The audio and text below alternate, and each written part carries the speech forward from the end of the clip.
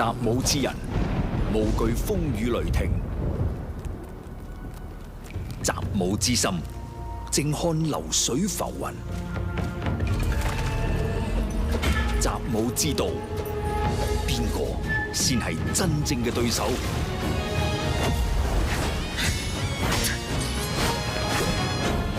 讓本帥看看，對手究竟有多少斤兩。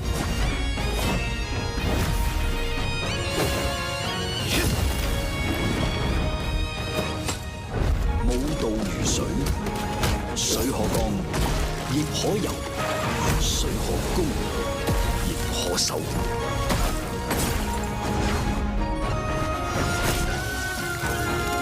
滔滔江河，奔涌无形，无形为形，武道即道。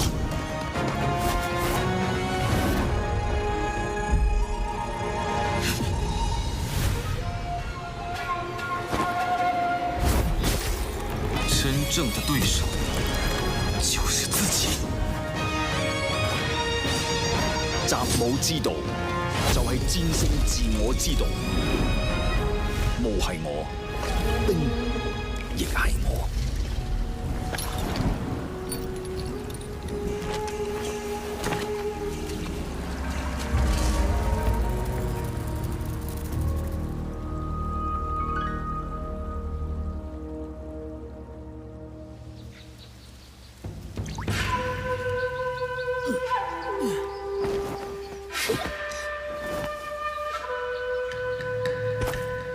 诸位，可愿为本帅俯首？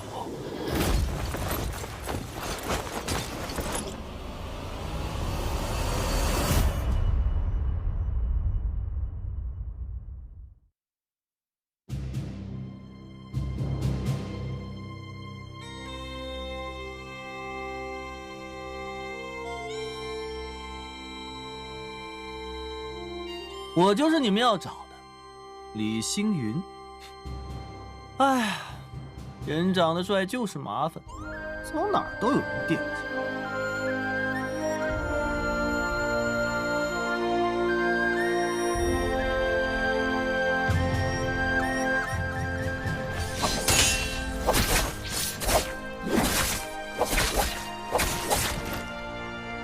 记着，本姑娘叫姬如雪，是幻音房的人。幻音房的剑，从来不会迟疑。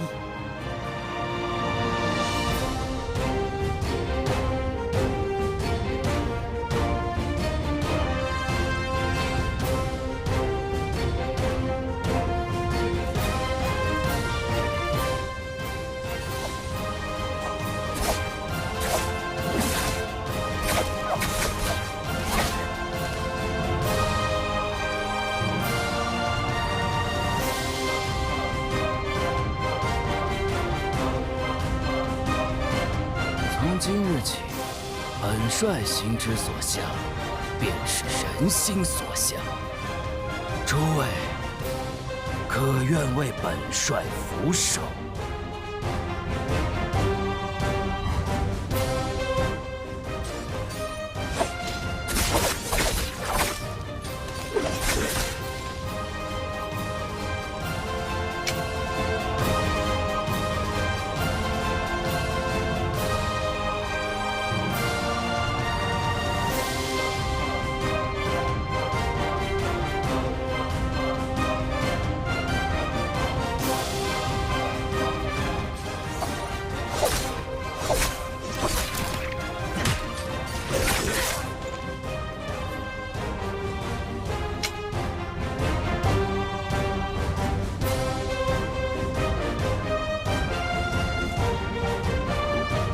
我是齐王，亦是幻音房的女帝。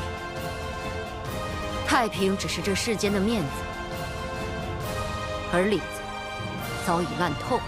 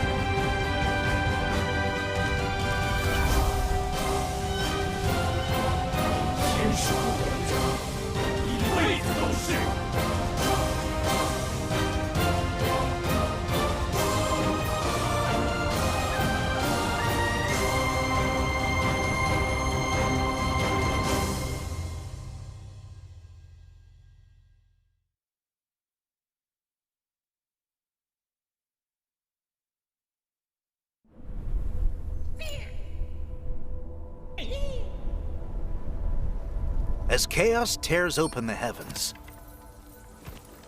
the natural order inverts. My, how many journeys back and forth have you made already? Still not found? Searching for someone lost in the rifts. No small task. It's nothing. I'm just doing my job. Here's a small charm for your protection. Much appreciated.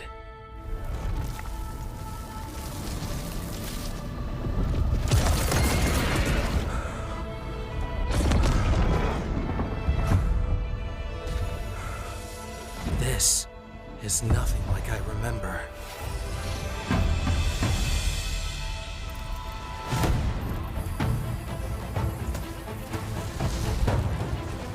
Curious, but there's no time to waste.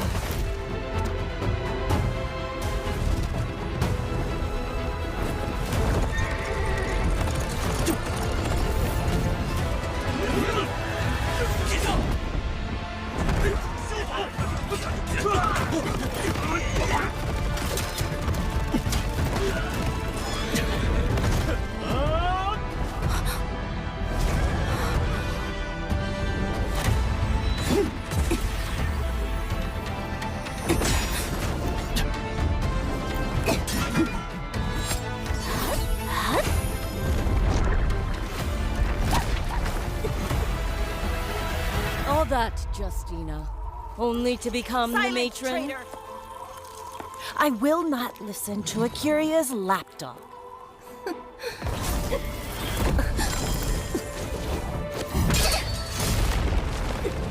Today, I will purge you, Shun, of your filth! Go now! You're courting death! Justina!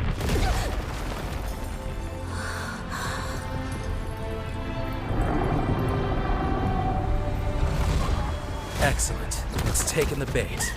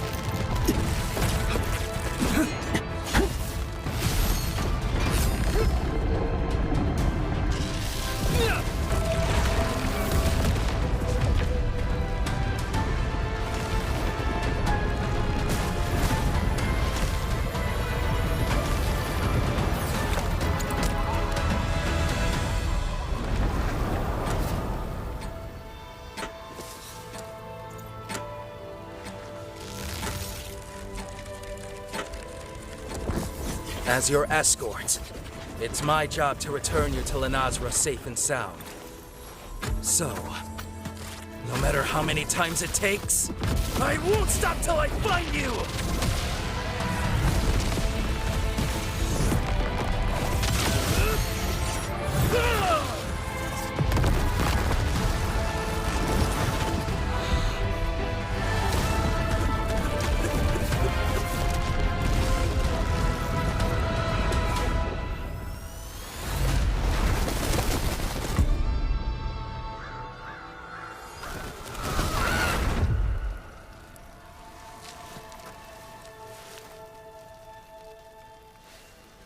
That light. Does it burn brighter than I do? When you find her in the rift, I'd like to see her for myself.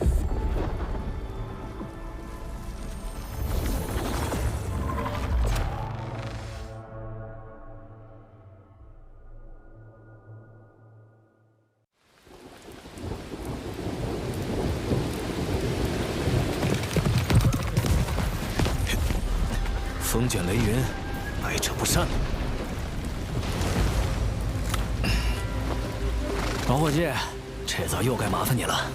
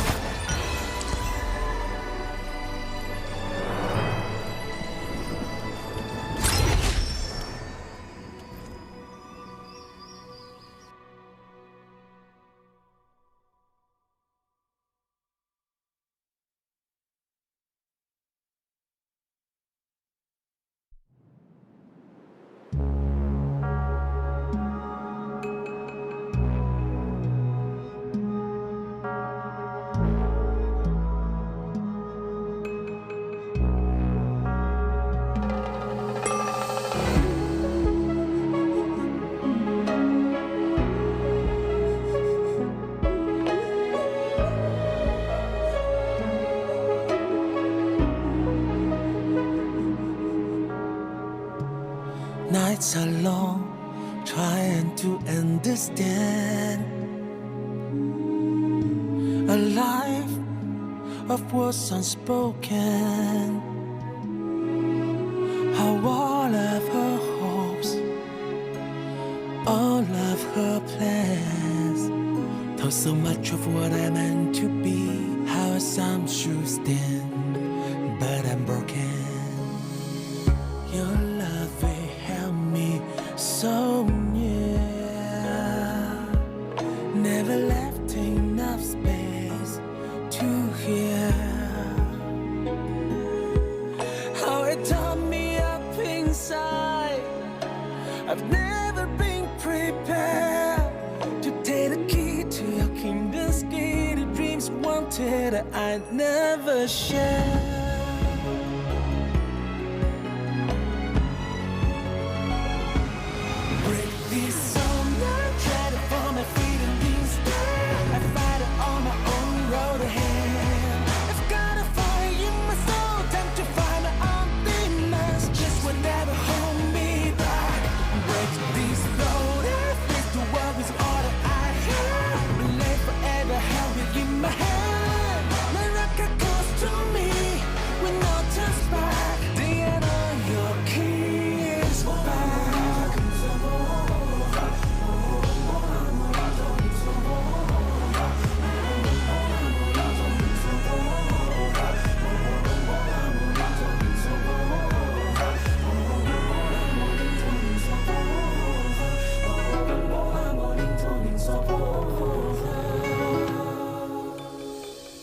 Deep down I know how you care.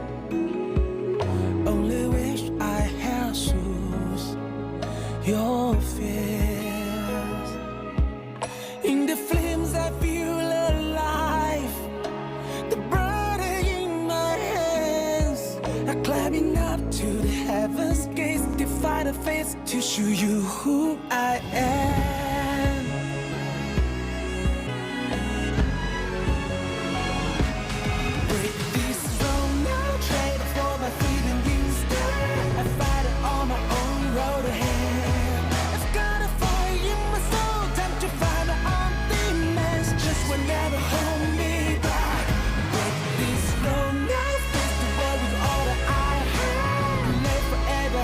In my hand, NARAKA calls to me.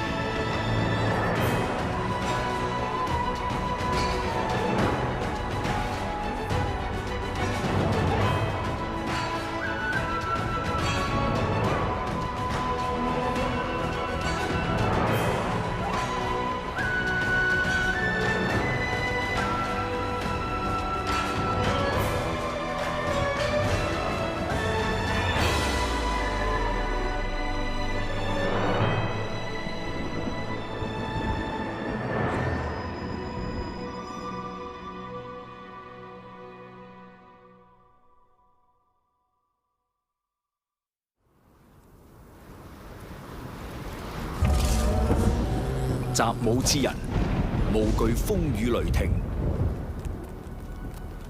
習武之心，靜看流水浮雲。習武之道，邊個先係真正嘅對手？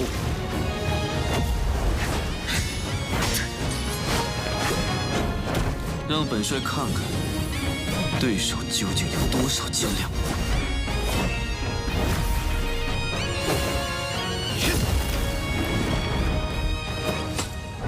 武道如水，水可剛，亦可柔；水可攻，亦可守。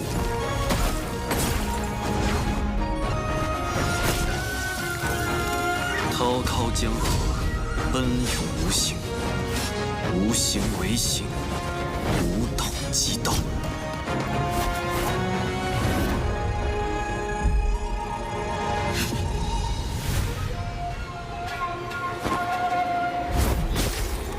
真正的对手就是自己。習武之道，就係戰勝自我之道。霧係我，冰亦係我。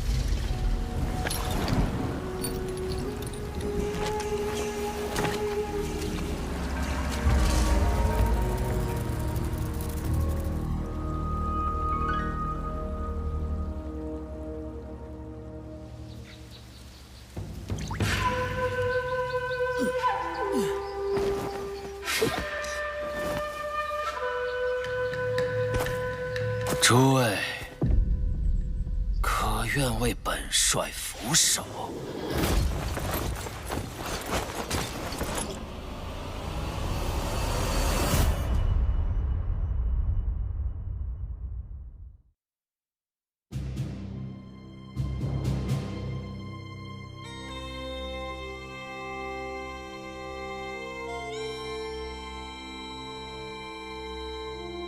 我就是你们要找的。李星云，哎呀，人长得帅就是麻烦，走哪儿都有人惦记。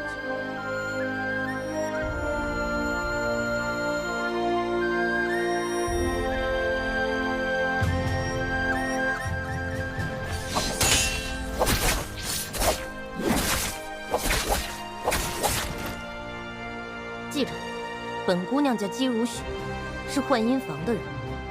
幻音房的剑，从来不会迟疑。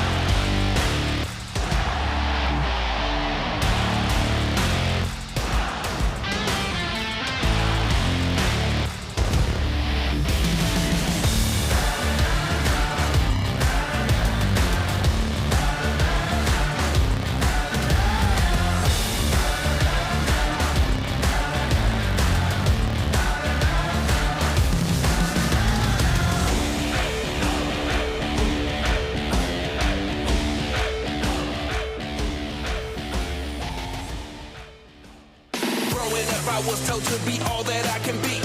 You can get it too if you just focus and believe. Just as advertised, so you gon' get just what you see. I'm not you, not you.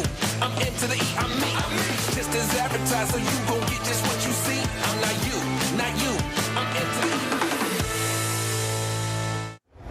E. Ladies and gentlemen, welcome back to the NARAKA BLADEPOINT Pro League. I'm your host and caster, Seven, joined alongside Creatives, and we are here for day 2 of Bi-Weekly 4. This is going to be our last day of the week for our Nbpl action coming through to you guys, and I can't believe it. We are so close to the end of Bi-Weekly 4.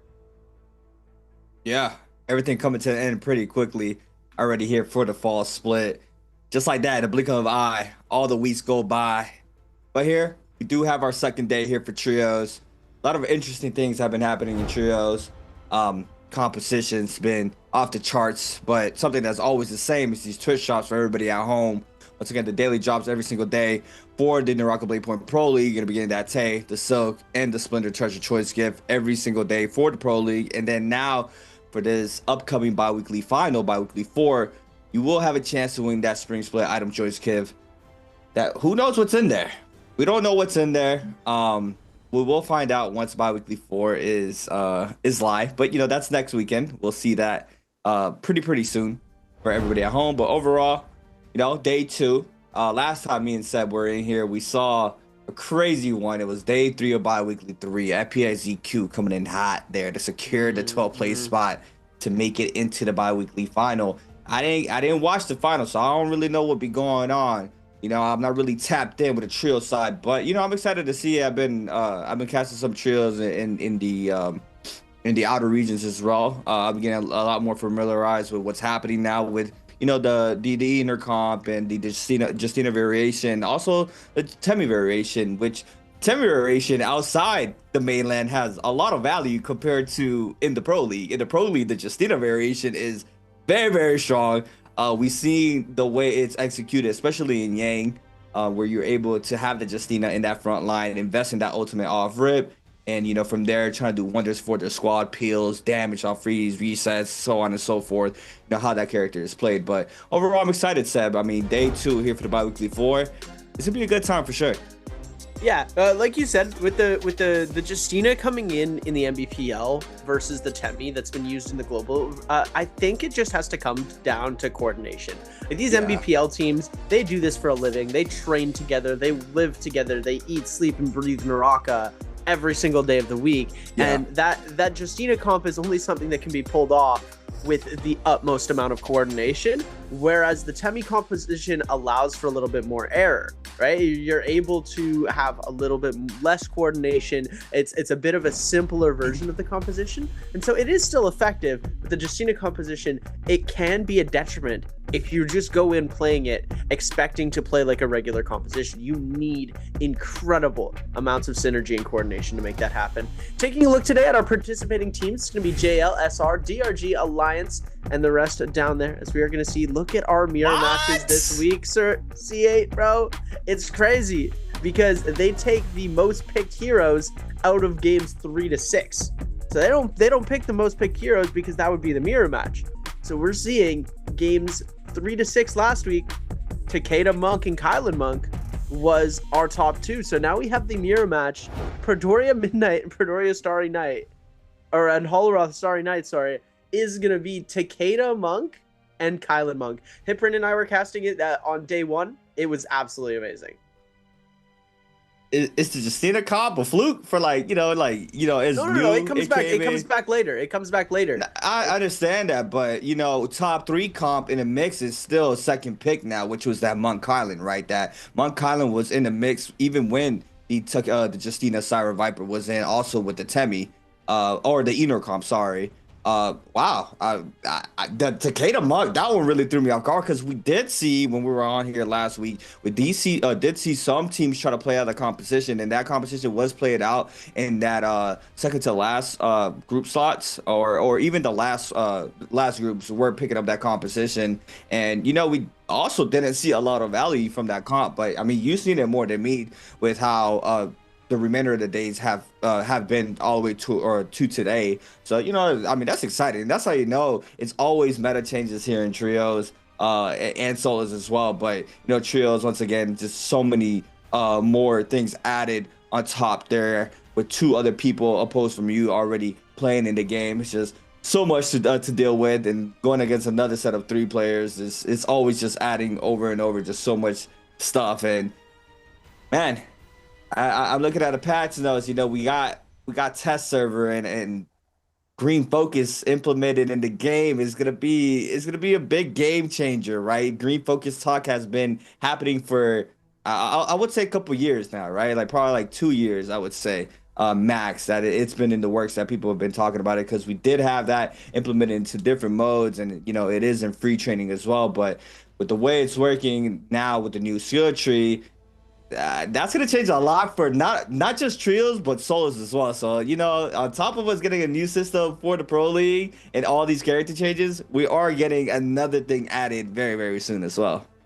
It's going to cause even more skilled players to rely even harder on their ability to win neutral fights, right? So you can get your initial grapple combo off, right? But it has to be a super long extension for the green focus to actually work, right? Yeah. Like a Tarka Infinite or an extension with an ultimate, like a TOD with a Justina or a Valda. Like when you start getting hit by those, if you're just getting hit by an uppercut grapple combo, you're not going to be able to use that disengage, right? So it is going to rely a lot harder on these players to just pick up neutral a lot more, right? Because they're going to be able to get the grapple combo into the charged LNB, the 1.0, and then that's going to be it. Then they're going to have to try and reset, gain prio again, and that's going to be in your solo side. And then trios, these players are going to have to do a lot better at tracking when it comes down to those like 3v1 fights. You're going to be in a 3v1 situation, they're going to pop the disengage, and they might be able to kite you for whoever knows how long. Yeah, because all the hits stack up, correct? So if those focus attacks, if someone's airborne or whatever the case can be, they can proc that green focus fairly, 3 times faster in trios. Oh yeah. But overall, it's gonna be an exciting time. But for now, we're still locked in, with what we have now. Are we in the patch that Kylan can get parried now? Yep, Kylan can get parried. Okay. We saw one Kylan parry the other day with me and Hiprain were watching. There was one time Kylan actually got himself parried that was shown on camera. Every other time that we go into a fight, we see Kylan getting full value. Like there has been no change. They're still running the V2, right? Nobody has been able to parry it. The timing is so weird, and these players are just so used to trying to dodge that they're opting to go for the dodge over the parry every single time. And the parry is just too risky. You can either dodge and 100% or like have a better chance of kiting the attack, or you can play with the parry attempt and then you just get hit with a follow-up, right? So it's a risk that these players aren't willing to take. And somebody told me parry is the worst defensive tactic you can take in the game. Like going for a clink or going for a dodge is often going to be your safer option. Parry is something that there is an element of on low ping it's a little bit different, right? Yeah. But there is an element of like if you don't get that frame perfect, you are not going to be able to hit the parry. Yeah.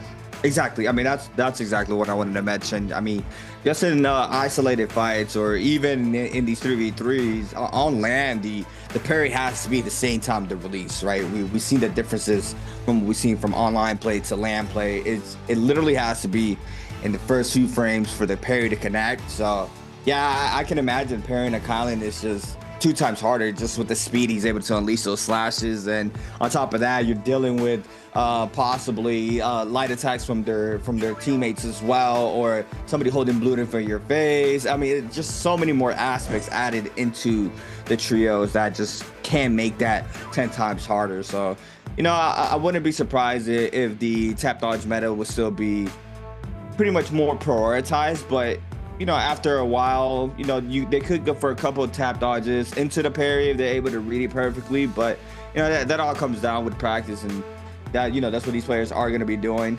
But yeah, right. Biweekly 4, last biweekly of the NARAKA BLADEPOINT fall split. Then we're into our Last Chance qualifiers, into our finals. Yeah, and then what is it, J-Cup qualifiers, and then we have J-Cup, right? So fast, everything's gonna be happening so fast. Make sure you guys are checking out all this NARAKA action too. Like tomorrow, like just right after this, we're going to be getting into EU trios, our last day of trios qualifiers. Next week, we've got North America qualifiers. Southeast Asia qualifiers are already finished. I think Asia region qualifiers are also done. And then we go into the CN side for the J-Cup qualifiers. There is so much NARAKA action. I've been eat, sleep, living, and breathing this game. I've been sitting in my computer for about 10 hours a day, just watching VOD. If you guys don't know, J-Cup, Nbpl, or Morris Cup finalist over here. You know, auto-qualled for the trios finals. But yeah, there's so much NARAKA going on, and it's the perfect time because you want to catch it before it's all gone and we reset and we start to slow down again. Because as soon as J-Cup's over, we're taking a long break. We're leaving NARAKA for a minute. We're gonna be going and just taking a little bit of a chill time and relaxing out. But here we are seeing the mirror matchup comps coming through. Everybody running Takeda, Kurumi, Tianhai. And yesterday there was a little bit of debate. There were some players who were using different Takeda Fs. Some people were opting for F2. F1 still seems to be the standard across the board. And then we've also seen a little bit of change when it comes to Monk. Monk, sometimes these players are opting to run V1, but with everybody in the lobby going for V2, it seems more optimal to run that because the only difference that V1 and V2 has, you get the healing off of your slams and you have weak spots, I do believe. Yeah, I remember last time we were on here, the mirror matchup had a different tempo, right? Compared to the next, 4 games after we have our mirror matchups. They have a specific tempo because everybody's on the same characters. It just comes down to loot and then the skill of the player itself. But these first 2 matches always have a specific tempo with just the characters that are played out. Everybody being on the same 3 characters throughout the board. It's going to be very interesting to see how they do here in Imperium.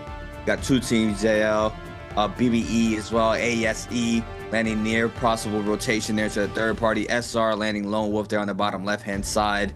WZ, FPXZQ Alliance, Bauda on the top left-hand side. Volpine Essence contestant there for OUG, YZG, and DRG. Top side of the map.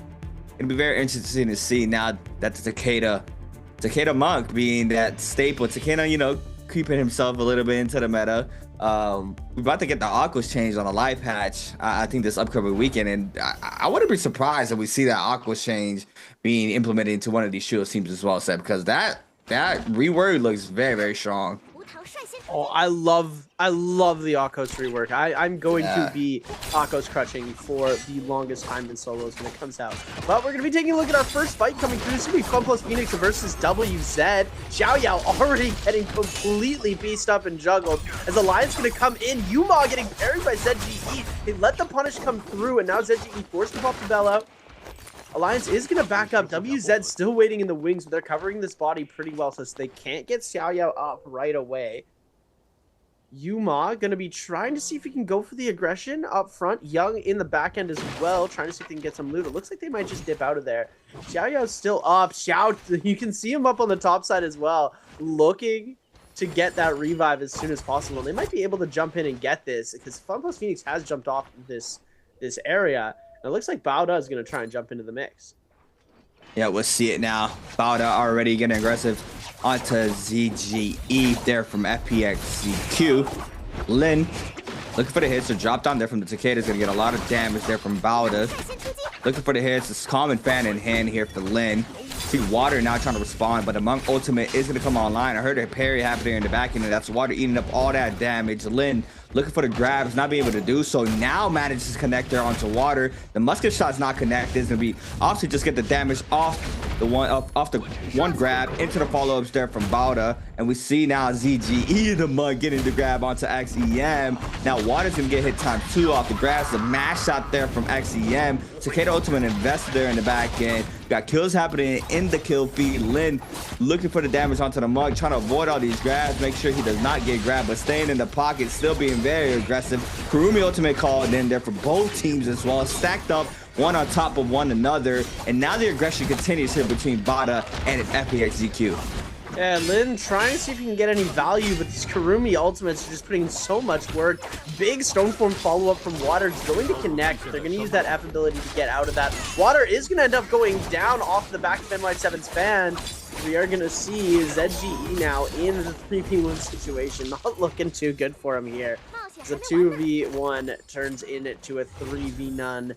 And we're going to see Bauda picking up those kills, is sending FunPlus Phoenix back to the Soul Altar. It's not for them today. They've got themselves 1 kill on the board already on the members of WZ. And they, you know, we saw it last time. They managed to get them the climb up going in that last day of trios, where they were able to then qualify for the finals. So you know that they can ramp up when they need to. It looks like they're conserving a little bit of energy. That's their first game.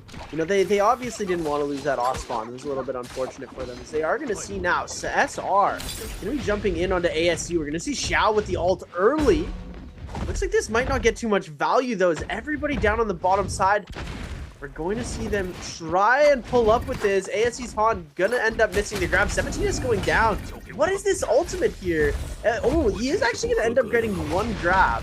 We are gonna see them just targeting out here. Kurumi ultimate invested. The regrab's gonna come through. Oh, he misses the regrab onto Han. He does end up getting it with the elimination. Kurumi ultimate comes through. 17S is 1 HP in a dream. Now he's already back to full HP in the 3v2 situation. Now they do have that Kurumi tether up and the ultimate going. Han is gonna get the revive. They're gonna have the Monk ultimate here. This is gonna be a huge comeback for ASC if they're able to pull this off. But, oh, Han's going to be able to climb up. Oh, what a jump coming through from Han with the Tian Hai. Going to try and go for the grabs now as ASE making their comeback onto SR.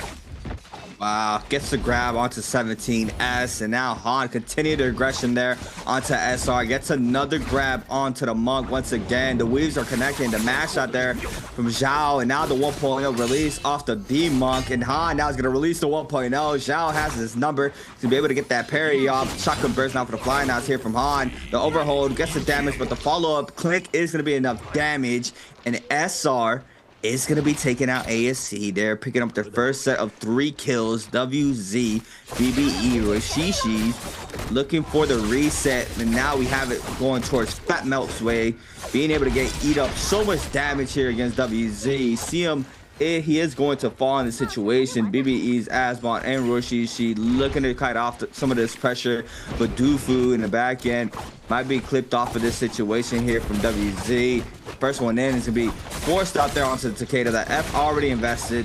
No focuses onto the Takeda to call out, but the ultimate now called in there for BBE there for the Kurumi. Young looking for the grabs off the Monk, grabs the first one onto Rishishi. He's gonna be able to get the damage off the slam as well. It's not gonna be enough damage for the elimination as the current Fury comes into play. Asbon gets grabbed as well. This is the Kurumi for this squad. Rishishi 1 HP in the drain. The Takeda Fury in the back end. The Global Stomp lands on top of the pillar, but it doesn't even matter. Zhao Yao there with the elimination onto Rishishi, and now the D-Monk here for WZ. The 1.0 opener there for the Monk onto the Kurumi, and the O is about to run out pretty soon here for BBE's Kurumi, and there it is now in a 2v2 situation. The fights and hells look pretty even right now. Kurumi tether still online. Young looking for the Kurumi. The 1.0 is there in the back end there from the Takeda, applying some of the pressure onto both of these players. Everybody eating up the damage. You see WC is going to be falling another member, and that's Dufu there for you, being able to apply the pressure onto both of those players. The Kurumi just sitting there looking pretty,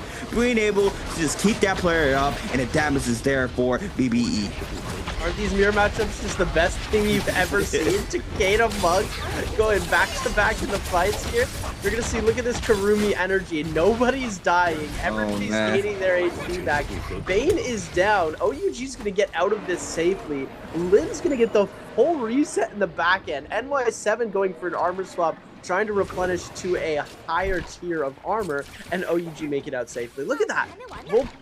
Vulpine Essence for Baby U as well. Baby U on the Takeda, one of the most legendary NARAKA players. Baby U. I love watching Baby U's gameplay. And I don't know if I mentioned this to you. We have Shin-Yu, Baby U, and XL-U. So we have small, medium, and large U's, and they could make OUG, like OYUG. Come on, it would be amazing. But Fun Plus Phoenix now jumping back into the fight against OUG. Shin-Yu gonna be trying to make something happen, but he's losing a lot of HP. They don't have ultimates available, and this is where the teams are gonna start to falter. Ooh. Double grab coming up from Senji. Double slam brings it in, and that's gonna be the elimination onto both SS and Shin-Yu. Baby U forced to try and make his way out of this fight now. He's gonna get both of those soul blooms in the back end. It might be optimal for Baby U just to take his life here because the rebirths are going to be dying, so he might just give himself up here. This could be the optimal play. He needs to do it quickly, though. Oh, no. He's going to try and fight it out. Baby U, die. You need to take your life here. He's going to be coming. Oh, my God, they salty. They salty res with the ults.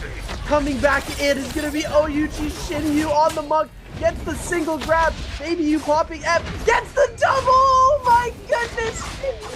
Demon coming back in, but ZGE with another monk ult of their own. Fun Plus Phoenix running it back on the ultimates. This is absolutely insane. Creative, what is going on? Baby is hiding in the bush. No way.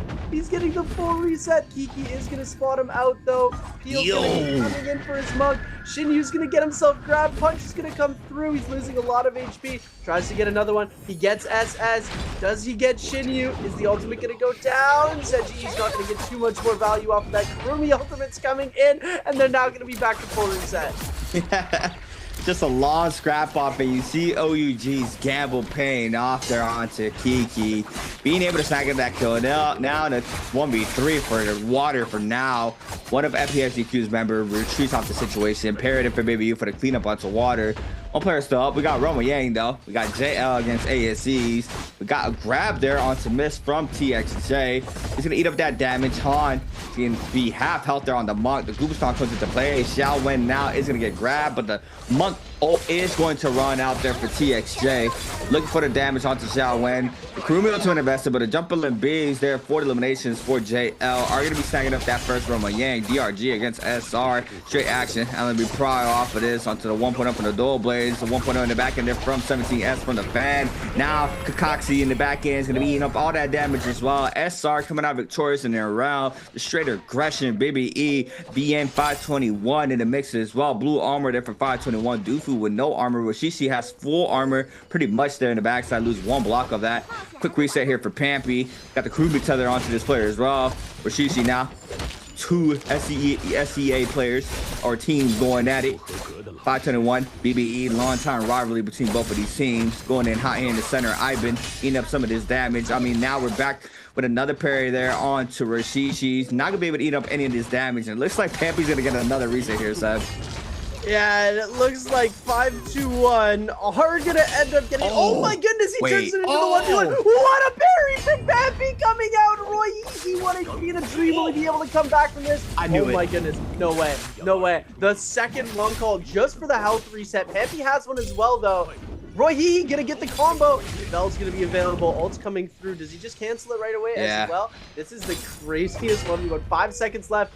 Oh, Bell coming out. 3, 2. They time out. No way they time out here. That is absolutely insane. The SEA team's just going at it. They've optimized this mirror matchup so hard that they're able to make sure that nobody ends up dying. Monk calls early so you can maybe get a second Monk call in. Junks the big golden pole sword coming through on the members of ASE. Miss taking a lot of damage. The Kurumi ultimate is going to come out to provide some extra bit of health and peel for the team. We're going to see a grab from either side. SR is 17S is going to get himself grabbed. He does end up going out to jails. Junks in the back end. Double grab, double slam, but the slam gets canceled on the side of TXJ. Han doing a really good job of kiting for his team. Xiaowen going to be saved off of that. Now, I believe we're going to be seeing the Kurumi ultimate from JL coming in just a second. We get the double charge coming through into the jump LMBs. ASE's Han's gonna get himself parried. He does end up going out, and that's ASE's game 1 already finished. Wow, what a game. Oh my goodness, Shin-Yu getting grabbed out of ultimate on the other side, but Jung Punch gonna come through into the re-juggle with the flying knife. He gets the second grab. Takeda ultimate coming through.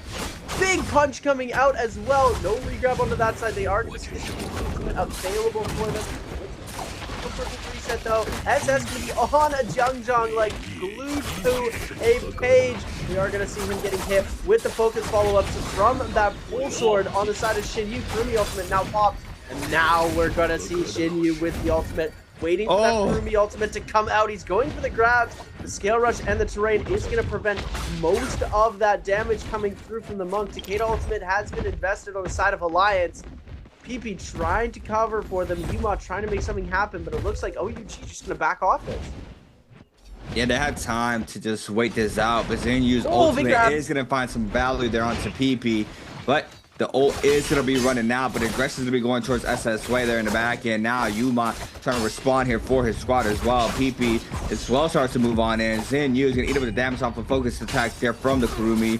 Yuma now back at it again onto the Monk. See another member from OUG's.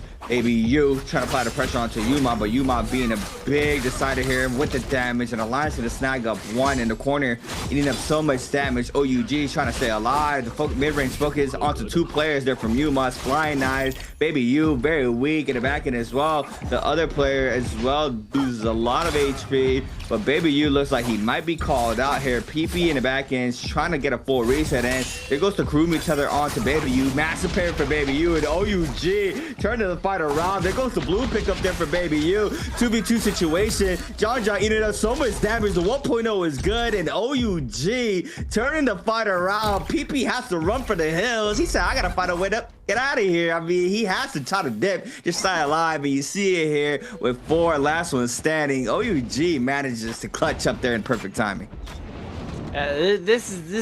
Oh my goodness. First of all, as like your resident Monk enjoyer, I love watching this comp being played in the mirror matchup. I think it is the best test of its skill, because when we see Monk getting played into comps like Justina, Viper, Syra, it doesn't really show its true value. But here, when you get to see these mirror fights out, it really comes down to who has the best coordination and best synergy, because all of these players are amazing on their own. When it comes to their skill in a trios game, you could switch around the teams a whole bunch, and all of the teams would still be relatively the same in skill.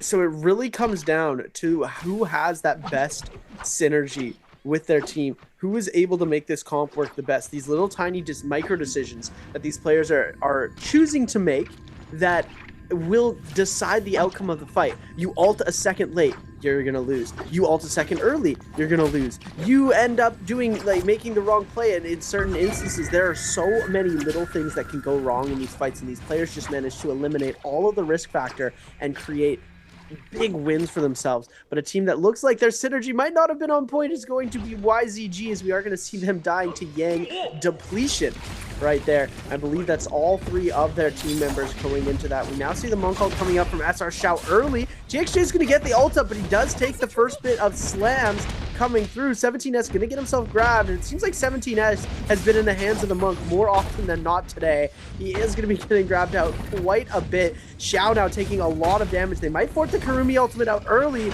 but Rico's going to get himself grabbed here. This is not the greatest scenario for him. Xiao is getting extremely low. We're going to see that Kurumi ultimate coming up in any second here. GXJ down. Doesn't need to pop the bell too early. We're now going to see that Kurumi ultimate coming out from the side of SR. Rico dropping that down. Now Xiao taking a lot of damage. 17S in the back end. Going to be able to do so much to TXJ. Trying to save his bell till it's absolutely necessary. He bells and has the Kurumi ultimate down for him. And now at 17S and SR without a Kurumi ultimate, they're going to be in a lot of trouble. Rico getting parried here. Duran going to come out for the PL. TXJ trying to kite back to his own Kurumi circle, but he's getting focused down by Xiao and SR's Rico. 17S on the other side getting focused, and now it's a 2v2. We've got the Monk on one side with the Kurumi, and the Takeda and the Kurumi on the other side. Big parry coming up from Xiao. Junk's going to be trying to make something happen in the back end. He's got the golden spear in hand. He's going to try and go for the non-focus attacks, going for these lights to just keep everything up. Big parry coming through. Xiao going to get taken out. Rico in the 2v1. Can he make anything happen? Charge LMB coming through. He does manage to get the 1.0 off. Is going to end up trying to back off here in the 2v1 situation. It's not looking too good for him. Double charge going to be coming out. They're just going to cover Bell for as long as possible. There's 27 seconds left. There is a world where he times this out, but One Fang going to be keeping close focus onto him. The jump LMB comes through, and that is going to be the win for JL. You see the sustain that Kurumi has, right? But once you throw in Syra back into the mix and that Viper, it doesn't really matter how much sustain you have. But in these Ditto fights against all these teams, the fights look like they go on forever. As you see it here for 5-1 in Roshishi.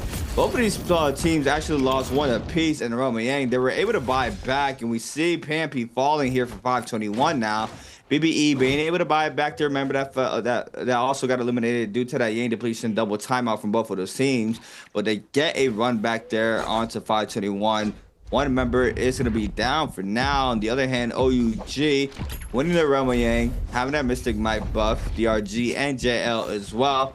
All with Mr. Might. Volpine's there for Baby U. That's crazy to think about because they were in a very bad position in that Storm fight right before that second round.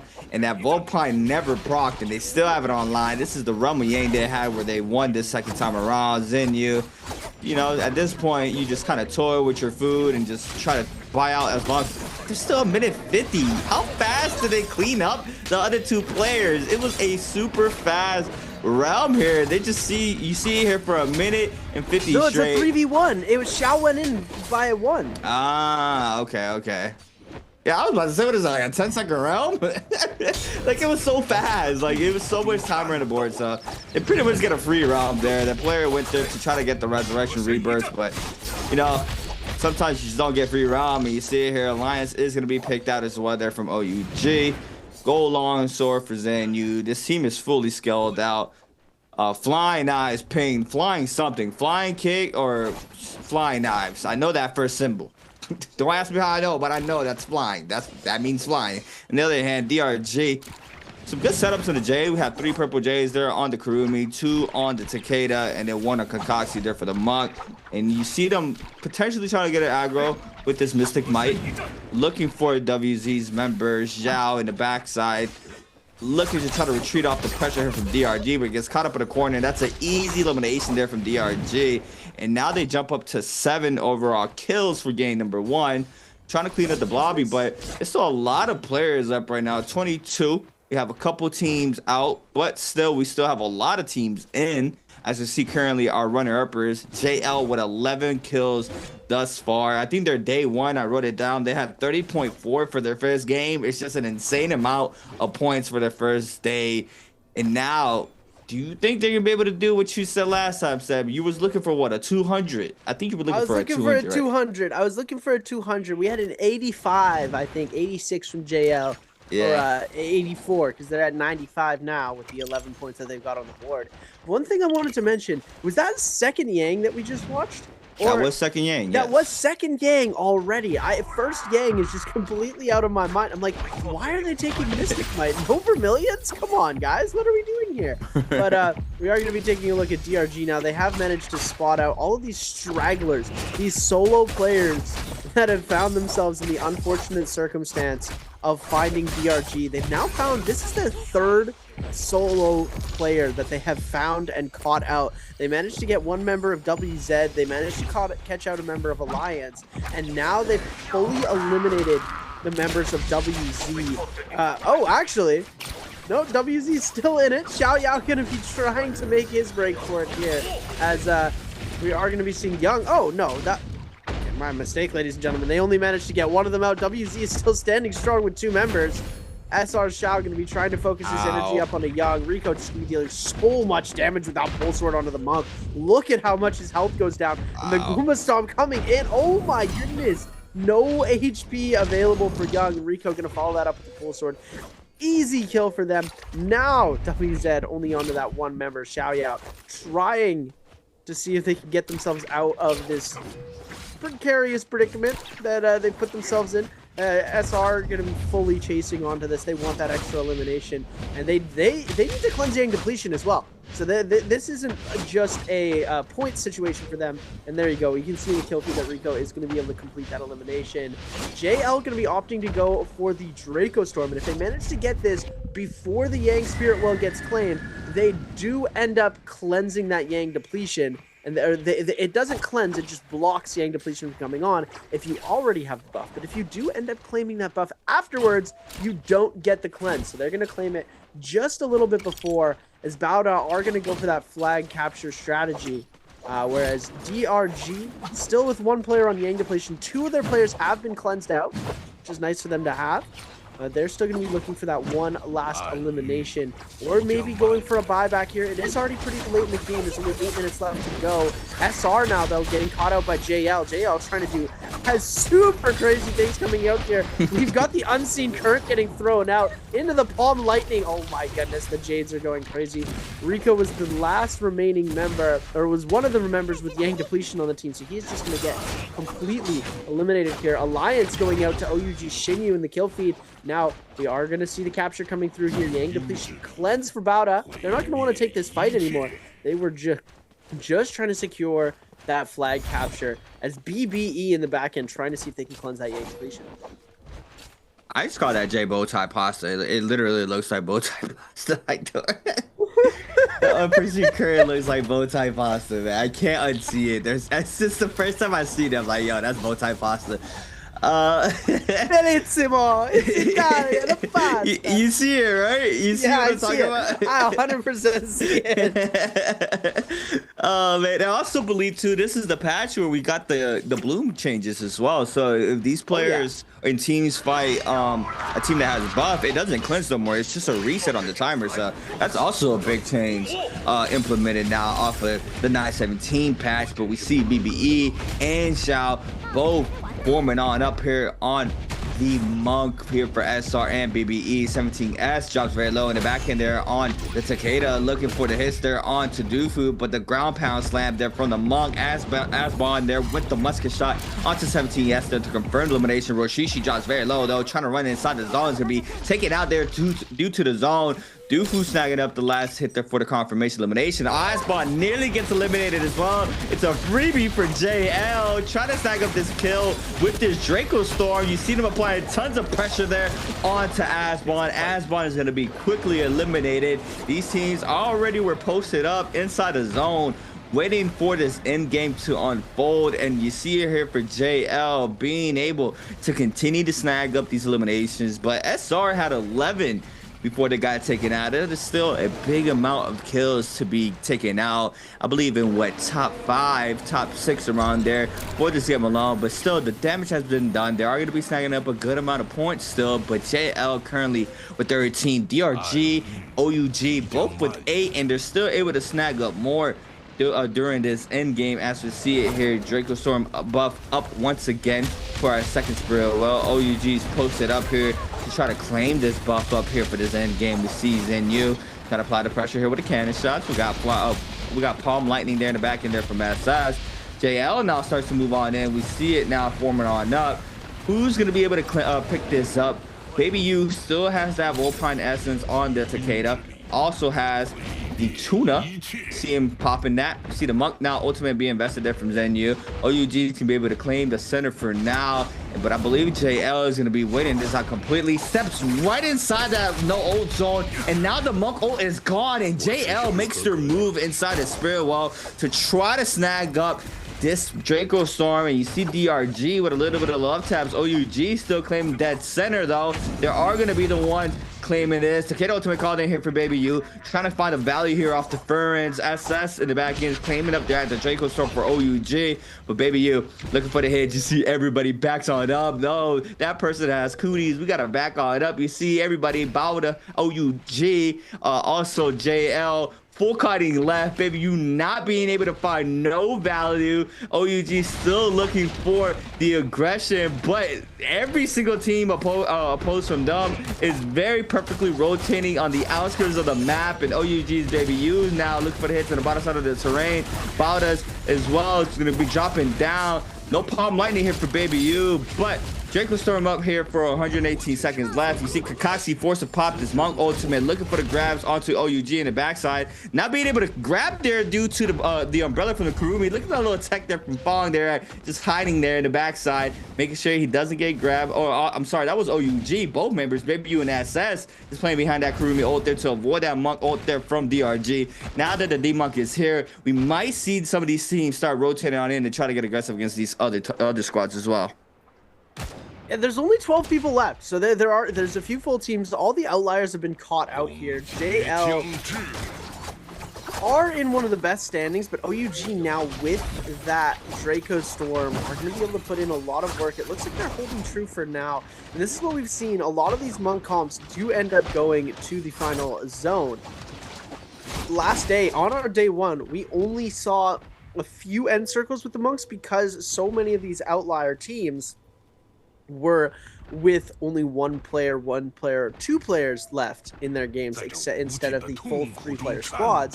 And we saw one team just end up cleaning up. But since every single team in the last bit of the lobby, we've got 4 full teams alive, it doesn't seem like they're wanting to go for the aggression right now because the third-party situations are going to be incredibly crazy. Whoever gets their Monk ult up first is usually going to be going down. And this is actually a good situation. Kakashi doesn't have ult right now.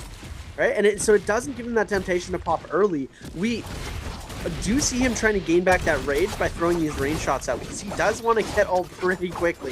If he doesn't get it soon, he is going to be in a lot of trouble. But now we're going to see these teams starting to close in onto each other, onto that other side. We're seeing the Monk ultimate starting to pop through. That's going to be Shinyu and TXJ on the top side. Kakashi going to get himself grabbed out, and maybe not having the Monk ult was kind of a bad idea because Lin going to be able to pick up that elimination. Double grab, double slam coming through. Oh, but the cancel! Oh, wow. Lin going to be able to cancel the ultimate of Shinyu. Not able to get that double grab, double slam, jumping in the nick of time, saving Bowda for most certain elimination. TXJ gonna get popped into the zone as he comes out of Monk ult. He's gonna get focused down now, losing so much HP. One Fang gonna be forced to pop that ultimate to pop in. Kakashi gonna get revived in the back end. Monk ult's gonna be coming up for him. Big slam coming through on the members of Bowda, trying to see if he can get the grabs off. Takeda ultimate's gonna be coming in from both sides. Gets one, drops the grab. Kakashi now taking so much damage, targeting the entire lobby. Zem now is going to get himself grabbed out. Punch going to come through, giving just a little bit of siphon. Now we're going to see that ultimate coming through. Kakashi does end up going down again, though. That's going to be OUG picking up the kill on about a Zem. Lin is going to go down as well to SS. OUG starting to clean up the lobby. JL also on the backside, trying to see if they can keep their pace into this game. They are just holding pace on the backside. DRG is going to get themselves another player eliminated. Stomp going to come through. Junk's going to get grabbed out. This is going to be a big one for OUG Shinyu. If they're going to be able to get this punch, Palm Lightning coming through. XLU going to get hit off of the side of the punch. Big regrab going to be coming through on the back end. Junk's getting grabbed again. Palm Lightning going to be coming in. Junk's taking so much damage. Shinyu's going to de-ult here. And now we're going to see TXJ go to work. Ultimate coming in. He gets the kill onto Lin. Now he gets the grab onto Baby U. Trying to see if he can get one more grab coming out. Kurumi Ultimate's almost online for them. Junk's going extremely low. Gets caught out in the zone. Does end up going down. OUG SS getting the elimination off of that. That's going to be NY7 going down. OUG versus TXJ. Who's going to be the victor of the lobby? Baby is still alive. Shinyu's still alive. SS still alive. 3v2 situation. Baby with the Takeda ultimate. Kurumi ultimate coming out for JL. TXJ getting knocked into the zone. One Fang in the back end. Ultimate going to be coming through. It's absolutely cooked for JL. Baby, you're going to clean up the eliminations. Best Takeda in the lobby. And OUG claiming game 1. That was an insane end circle. OUG just staying composed, though. I'm not gonna lie, Kakashi gets resurrected in that end game. They had the positioning. He was on the high ground, and he Gooba stomps after the Monk ult into the pocket of whoever was across the room. He just gets completely shredded there, just giving them the free will of just releasing those focus attack. He gets no value from that alone. He gets no grabs. He just eats up so much damage, and he ends up falling there for his squad, which is very, very bad there for him, even after getting eliminated. Right there, Baby, you still have Volpine Essence, and it didn't even proc there. He has to see it for OUG being able to claim the victory. But what a game 1 it's been here with the mirror match there with the Monk, Takeda, Kurumi for our first game.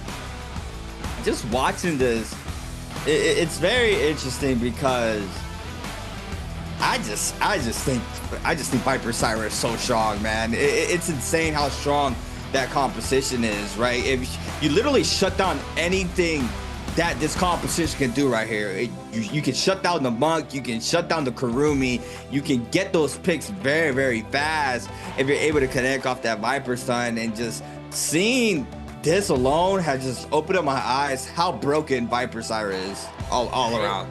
It is pretty crazy how broken that comes back. I'm just watching the replay back on the delay on the stream, and DRG's XLU jumps up to try and avoid getting caught out from the players who were below him, and he ends up getting hit by the punch of OUG Shinyu punching JL's TXJ, and he ends up going out to that, which is crazy.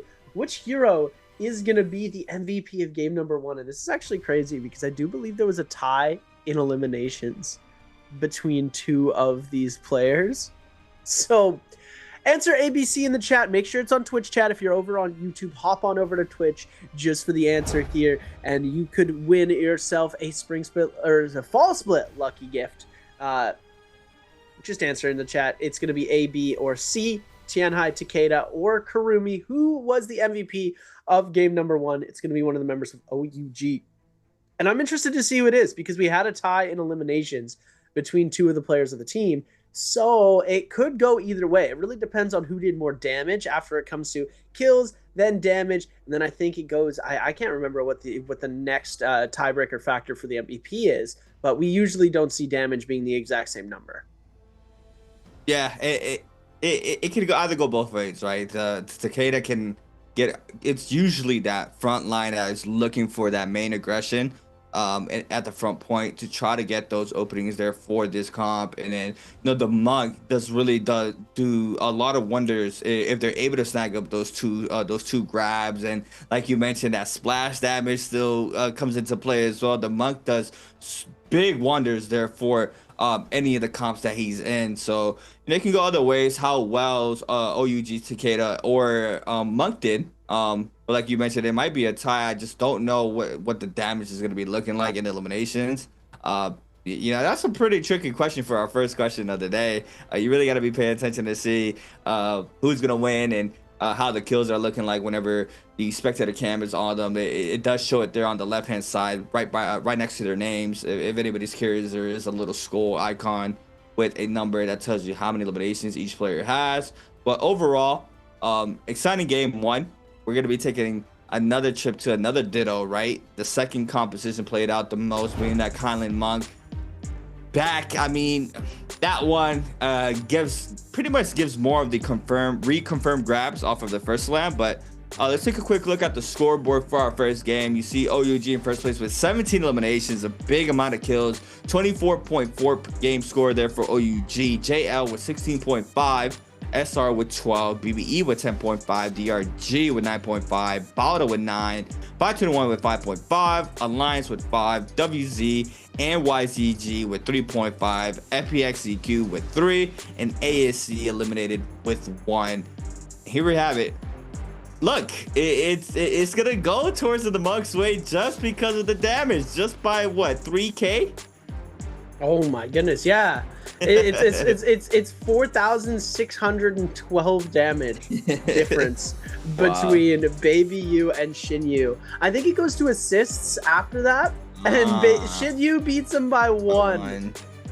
Oh my goodness, Shin Yu MVP. W Shin Yu for that one. Oh my goodness.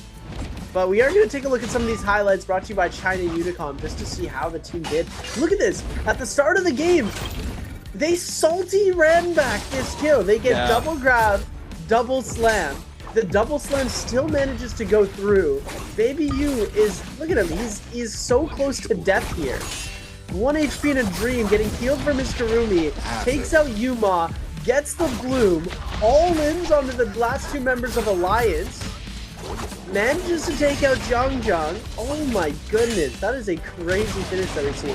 Big parry coming through. Oh, what a peel from his teammates. So he's going to lose that golden full sword, but he comes back in with the golden spear in hand. He's going to be able to take Rico out. Now the 2v1 situation against Rico is pretty much cooked for him here. As he manages to get the 1-off, and he could have tried to chain that into a combo, but knowing the combo breaks that are there, and then we see into this final circle with this. He grabs Dongqing, tries to grab XLU. Dongqing gets punched out, jumps over to the side here, is able to grab Junks, goes for this punch here, and look at XLU when he jumps into frame here. He jumps in for half a second, and he gets punched out. It's so unfortunate to see that happening. And then he comes back in, 3v2 situation against the members of JL, and you just can't survive this. Look at this. Karumi ultimate's coming in. You're just getting knocked out of the zone. You have a Takeda ultimate. Double charge is coming through. And then just to seal the deal on the elimination, one more Monk ult to end the whole story. I mean, honestly, I'm just going to be honest. The only, the big difference between this Monk, Zenyu, and every other Monk is he's in the spirit. I mean, he had the Halloween hat on, so that just gives him the overall buff for today. You see it here with 28,000 damage, 7 eliminations here for Zenyu. I mean, an insane stat line here for the Monk for OUG, running slow shot, suddenly shot. And you see, he wasn't even scaled up crazy on the Jade department. He had full blues on the standard damage reduction and health Jades. But overall, he didn't have anything crazy for any of his weapons. He had something for the musket, but that's about it. And you see in here him applying 9.6k damage on the launcher alone. Everything else being skill ultimate there for that 7.1k. And now OUG are going to be snagging up the first MVP and the first one for our first set of games today. Here for day 2 of the Biweekly for Trios Fall Split. 5 games to go. Another ditto, Monk Kylan. Like we were mentioning, right, Seb? That's another composition that has been in the meta. It was top 3 last week. Now being in that top 2 slot. Confirmed grabs into that slash from the Kylan to get the re-grab has been kind of something that was kind of introduced with like the Valda kind of spirit throw whenever she got her rework back in the day. It's just with the Valda, it's a lot more harder to do because you do have the gold frame, but you're kind of stationary opposed to the Kylan where he's able to create that space, look for the perfect opportunity, look for those openings, and staying on his feet to avoid getting hit or staggered through anything to get that perfect time to get the slashes in the air for the reconfirmed grab. It's just way more better and a lot more easier, I would say, than opposed to how Valda is. But overall, exciting game 1.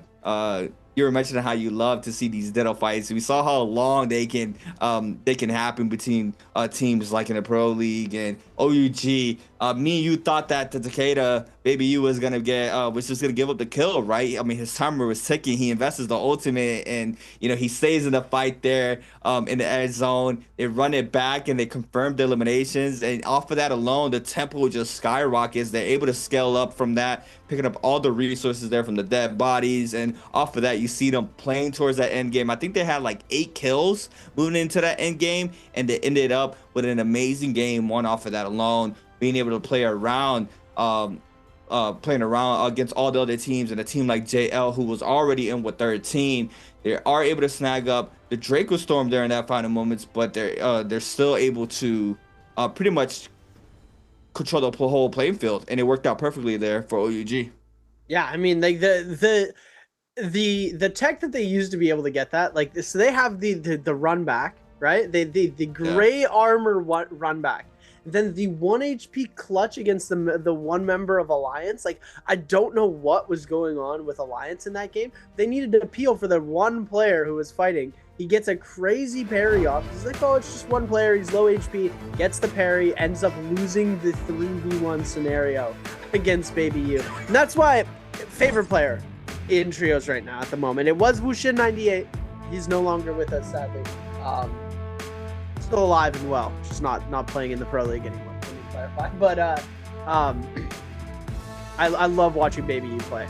He's the spirit of their game is very W key, very fast, very intense, and that's how I feel like that's how NARAKA should be played, right?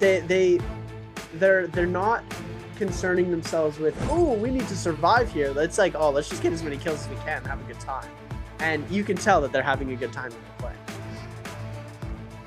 I also think like in the early days of NARAKA, specifically Pro League as well, there was a couple teams, like 1 to 3 teams, who really had that fast-paced play style, and then all the other teams were kind of behind on that pacing. And a couple years down the line, now we have what we have now, where anybody can get aggressive at any time. Everybody's used to the pacing. I feel you. Whoever's in the bottom is in you. I feel you. I feel you, Zenyu. Yeah, but they just need to replace SS with XLU. It'll be perfect. OUG. OUG. Come on. Somebody in chat said that like the last time that we were streaming together. I thought it was hilarious, and I just haven't been able to get it out of my head. They can make a Xiao team. They can make a U team with all the Xiaos, team with all the U's. Oh, would be crazy. We're gonna be seeing Kylan zipping Jedi coming out. As a monk enjoyer, this is amazing. Like casting this with Hip Rain. You know how Hip Rain is with the monk hate. He's coming in with the. I mean, when we were at EWC, I mean, he has some knowledge because he was telling me about it, and I totally agree with him. I mean, Monk has been in the trios metal since the Stone Age times. It's been a very long time, and Monk is still one of those staple keys and pillars and all, pretty much, as you see, in the top 2 compositions for this week. And he hasn't been going anywhere. He always finds himself in a very strong composition. Whatever characters comes out, he works with pretty much everybody. He's well-rounded, probably the most versatile trio character that we've seen, opposed to the healers, obviously, right? Which they have a little bit more leeway to be implemented into all these comps. But Monk has been a staple, and I mean, I understand Hippery when he was saying that Monk has been in the meta for so long, but what can you do, right? Like you would have to release another character that can match the energy of Monk. Yeah, there's nothing that can match the playstyle that Monk uses, and that's why I just absolutely love it. I think that it is one of the most fun versions of the composition. We've seen this comp grow. It started off as Monk, Yueshan, Karumi, and then we moved over to Monk with Takeda, Monk with Kylan. I've seen Monk Hottie comps, Monk Valda, Monk Viper. There's been everything. Monk has just been there since the beginning. He is immortal, he is eternal, and unless they nerf him into the ground, he is never going to go away. So we're going to see, look at this, JL already on 100 points after 1 game played, and they had their 6 games in day 1. They're doing a very good job. Taking a look at our forecast, though, for where your players are going to be dropping. Down in the city of Tang, we're going to be seeing Bamboo Esports and YZG taking the reins for an early fight. 521, Fun Plus Phoenix, and ASE, all going to be in the gold zones on the eastern side of the map, fighting each other over there. And then up closer to Imperial Village in the gold zone just south of Imperial, that's going to be SR and WZ.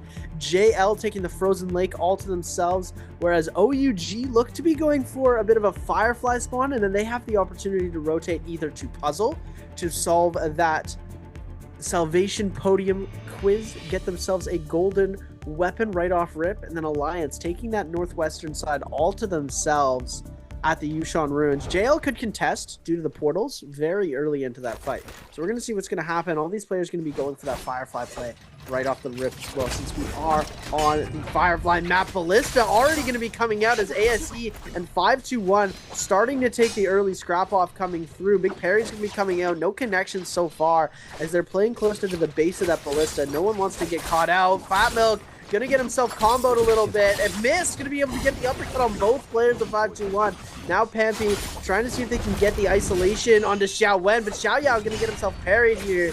Xiao Wen trying to stay alive and kite out this situation, and the members of WZ try to come into the third party. ASE's Han now getting extremely low. Ivan gonna pick that up. Pampy's gonna go down to the back end of 5 to ASE's Miss. Big Ballista from Water. Fun Plus Phoenix to clean up all the eliminations here, but now 17S in the backside. Everybody's coming to play early, trying to see if they can get claim over this Ballista. 17S gonna send out a Ballista shot, drops back down. So many players are down already. It looks like they're gonna chase onto Water, seeing if they can get the members of Fun Plus Phoenix out early.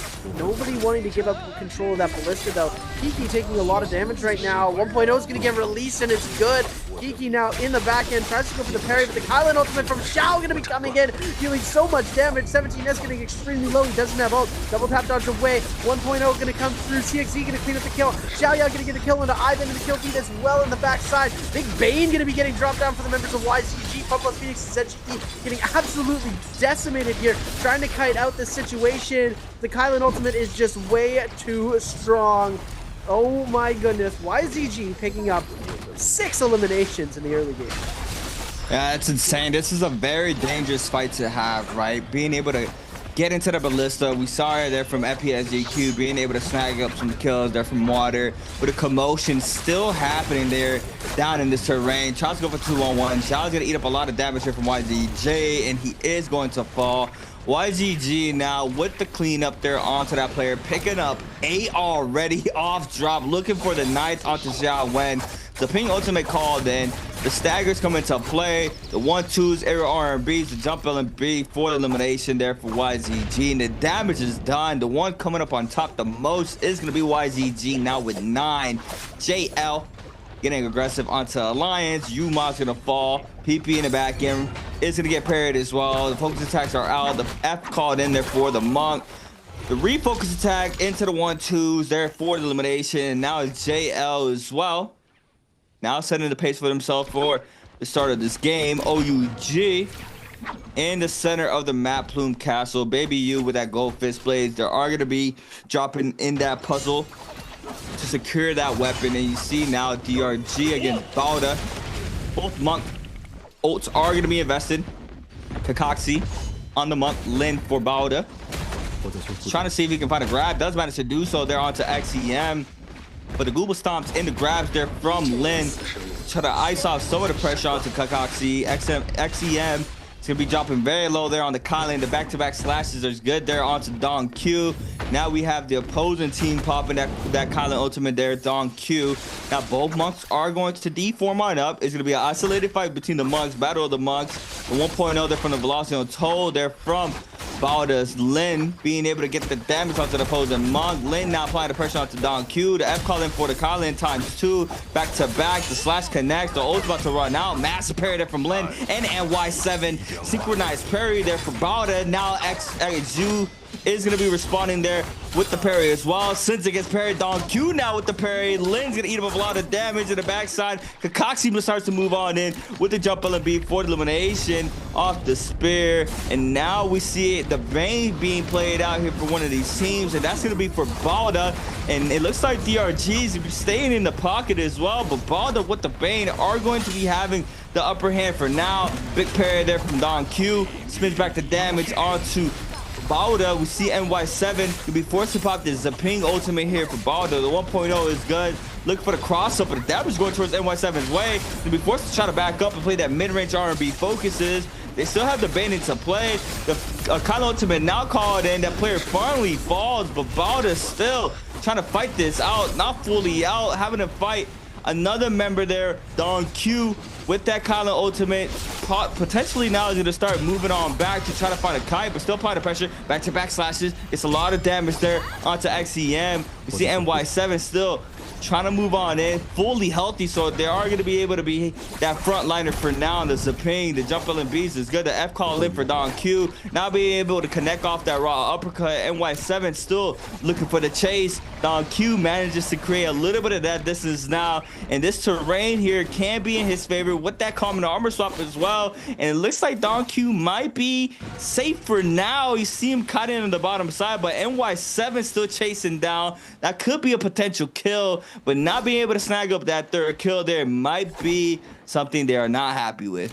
Yeah, it's unfortunate. The back and forth in that fight was really fun to watch, though, as they were getting ready to get in for some pretty crazy action. Let's take a look at our scoreboard really quickly. We're going to see the top side, JL still at 103. So they've only got 3 kills in this game, but they've got themselves a substantial lead as OUG starting to climb up. They're already in 13th place at 24.4 points coming in, and it's crazy because that's how many. 24.5 was how many points WBG got in day number 1.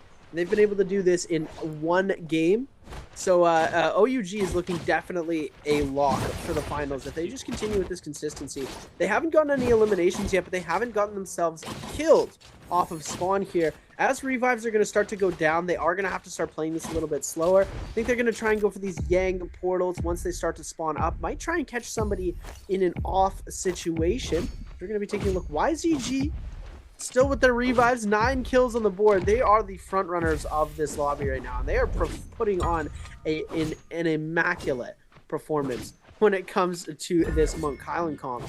They have done a very good job of sustaining early on in the game, utilizing that Kylan ult in the early game. They give all their Fireflies over to that Kylan because they know Monk isn't going to get so much value in that early game situation. They give all of it to the Kylan and the zipping, so they get the heals coming through and that's sustained, and then they have the damage output from that Kylan ultimate, which is I love the versatility, as this comp can be used in the early game when players don't have that good tier of weapons. Kylan can just come in and clean everything up. And see, we're still yet to see Kylan get parried today. And first round. Yeah. I feel like we've had so much aggression, right?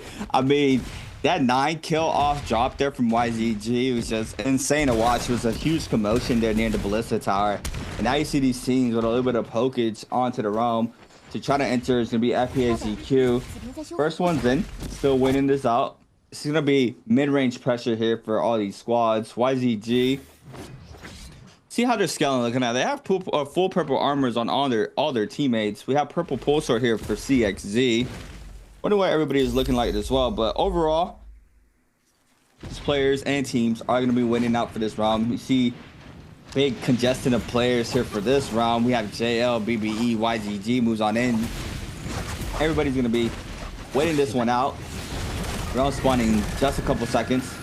F caught in, everything was invested there. Oh my, everything, you heard it too? Yeah. F, all the Takeda Fs go at once, all the Monk Bells, all the zipping Fs come in, they get the F reset.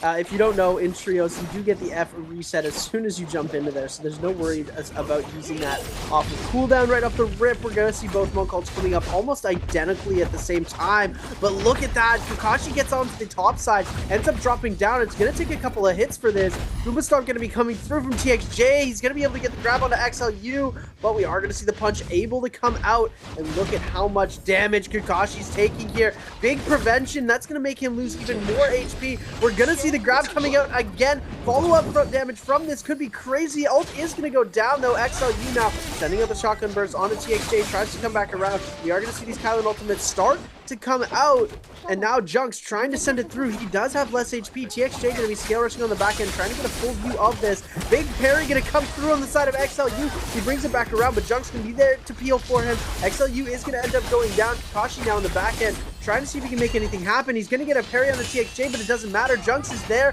for the peel. Big double parry going to be coming out. Kakashi forced to use that bell. JL on the upper hand of this fight, and DRG are getting absolutely decimated. Wow. Clean round there from JL. Everything red, and they're able to clean up DRG. Gonna be picking up that Gold Hong sword.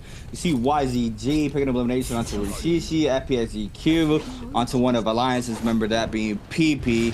We see now the bugs come into play. JL1, obviously, SR taking their round. OUG playing the Spirit well, so they are going to be playing outside the round. And now we have some commotion right outside this portal. TXJ not wasting no time here on the Monk, as well as ZGE. Monk ults are up. Look for the grabs as well. No grabs confirmation thus far for either or team. There it is for TXJ. Looking for the re-grab. Kiki is going to be able to create a little bit of this and still trying to fry ZGE. The shove back there for CG onto TXJ. TXJ trying to stay up, gets the grab onto Kiki for the second time. Cannon Star starts to fly on in. Water in the backside now trying to apply the pressure onto the D Monk. Kiki now is going to go ahead and invest the Kylan ultimate. Looking for the slashes onto TXJ. Catches the first one there onto the Monk. And now looking for the pills for his squad mates. The back end, JL's Kylan being able to get a little bit of pressure iced off here by Junks, and now looking for the opposing Kylan. Back-to-back slashes since Kiki down the terrain here. Now this could be an isolated 2v3 for a couple more seconds, and you see it now. Water's gonna fall off of that massive slash there from Junks, being able to make Kiki retreat there on the Kylan, and you see now JL looking for the cleanup onto FPXZQ. Kiki's gonna fall, and that's just straight beautiful once again there from JL. Inside the Yang, outside the Yang, looking for the clean out to the last member of FPSEQ there, that being the Monk, and that's all she wrote there for JL, being able to look for the last and final hits. Just a couple of seconds, and we see as well Bada does have Vermilion's Birds, might as well winning their realm of Yang. Overholding, so a little bit of commotion. Third party starts to move on in. That's BBE now into the mix, so that's 521, sorry. Kill still could happen. You see Junk still looking for ZGE. This could be what he needed the most, but the R&B catches, jump LMB does ×2. Now in a team fight, we do have 520 on up against JL's TXJ's Monks. Both Monks are up here for both of these teams. The shove back gets the grab onto Fat Milk. That's a quick grab. Looking for the Google Stomp. Fat Milk is going to be forced to pop the Zaping ultimate. Another grab happening. Fat Milk falls there due to the Flamebringer there from one Fawn. And now Pampy trying to respond, but the D-Monk comes into play. Not enough time in our Monk form. Dragon Slayer connects there for JL, just applying so much pressure. And 521 now in a 2v3. This could be really bad for him here, losing another member as well. Yeah, in the 2v2 situation, it's not looking too good. Fat Milk has already gotten himself fully eliminated. Big Parry going to be coming in onto Ivan on the back end, but Ivan's going to get the parry. Jumps with the F ability to prevent any extra damage. Oh, FunPlus Phoenix with a third party. They can clean every single elimination up here. ZGE gets a kill on a Pampy. Kiki gets a kill on a Jugs. ZGE gets the kill on a TXJ. Ivan's the only one left alive in this fight, and FunPlus Phoenix, they let the fight go on for too long. They got themselves caught out. One team, JL's not too mad about this. They had Vermeil, so they're not going to be completely out in this fight, but they just ruined 521's run at any sort of extra points in this game. They've got one player left on Yang depletion. Now we're going to be taking a look at the other side. Bauda gonna be getting oh my goodness, you see that? The punch from Kakashi, and then double UZ Xiao grabs Lin out of the air. Double grab, double slam coming up from Kakashi through here. Gets himself full reset before he demonks in his health bar. Now we're just Bauda's Lin looks to have made a pretty quick escape. DRG not looking too good on this front. Kakashi getting brought extremely low, gonna get himself parried out, and that's gonna be DRG losing a member super fast out of this, and WZ's gonna clean. Oh my goodness. SR Shao on the backside now, coming through with the Kylan ultimate. You're going to see him try and get this pickup onto ASC Shao when he does manage to get the kill. He does manage to steal the bloom away from anybody else trying to cleanse that Yang depletion. He knows Alliance needs to cleanse in this situation. Shao with the golden Kylan ultimate. Ult's going to end though. Now Rico going to be able to do a good job of peeling, but Alliance on the back foot of this fight here, going to be going into the zone as the other members of DRG still looking to try and survive. 7 seconds left in this Yang depletion. Oh no! Yeah, they're done. Yuma's done actually. DRG still has 3 minutes. Only Donkey alive though, so trying to kite out back inside the zone if possible. Alliance lurking and looking for the elimination off the Don Q. Don Q might be running on into one of these members pretty soon. We see 17S going at it against Miss inside the zone. Monk v Colin catches Prio. Zhao now starts to move on in. He's gonna be able to get the last hit there onto Miss SR. Now snagging up another one. We have Alliance at the backside. It could be a potential more eliminations for one of those two teams. Bauda and JL are going to be going at it inside the Robo Yang. The Monk ult is going to be invested off rip as always. You know, this is a starter. You can look at this. You can look at this as the Justina. Massive parry opener there onto Fawn, but now he's going to get punished for it. XEM now he's going to get grabbed. Goes for the confirm slash. The Scare Rush connects there on the backside. XEM is going to be able to back on. Now Donkey falls due to potentially storm damage. Another grab onto Bauda's XEM into the follow-up. NY7 now looking for the chip damage onto the Monk. Kylan ultimate's online. We hear it being invested by another Kylan as well. TSJ looking for the cannon shots. Kylan ultimate now being applied. NY7 with a massive parry there onto the Monk on the Zaping. The F throw down there in the back end to try to keep their teammates healthy. Junks is gonna be able to snag it up the first kill here against Bauda. JL now with the upper hand, a 2v3. Lin, a little bit of isolated fire against TXJ. We got a 1v2 in the back end. You see him now trying to kite on up, try to ice off some of the pressure, but NY7 is gonna fall. And now in a 1v3, Lin is going to be in a very hard task here on the Monk. The ult is not going to come online in time as well. So now JL with another cleanup in the realm. OUG going at it against FPAZQ. And it looks like we're still in a 3v3 here as well. Yeah, the 3v3 situation. All ults have been utilized and gone down. Kiki gonna be in the back end. OUG's actually lost a member. This is a 3v2 situation. Big Perry gonna be coming out for the members of FunPlus Phoenix. They've been looking to be cleaning up the members of OUG really quickly here. SS trying to kite this situation out. Oh, Shinju with the big damage on to the ZGE. And now we're seeing the Monk ult coming up. This is not a good situation. Monk ult in the 3v1. We've only seen this work out one time. That was Roy Hehe in J-Cup with a big 3v1 in the original first ever J-Cup. Yeah, Shinryu's just going to kite this out for as long as possible. He does end up going down here. That is going to be... Actually, with 3 seconds left, he was trying to go for the timeout there. It was so close to happening, but the FPX do manage to claim the elimination. Gold armor onto their Kylan now. And it's interesting. Look at that armor prio now. We're giving gold armor to the Kylan, sending him out of Yang to scout out for any sort of eliminations. We get him to pop ult, and then we grab buff. I like this strategy here, CA. I think this is pretty cool to see. And one thing I also wanted to mention was, in that earlier fight, Alliance versus Bauda, Lin sold so hard by trying to... isolate the 1v1 on the outside of the zone against TXJ that he didn't notice the rest of his team getting absolutely lobbied on the other side in the 2v2 situation, and he was late to help peel. He goes and tries to peel when it's a little bit too late. It's super unfortunate to see, but really good job of JL to isolate fights. Yeah, beautiful down there from JL. And, you know, just being able to win those games back-to-back is just insane as well. But WZ and Bauda going at it. A little bit of a griefage there off the cactuses onto one of these players. But they're able to create a little bit of space. That being Young does eat up some of that damage there. 2 blocks of that purple armor gone. 521 starts to move on in here for the potential third party. In the back end, Lin drops very low and be forced to D-Monk. Zhao not being able to find lots of value in this Monk ult as well. You see him now, grapple on top. Still looking at Bauda. It's like 521, not going to be moving on in completely. Could be a lone wolf there for Fat Milk, potentially.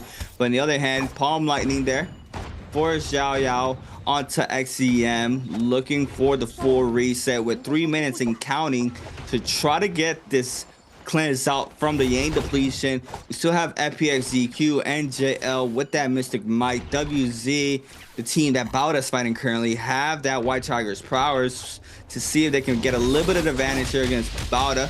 Now XEM is going to go ahead and open up with a Kylan ultimate, looking for the slashes. Doesn't connect out to the first. The counter ult there for the Kylan.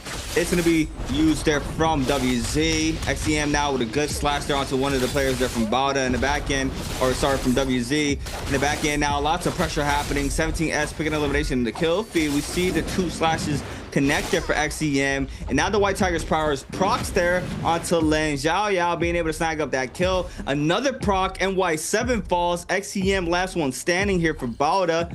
Looks like he's going to go ahead and cut noise, get a quick little reset if possible. WZ is not gonna let this one go for free. They're like, yeah, it's time, we need this kill as fast as possible. So we are gonna be picking that up there onto XEM. And WZ, the White Tiger's power is being able to sustain them for a little bit. YZG, OUG going at it. OUG look for the hits there onto ZXL. The Monk ult is up, but you know, you can't change what's happening here, Monkey. You are gonna be shredded here, especially in the zone.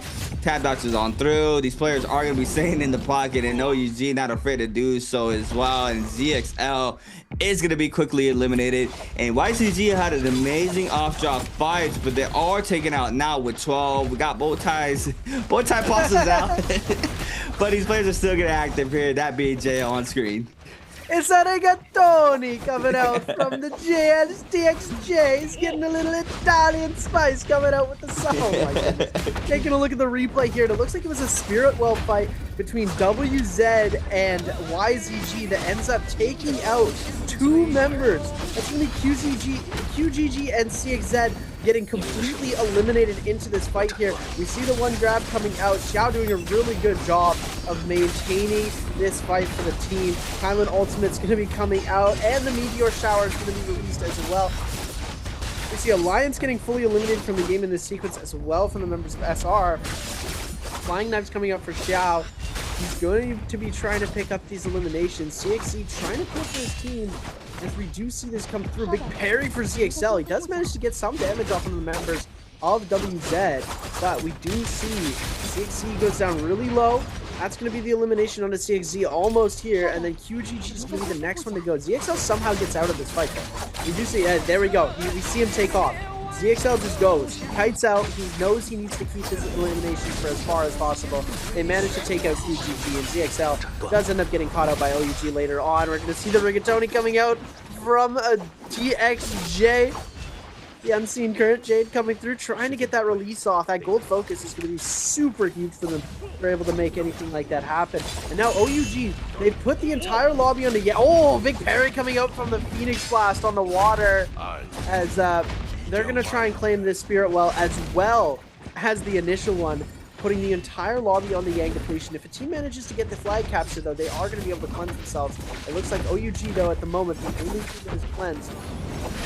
It looks... Shinyu's going to actually go down here. This is a super unfortunate situation for him, as FunPlus Phoenix look to make their move on to this Spirit Well here. ZGE taking a lot of damage, though. Junks does have that Phoenix Blast available for himself as well. Shinyu's going to go down. One Fang picking up that elimination. Big parry on the water. Phoenix Blast going to be coming in follow-up from Junks in the back end. One Fang going to get hit out. Everyone trying to claim this Spirit Well. Who's going to be able to get it? We're hearing some revives come through, and it looks like JL. Oh, OUG's fully back up here. Kylan Ultimate going to be invested. Shinyu's going to die to zone, though. SR going to be able to catch out that elimination. Who is going to capture the Spirit Well?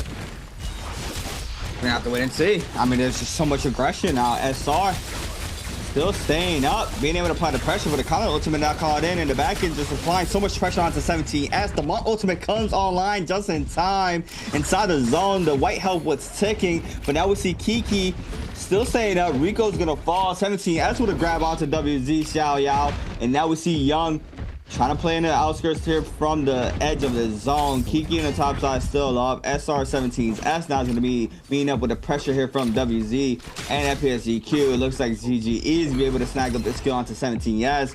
Now FPSGQ is going to be running on into WZ's last two members, that being Zhao and another one in the back end, Young. You do see the aggression still happening here for JL's OUG as well. So much damage in the corner. Baby U is going to fall for this interaction.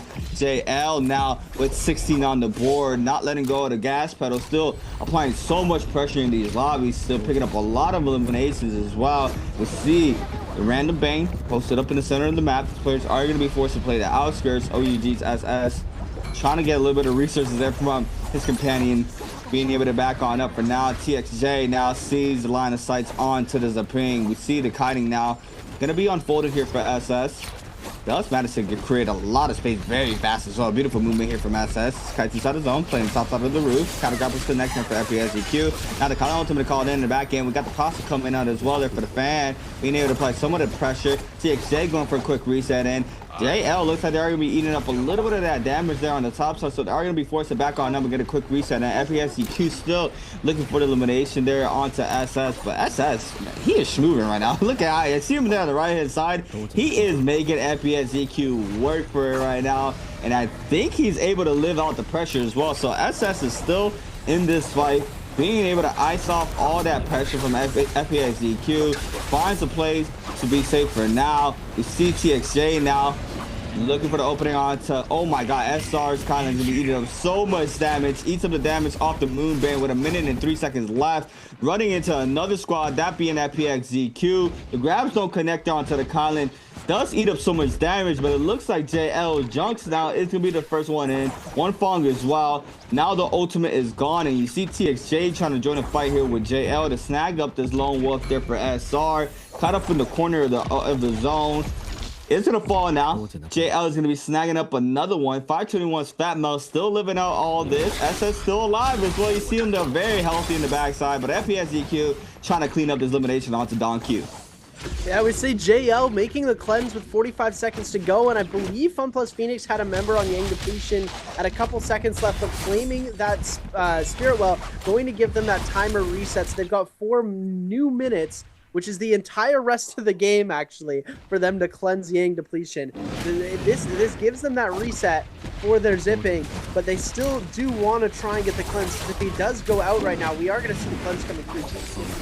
On the Dongqing. Batlock's going to go down to Kiki as well. FunPlus Phoenix starting to pick up a lot of eliminations in this final circle here, and we're going to see the pass-all ability coming through. The unseen Farfele, as you know, we're going to start to call that. FunPlus Phoenix now gold greatsword in hand for ZGE. He's got a pole sword as well. Oh my goodness, the generic swap is a possibility. I don't think we're actually going to see it, but it would be pretty legendary if ZGE was going to be able to throw that out. SS in the bottom end. there's only OUG only have 2 eliminations on the board so far, so this is quite unfortunate for them to they're gonna try and get as much placement as possible, but the 2 kills not gonna carry too far into that final circle here, as we are gonna be seeing Junks. JL looking super stacked right now. TXJ's got themselves that unseen current. They've got Phoenix Blast for Junks. They're looking incredibly stacked, as well as Fun Plus Phoenix. Gold Jades all around for their team. I can't read these Jades. I'm not 100% sure what we've got to see here. But we are going to see ZGE with the gold full sword and the gold great sword in hand. WZ trying to hold out. They're actually losing a bit of HP here. It looks like they've been peppered with some rain shots. We've only got 2 minutes and 50 seconds left into this game. Fun Plus Phoenix do have White Tiger's prowess. They could be a dangerous factor into this. 3 full teams and OUG's SS in the back end as the solo zipping. Gonna try and see if we can third party as many eliminations as possible. I mean, you see now JL, and they're able to close this one out this time around with, once again, pretty much the same scenario as they did for game number 1. If they're able to get that multiplier, you can just see how strong they are, especially in the early games, being able to snag up so many eliminations into this end game already with 18. You see OUG though still in it, are winners from game number 1, currently only with 2 eliminations. There's a ping, the only one standing as well, so most of OUG's Zapine can do is just try to live out and play for the placements, and we see it now here for WZ and JL fighting for the top side terrain. TXJ is going to go ahead and pop this monk ultimate. All the monks are going to form on up as well. We see Zhao. We have another, I think it's WZ's member. Oh no, it's FPSGQ ZGE. See Water and Kiki just laying low, not trying to eat up any of the damage, not trying to be in the commotion. Zhao though looking for the grab. Junks to be able to counteract here with the Colin ultimate. Playing the top side of this platform, a grab there onto ZGE, from ZGE onto Zhao Yao, looking for the regrab, not be able to do so. We have the D-Monk now for all the monks. Everybody now going to start moving on into the top side of the zone. We see Junks being able to eat up so much damage in the corner. Kiki being able to get the double slashes for the elimination onto one Fong. And now Zhao for WZ is going to eat up the pressure as well. Elimination doesn't come into play just yet, but the back-to-back slashes. Junks with an elimination onto Zhao Yao. Zhao now very weak there for WZ. Young still alive though, trying to keep his teammate alive. There's a ping there for WZ. Kiki out of Colin ultimate, the 1.0 for the 5th place, being able to be enough damage for the kill onto Zhao. And now we see Young, the last one standing. SS still living out the situation. Water taking out TXJ. The Monk ultimate called in for ZGE for the 2nd time around. Junk staying in the pocket. Kiki though trying to apply the pressure. The grab connects there for ZGE. The double grab from ZGE onto Young plus Junks. And that's going to be a double elimination there for FPSGQ. SS looking for the Zaping ultimate, trying to sustain the Kala ultimate now inside the zone. Water and his teammate staying inside the safe zone. SS caught up on the side of the O with eating up the damage off the focus attacks back to back. And FPXZQ being able to sustain the pressure of the lobby, taking game number 2 in a chill, calm fashion there for FPXZQ, being able to snag up the win here for game number 2. Yeah, it could have gone either way there. JL was on 18, Fun Plus Phoenix on 15. He ends up going down as soon as he comes out of that monk hold, and they get Junks next. As soon as they gain that man advantage over both teams, because we do see JL pick up an elimination onto WZ. So, and while that is happening in the back end, Fun Plus Phoenix is getting the kill onto their own monk. And now you're in a 3v2, 2v1 situation. The 3 is going to win all 9 times out of 10, and that's what we see happen here. Fun Plus Phoenix cleaning up the lobby, amassing themselves about 21 eliminations with that 1st place finish, and OUG managing to sneak themselves in there to get themselves the 2nd place placement points. That's actually really nice to see that OUG is able to come up and even salvage a game where they only get 2 eliminations on the board. They're still managing to keep themselves up and deny those placement points from a team like JL, who's only going to climb higher, or a team like WZ, who's putting up a lot of points in the game that they could actually become really close to. I think WZ, this is their 2nd day playing, so it's a little bit rough for them because they are already only in 8th place. We're going to get our answer for Treasure, same as game number 1. Who was the MVP of game number 2? Was it Kylan, was it Tianhai, or was it Zipping? A, B, or C? When you look at the kills on the board, Funpo's Phoenix had a lot of them, and you're gonna have to wait and see, because I do believe that it's gonna be close, because ZGE does end up picking up a lot of eliminations in that final sequence on the Monk, but I think the Kylan might have had just a little bit more on that side. Make sure you answer in the Twitch chat. NARAKA will send a winner out, one lucky fall split gift, and it is going to be worth it, ladies and gentlemen. It ain't your hat, though. No, it's not this. It's not this. Flexing every time. Merched up. Merched up. That's a fire hat. But yeah, we have our 2 Ditto matches out of the way already, right? We see the first composition being that Takeda Monk, and now we have the Kylan Monk. For the answer for touch, I think I'm gonna give it to the Kylan. What are you giving it to? I think I'm gonna give it to the Kylan just for a little bit more damage due to the early mid game there. Little sneaky bit of information. We get a bit of an edge. I mean, we're casting, so we're all to watch the whole game. But I have the stream open on delay, so I can see the amount of kills as soon as the answer for treasure comes up. As we do see, their Kylan got 9, where the Monk only got 7. So it is going to be Kylan. Funpo's Phoenix with 21 eliminations and 4 ranking points, going to put them at a game score of 29.2. JL still going to claim that second place with 21. 12.5 going to go to YZG, 11.5 for WZ, SR going to claim 10, 6.5 for Bauda, 4.5 for 521, and then the 4.5 as well for OUG, who managed to get that extra 2.5 ranking points, which is going to be huge to their game, because when you have a game where you're only on 2 kills and there's 1 player left in the lobby, being able to get an extra 2.5 points, I mean, it's really good to see. It's going to keep your spirits alive. It's going to make sure that, you know, your team's mental doesn't break, because you get 2 kills, you go out early. It's kind of cooked. And, you know, we saw YZG cooking out at the start of the game. They do end up losing to WZ in that Spirit Well.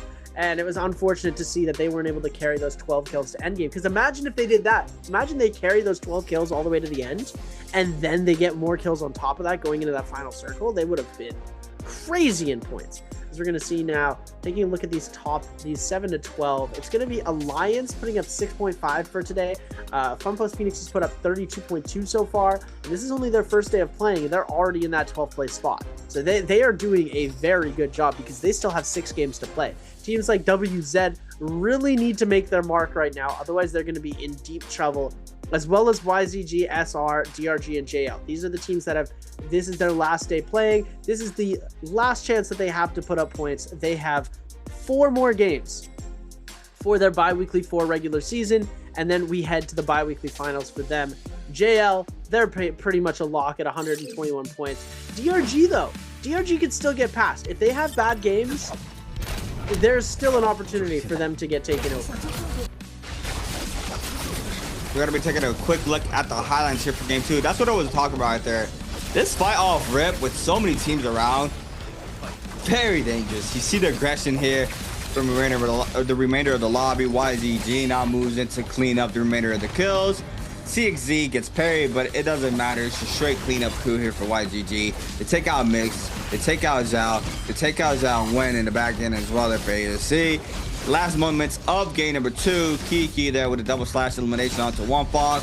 It's another slash onto Zhao, another slash as well. Into the final hit there, into the last slash for this as well. No, it looks like Junks is going to be picking up that elimination. Kiki, though, still applying the pressure, the bottom side of the terrain. Look for the back-to-back slashes, being able to apply tons of pressure. The 1.0 for the elimination onto Zhao. Water takes out TXJ, ZGE, forms on up here on the Monk. Looking for the grabs, connects there onto Junks, gets a double grab, and this is what really hurt JL there due to Young and Junks getting picked up there. Yeah, it's just rough, right? ZGE being able to stay into that Monk form, then to make it a 1v3. Kiki still has that kind of ultimate online. SS though, Shuvin. I mean, he had a lot of pressure throw his way right before we got to that end game, and he's able to ice it off there with the movement, and then he makes it to that top 2. Like Seb mentioned, I mean, being able to get that 2.5 extra points off of just staying alive, where there's multiple teams alive, and pretty much like an in circle like that as well, where there's like no coverage. It's just insane to watch there from OUG's SS. But another thing that's insane is Kiki on the Kylan being able to snag up that MVP with 39,000 damage, 9 kills on the board. Good set of J's there with the Earthshaker, off the slash blaze, sap Jade, and damage reduction, plus 1 attack damage reduction. Overall, crazy game. Pulsar damage 16,000, skills and ultimate 10k damage. He was doing damage in and out of ult, as you see it there for Kiki. Yeah, it was a very, very strong game for FunPlus Phoenix, and that was that Game 7 energy that we saw from them coming out. You remember that game, that Game 6 that coming out? It was absolutely insane that FunPlus Phoenix did. But just like that, we are going to head to a break, and we'll be back for Game 3 in just a bit.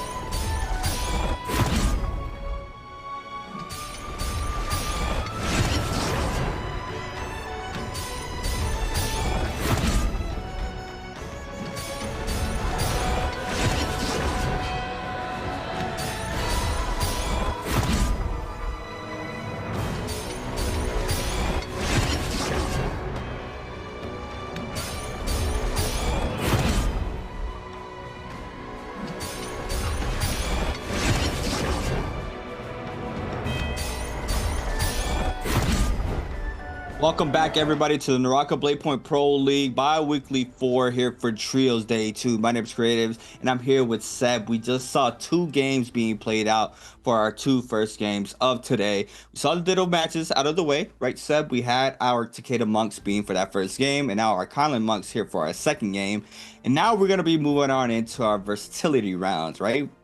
Rounds 3 through 6 teams are going to be able to go into that standard pick man format that we know here from the NARAKA BLADEPOINT Pro League, and seeing what the first round selection is going to look like is going to be very interesting for me, because as we see it there, our Ditto matches did not have any of the Viper Cyrus in the competitions, which last week that comp was with the Justina was top 1 pick, and we also didn't see any Enor comps, right? Obviously, because that wasn't in the top 2. So now we're gonna be seeing those 2 staple comps now back into the mix here for games 3 through 6. And it, you know, like I mentioned off of game 1, I see how strong the Viper Syra is, especially with that empowered dazzle off the Syra. With a Viper, if you're able to snag somebody up with that empowered dazzle, it's just a confirmed Viper ultimate off of that alone. You get the stun off the empowered dazzle, you get the confirmation stun off of the Viper ultimate, and you're able to get 2 to, you know, even 1 player and isolate them out and pick up that elimination and make it a 2v3 as fast as possible. The advantages are thrown towards that team's way very, very quickly, right? Because we've seen how long these matches can last, or these scrap-offs can last between teams, and how drawn out they are with the ults being applied, and depending on how long it goes, how the team who pops ult first can potentially get the ult back as well, with just how much rage you're running. So overall, this is gonna be I'm gonna be very you know, interested to see how the comp's gonna look like overall. Yeah, it's gonna be interesting to see like how, because the one thing that I love about this, so we get the 2 mirror matches at the start of the day, and then for games 4 through 6, these players don't have hero points. And if you don't know how the hero points rule, I'll explain it really quickly. If you play a hero 1 time, that's no hero points used. If you play a hero a 2nd time, that is also no hero points used. But when you use it the 3rd time, that is 3 hero points used. You have the opportunity to play every single hero twice.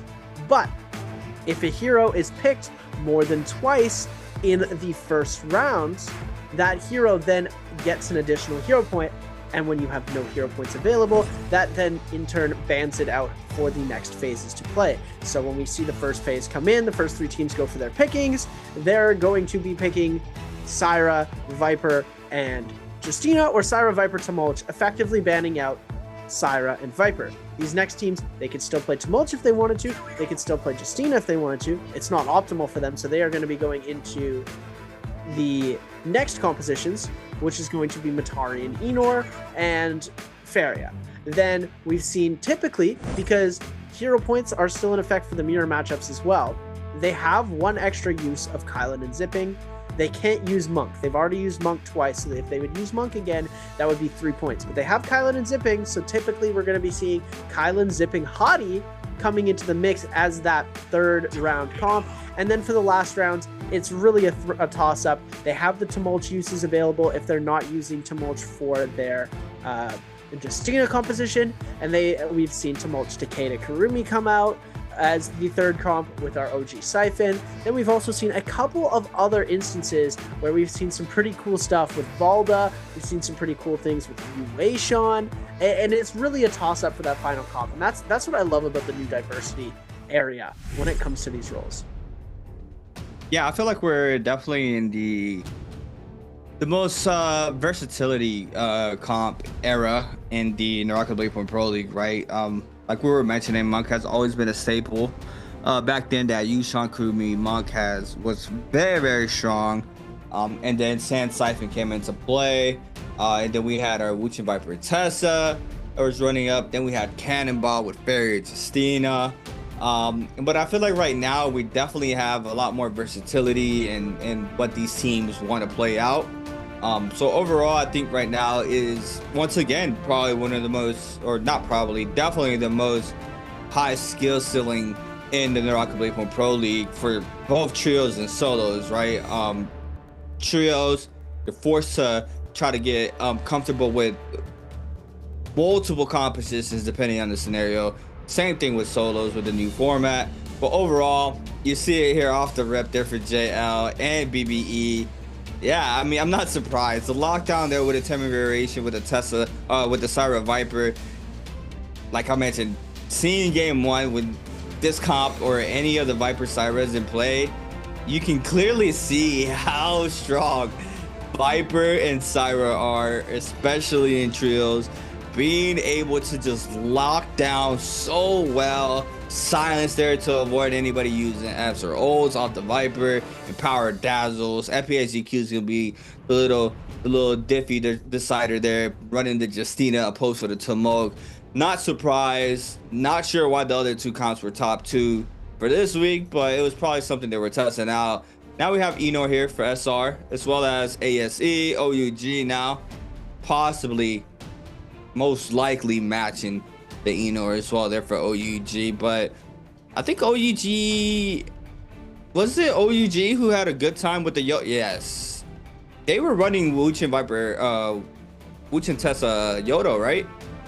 Yeah, they ran some OG comp going through. It played out well for them. There it is. Look for WZ as well. Yeah. So that comp is also OG, and then now it's starting to make its way back into the meta. And yeah, I like seeing that.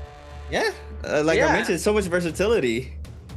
3rd round pick, Akos, Tessa Wuchen. Oh my goodness, these guys are cooking up. I love Alliance. Alliance and Bauda are two of my favorite teams for the off meta picks. It's really funny because Bauda's giggling right now. You know that they're going to be sending in some crazy comps coming through. Last time we saw Bauda, you and me, remember? We saw the Wombo combo coming through. They're talking it out. They're talking it out. Oh, yes. Come on, do some crazy things. Do some crazy things. Oh my god. Akos, Ahadi, Yueshan. The devious smile on the face of the Bauda players right now. They know what they're doing. That is insane. Look at how many heroes is banned. Akos is banned. Akos has a hero point increase for the... This isn't one player running this comp. This is multiple players. Akos and Tessa are both banned. They're looking at this like, what is going on right now? They are so confused. DRG, they can run Hottie Kylan for free. Hottie's not banned out. Zipping's not banned out. Hottie Kylan is going to be like their only avenue for compositions being run in the last round. What is that 3rd round pick? I mean, from what I've seen with Akos, I don't know. I don't know if I agree with them trying to play this out in the last bi-weekly, because some of these teams this is their 2nd day. And I think the Akos pick is just a little bit too early. His rework is not in play here for this patch.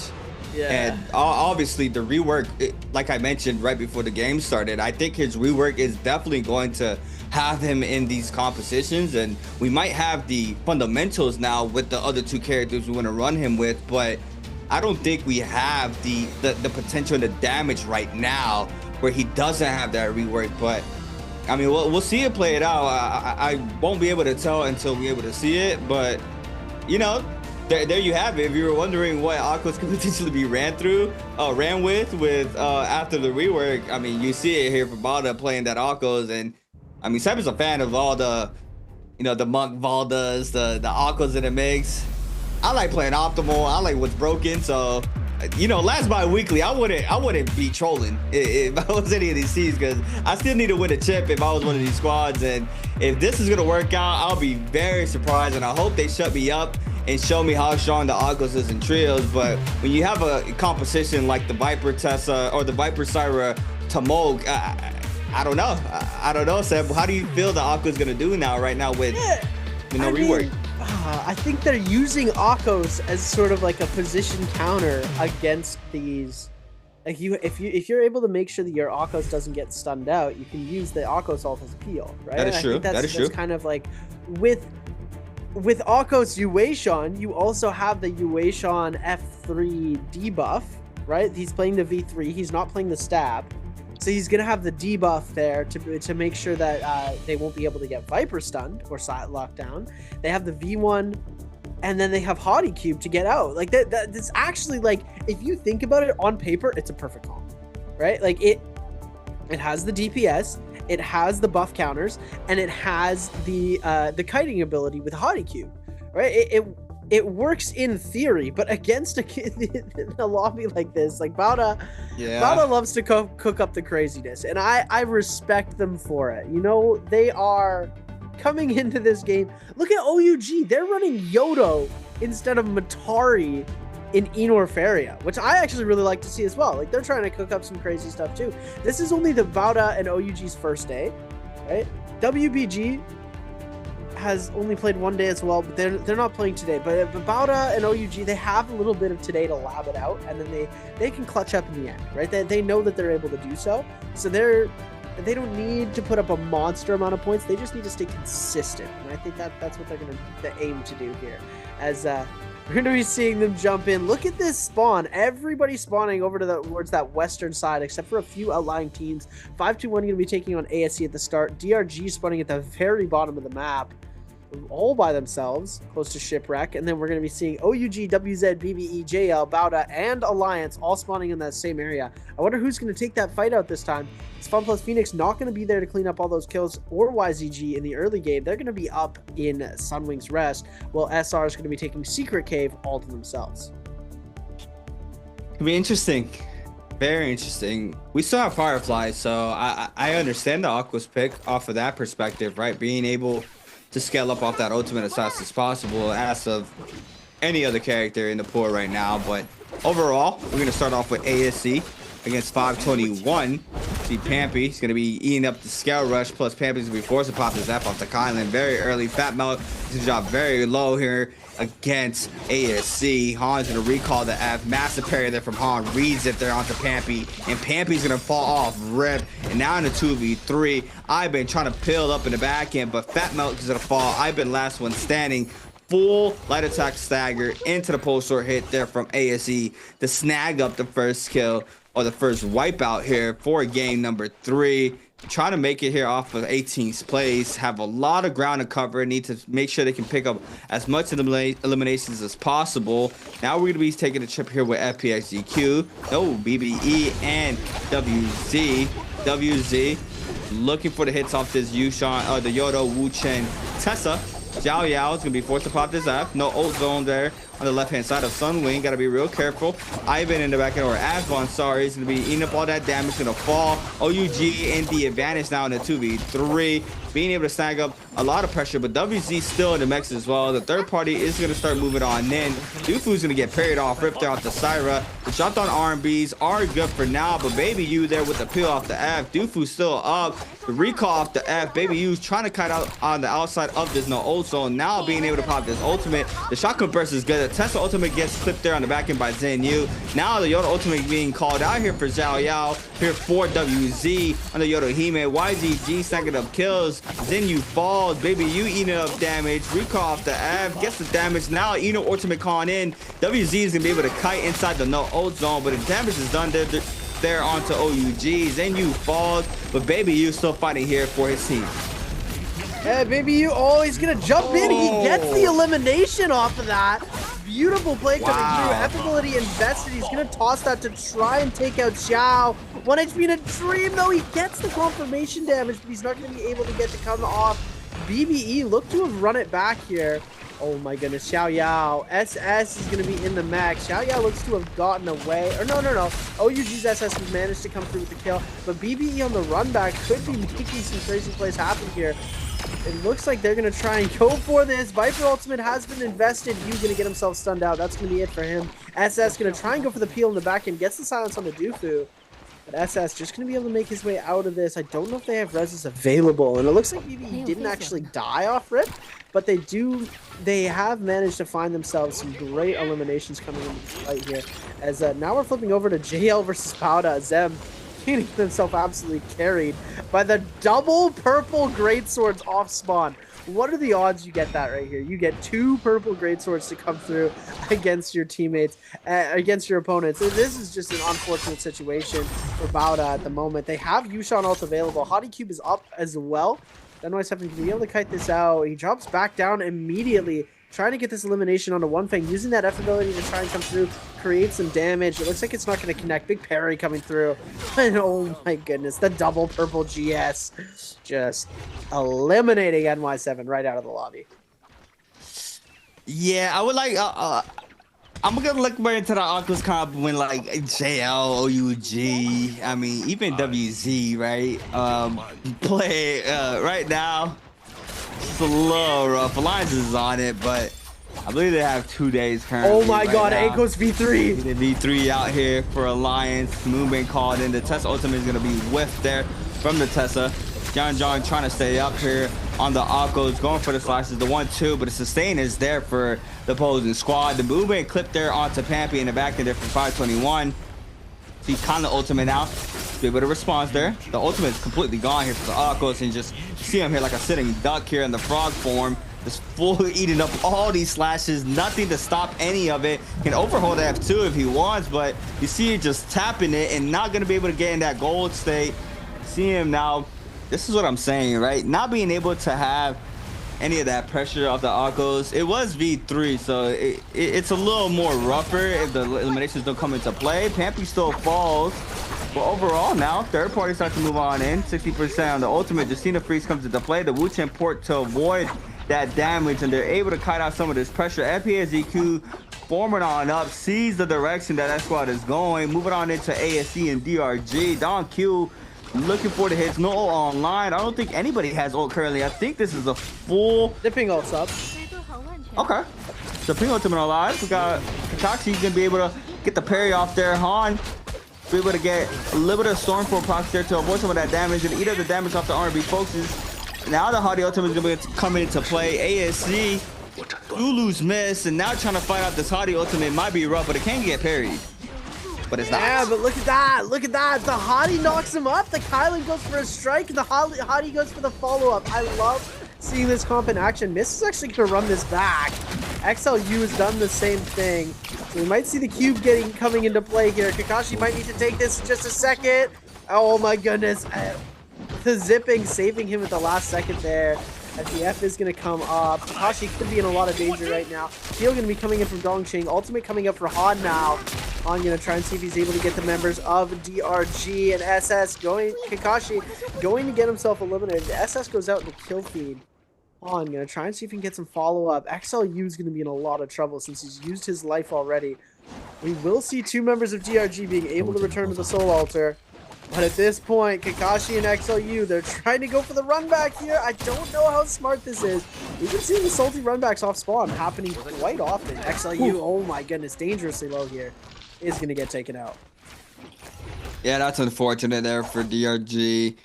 Miss, I believe, gets eliminated, but runs it back, and they're able to stay up. Now Don Q trying to kite up some of the pressure here from the opposing squad. He is gonna fall. Alliance starts to move on in. The Akos is out again. I mean, I don't know. It's rough. It's rough. I think this is the second time that Alliance loses the Akos off rip, and they're not really trying to find value, or haven't been able to find value. And now there goes the reset or the resurrection from John Jong to be able to come back into this fight. See, Yuma are gonna be backing on up here on the Tessa. AESC is in the mix as well here at Mines. Yuma ready to go on in. Blue armor now here for the Akos. We could potentially see, I think they're running V1 on this V3 on this side. The other Akos is running V1. Don Q be able to back on up. Still with a common armor. Two members down here for DRG.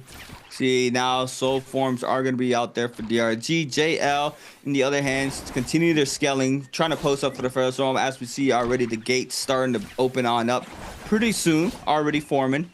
See TXJ and crew gonna be looting up this side of the map to potentially find any sorts of upgrades there in the Jade weapon or armor department for the remainder squad members.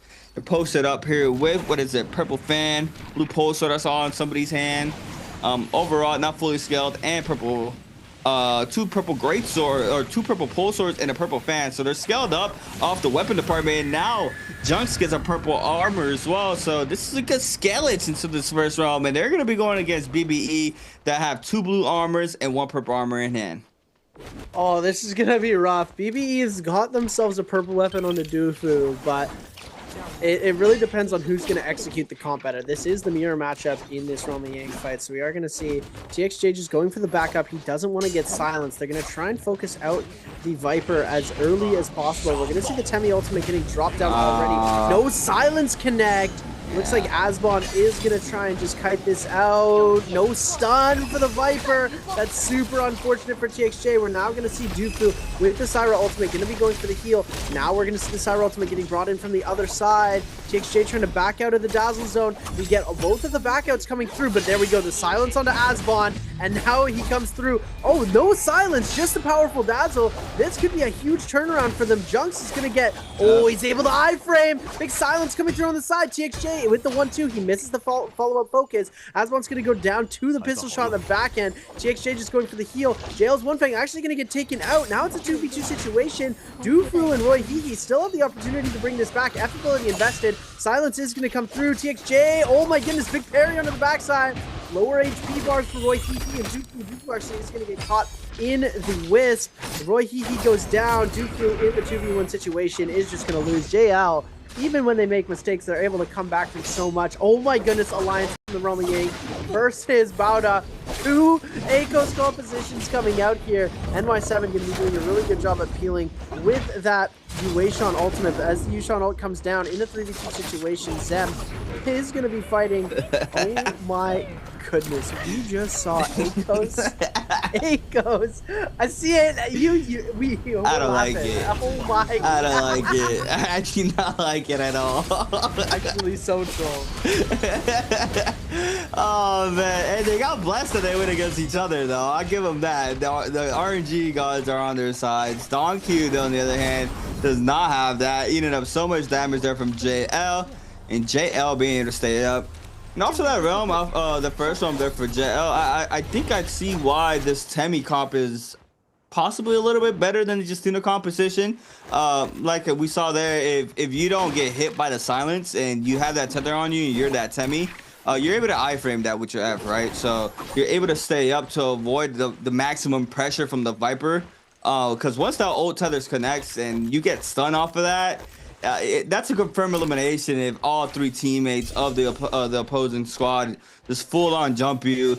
And I think the Temi really, is pretty much used a lot more, obviously, for the lockdown with the Tomok ultimate, but also for that perspective, if you're able to iframe and, potentially peel for one of your teammates who does get caught up in that Viper stun with a whisk down and, continue applying pressure instead of just going in and face plant into a focus attack, right, if you're trying to peel. But overall, ASC is going to be getting active, and I just want to say real quick that Inner Recall F does so much damage as we've seen it already. Han looking for the hits there, gets a ground slam as well, gets the marking onto 2 players, the drag slash onto another player. And I mean, I'm not gonna lie, Eno has become possibly one of those top characters who I love being that I love watching, because you see stuff like this, right? Who's the ones to be very iced out to catch these markings into the drag slashes, into the aerial R&B, and Han ultimate runs out, but CXC and crew are gonna start moving on in. Who's gonna be able to pick up eliminations? No kills yet, but the poison splashes are online. The color slashes connect here for YGG's CXZ, being able to snag up 1 kill, 2 kills, going for the cleanup. Vermilion's Birds might procs here. YGG with a cleanup onto Han now. Last one standing, and that's just perfect timing there from YGG to snag up those skills onto ASE. Yeah, it's a beautiful cleanup coming in as we see. Now we're jumping over to JL. Another team versus Alliance. Both of these Realm of Yang winners. Tesla Chunks are going to connect. Yuma's going to go down. DB going to be taking a lot of damage here. They do have that ult available to TP them out, but it looks like it's not going to be in time.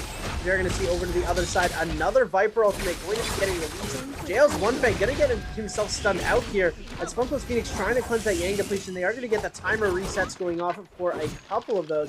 We are going to see them now. One Fang Junks and all of the members of JL going to be sent back to the Soul Altar here, as Funko's Phoenix going to be trying to make their way onto the members of WZ. They need to cleanse the Soul Bloom. Big silence going to be coming in on this Xiao Yao. No ultimate, no F available for him.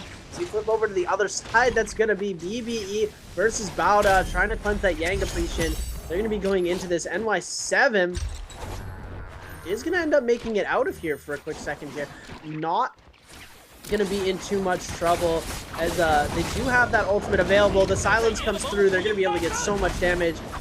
We're going to see that ACOS ult coming through, but Lin, 1 HP in a dream right now. Now we see Asbon coming out with that Viper ultimate. It looks like NY7 might be able to get away from this, so it looks like he does get away.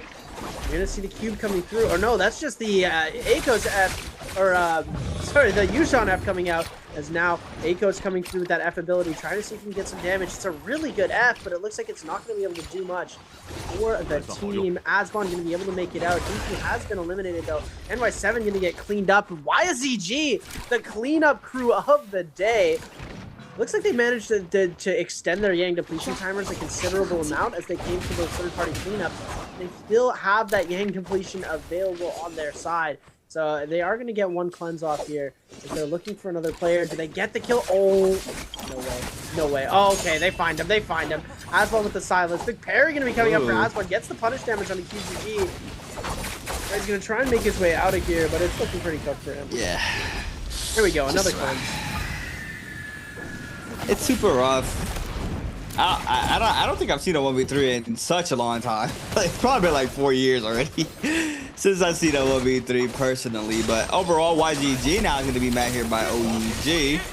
Inner ultimate here for Baby U. Looking for the area R&Bs. Drag slash for the opener. Look for the area R&B onto CXZ. Catches on the second one. The TP there from the Hottie. Cube to avoid the pressure there from Baby U. ZXL and crew trying to back on up here. Try to waste up this ult here from Baby U, but the Hottie ultimate is still intact there for YZG's QGG. Being able to back on up. Now the ultimate is gone for the Enor. Still looking at the Hottie. Beautiful grapple LMB into the. That's what I'm saying, right? That ult the F recast on Enor just does so much damage.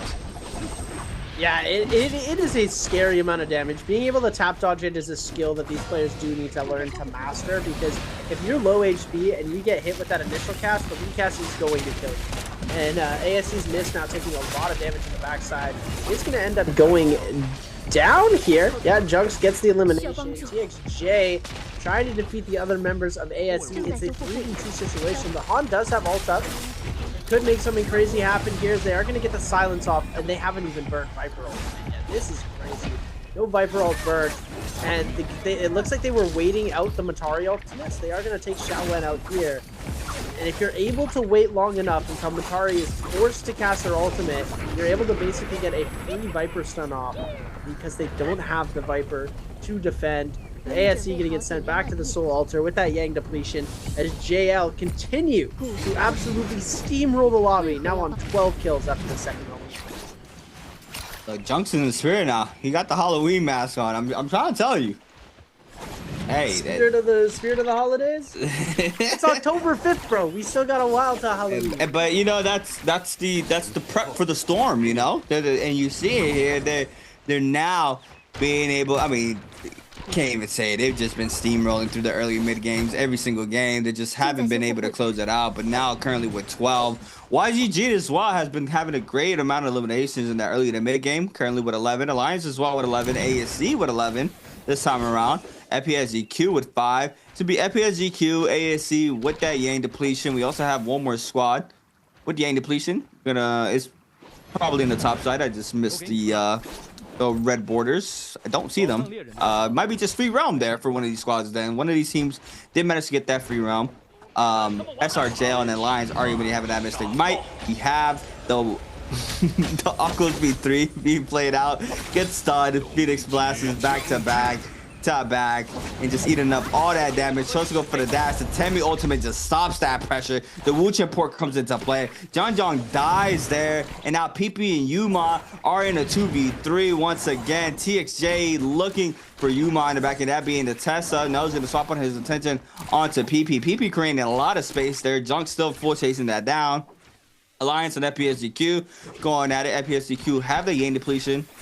But overall, you see one Fong gonna be cutting out some of this pressure. FPSGQ not going to full commit. Still having to cleanse though. There are gonna be potentially looking for a third-party potential. JL, TXJ, and crew looking for another third party as well, or any players currently now with their team. PP, on the other hand, is gonna eat up so much damage against YZG. Kind of inside the zone, but very low. Gets a little bit of movement area there through the window, but still catches the second skill rush on out. But now we see BBEs as Bond starts to move on in. This could be bad here for PP. OEG's in the mix as well. And yeah, runs inside the zone to try to see if he can cut the line of sight, but could potentially be eliminated by the zone as well. Yeah, it's unfortunate for them, and you know, I've had a bunch of people in NA come up and talk to me about how Akos is going to destroy the CN players in the meta in like the V3 Ultimate. It just works so well, and it's just tried and tested, man. It doesn't work. I love to see it for the memes, but it's not gonna be a workable comp. As you can see, even the best of the best aren't able to pull it off and make it happen. So 17S. Coming in. This is a little bit of a replay of that other Realm of Yang that we saw from Plus Phoenix versus SR. SR do manage to come out on top here as they are just absolutely decimating that Syra. The Matari dash is going to come through and deal so much damage in that ending. Able to just finish off with that dash. Follow-up damage. SR17S now in the stone form throws that around, is going to be able to get a little bit of damage off of that as they're focusing their attention over to water in the 3v2 situation. Xiao's just going to focus on ZGE in the back end. 118 a dream for him as he does end up going down. Oh no, he's still up. He's still fighting for his life. He does end up going down after. He tries to get the kill off on the Rico. Doesn't manage to make it happen. And now OUG fighting for their life against FunPlus Phoenix again in the run back here. Baby U gonna be taking a lot of damage here. The powerful Dazzle gonna come through, preventing SS from getting any sort of heal for his teammate here. This could be a big one. Baby U's gonna go out. ASC Xiaowen gonna pick up that kill. We're gonna see the Matari ultimate coming through to prevent the stun from the members of FunPlus Phoenix. Han is gonna get the elimination onto Kiki with that Enor ultimate. And now we're seeing OUG in the back end as well, trying to get the heal up. Coming out of that mech, SS is gonna be super low. F ability recast gonna come through. Shinyu able to actually peel for that. We're gonna see the F coming through. Han is gonna take a bit of damage, or Shinyu is gonna take a little bit of damage from Han. But the ultimate is going to get released from that Yodohime. Oh my goodness, Han's actually going to go out to Shinyu here. The in-the-zone battles are going absolutely crazy. OUG's managed to cleanse now. Shinyu trying to go on the backside. They take out Xiaowen. ASE actually falling off of this. What we once thought was a very smart third party has turned into an absolute blunder from Team ASE. FunPlus Phoenix now trying to keep up with their pace. Shinyu does end up going down. Is that Shinyu OUG fully eliminated as well? OUG fully eliminated. Mist actually might be able to come back from this. No, it's not going to be enough. There's 3 teams that just died a zone here at the very end. And now we're down to 12 players as these Spirit Wells are about to spawn up. We do see that Yang Spirit Well coming through. JL going to be able to claim that, putting everybody except for SR on a Yang depletion. Wow. It's going to be insane to watch. You know, full aggression still here towards the end game. 13 players still up, but overall SR with that Draco can't control the tempo, but JL still as well with no Yang depletion are going to be able to look at Alliance here. PP already getting aggressed on. Tesla ultimate whips again there for Alliance like it did earlier into game 3. JL still full chasing down Yuma. John very, very vulnerable there with that common armor. We see the F called in here for the Tesla to be caught up here in the 1v3. Be very rough to try to get off of this. Yuma's going to fall very quickly here as well. YZG and Alliance are still going to be having that Yang depletion there from that Spirit Well capture. YZG capturing the second Spirit Well, currently with 8 on the board. SR though, getting active off the Draco Storm. Bowder's XEM is going to fall for that interaction. Cannon shot starts to fly on in here for YZG. We see it here being able to apply some of that pressure. Still 2 blue armors there though for YZG. So even though they have a good amount of kills, they are still a little vulnerable there in the armor department. But you see SR17's S with 3 gold jades, 3 purple jades there for Rico. I believe it was like 1 or 2 for the last member as well. So pretty stacked there for that squad. JL on the other hand as well. 3 gold jades, 1 for each character or each player. 4 purple jade out there for TXJ, 2 purple jades for Wanfeng, another 2 purple jades there for John X as well. So overall, another full stack team drops the health jades to try to get the health back, but picks them up, I think, a little bit too early. So it's not going to get that extra health back there from dropping the jades and re-picking them up. But SR and Alliance do catch common armor John there inside the zone. Looks like he is gonna be able to find an armor upgrade due to it disappearing, so that could be a potential purple or blue. PP on the other hand is gonna eat up so much damage inside the zone. Looks like nobody's gonna spot this, or PP's just gonna be giving up his life to the zone. And yes, that is going to be the case there for Alliance PP. John as well. I mean, it's rough. The Akos, like I mentioned, I think it's just a little bit too soon, but We might see it possibly later, Seb, with one of the top 5 teams, and that's where I will like possibly give my final verdict for the current situation that Aquas is in. But I wouldn't be surprised if he does make it into the meta whenever his rework touches the NARAKA BLADEPOINT Pro League. Oh yeah, the rework is crazy. Yeah, being able to just jump 3 times and have a gold focus pounce coming out, the new lockdown ultimate is going to be really crazy to see. And I agree with you fully that he will be making his way at least into the solos meta, if not the trios. Oh my goodness, the Vayne assist onto the elimination in 17S, and SR just have to back off of this now. Oh my goodness, look at TXJ. Look at the amount of Jades that he has for his, I believe that's got to be, he's got Dreadful Whale, he's got Assassin's Lunge, he's got Sap, maybe Assault Smolder on the back of that too. He's got all of the Dagger Jades available for him. Oh, Rico gonna get clipped off the Bane. This could allow JL to try and make their way into an elimination, but we are gonna see the reset coming through. They're blocking the revive on the 17S, and now Rico and the rest of SR in a very tough situation. We are gonna see now the capture of this is gonna try and come out, and JL just being on that Viper comp gonna have a super huge advantage over literally everybody else. Oh my goodness! We're gonna see Dreadful Whale into Staff Jade. Merciless Havoc. That is going to be insane. YZG now just getting absolutely cut to bits on the outskirts. Now it's going to be a 3v2 against the members of SR. As the buff hasn't even been claimed here. They're just going to go for these kill eliminations before anything else is able to happen. And JL with only 1 ultimate remaining for them. This could actually turn out to be a bit of disaster. Assassin's going to come through. TXJ is actually taking a lot of damage here. Peel's going to come out. Shao has been eliminated. 3v1 situation. Can Rico pull anything off? I don't believe so. Ultimate's going to be back online for TXJ. He's going to use that to kite out here. They do end up still getting the stun though. F ability going to be released. Silence on 2 of their members. And now Dreadful Whale into Red Tome. Oh my goodness, overpowering the entire lobby. JL take game number 3. Yeah, finally closing out, right? Like I was mentioning, games 1, 2, 2, already having that pressure with a good amount of eliminations, but this game alone, they had the same pressure, plus the remainder pressure there into that end game, being able to close out in a simple fashion there for JL with a beautiful win for game number 3. Being able to stay up, being able to snag up all those kills are going to be potentially, how many did they have? Like 20 something plus for that game? Oh yeah. Potentially matching the same energy that they had for day number 1 for the first game, which they had 30.4. And I was looking right before this game. 11 plays doesn't even have 30 points before this game. So, you know, teams can play all 6 games and not match 30 points. It's just insane to watch. There from these top 4 teams are able to get that amount of points for 1 game alone. So overall this time around, JL is going to be looking very, very nice for this game. And that's going to conclude our Firefly maps for today. Our 3 Fireflies off rip into the daytimes for our last 3 games of the day.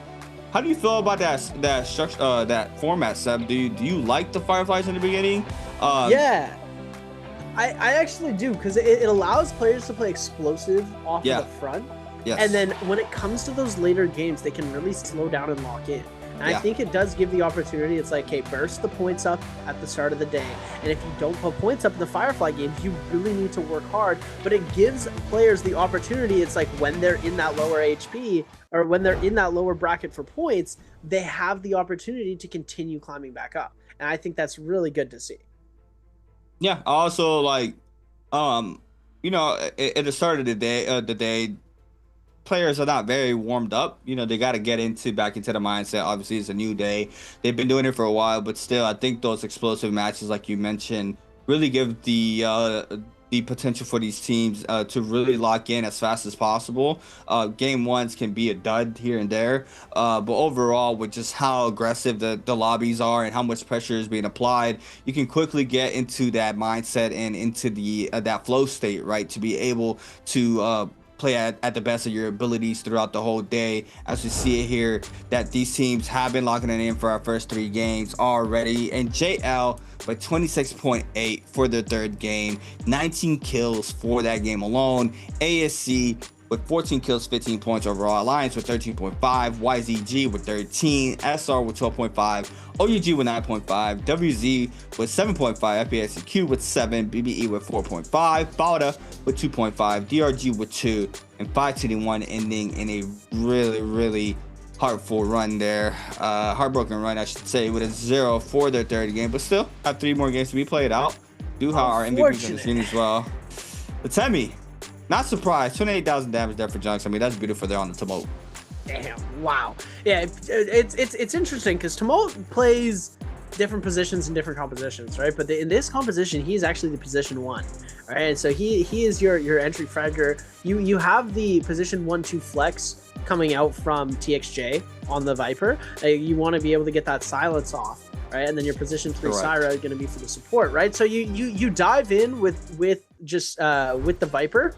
Right, and that's where the Justina variation actually does come in handy, because that you dive with the Justina. Temmie doesn't have the crazy dive ability that Justina does. He still has a good amount of lockdown when it comes to his ultimate, but you see the dive coming out a lot more with the Justina variation. But some of these teams opting to go for the Temmie, and it is working. I think that the Temmie variation, the Justina variation are pretty parallel with each other. I just think Justina fighting into the Temmie version, just the Justina variation usually comes out on top, especially if they're a very coordinated comp. If you have a good Justina that's able to get multiple double freezes, refreshing that amount of times that she's able to dash, it is a very difficult situation to get yourself out of.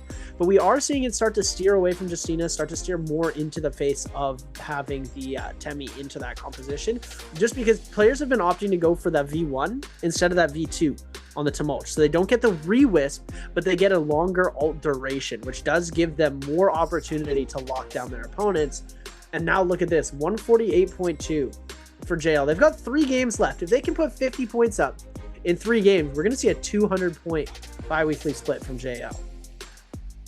And it's like double, right? I mean, it's almost double by 12 points. They're from JL and SR. It's just insane to see them already with so many points again for this bi-weekly. I mean, first 3 games, just a crazy amount of kills for the first 2 games, and as well as for the third game, being able to lock in that 19 plus the dub. You get that multiplier. It just sets you up so nicely there for the remainder of the day. As you see it now here. Quick highlights here, powered by China Unicom here for our 3rd game of the day. Baby U, this was a big gamble there from Baby U, right? That was a double-edged sword. Goes for the area R&B with the no ult zone in play. Manages to snag an elimination, and that's how they're able to steamroll the opposition. It's JL against BBE. Realm of Yang, 2v2, the whip's down there from Rashishi. He goes for the parry, tries to go for the overhaul pole sword R&B, but the F was online there for Johnson. The jump LMB is there for elimination onto Rashishi. Not sending the follow-up, kind of bites him there and not being able to confirm damage and the last seconds of that realm. YZG, this was a nice cleanup here from YZG, being able to get inside the cave, hearing the commotion with CXC's Conan ultimate, just slash after slash after slash after slash. They cleaned up the remainder players there in that cave. Junks here with the dual blade tome, being able to get the damage there in the back end by ultimate investor here for TXJ from JL, being able to get the stun there off of that alone. And this was just a straight steamroll here. Just JL being so stacked for this end game, and you see here being able to get these kills so easily. Yeah, I mean, when you've got every single dagger jade in the game, and you're able to just cancel Dreadful into Assassin's Lunge into Dreadful Whale, and then follow up with your teammate going on Merciless Havoc in the back end, it's pretty cooked for anybody trying to fight against that. As we are going to see, our MVP for game number 3 is going to be JL's Junks. 11 eliminations, 28,000 damage, 8 assists, 7.3k healing. Fan taking 9.3k damage, Longsword with the 8.2, because he had that Phoenix Blast and the Dragon's Roar in the back, and Juggernaut, Sap, and then 2 damage reduction gauge just to prevent even more damage coming out. V1, F1. Look at that. No refresh ultimate now. It's crazy to see that we're getting no refresh coming out, because that's just been the standard for so long. Is when you're playing Temmie, you play the refresh ultimate to get the rewisp, especially in solos. But I mean, this is a bit different with the trios. You're going for that alteration instead. Ladies and gentlemen, we've got another answer for treasures for you guys. How many players chose Kylan Zhang in game number 3, or Zhang Qiling if you want the Chinese pronunciation of his name? A1, B2, C3, and D4. Make sure you answer in the Twitch chat, not the YouTube chat, because we are live on both, and you can get yourself a lucky fall split random gift. Ladies and gentlemen, I really hope you get it right. Yeah, that's amazing. 3 games out the way. We are in our halfway point for today's games. We are going to be going to a quick break. Once we come back, we are going to be locking in our 4th game here for the bi-weekly 4 Trios Day 2.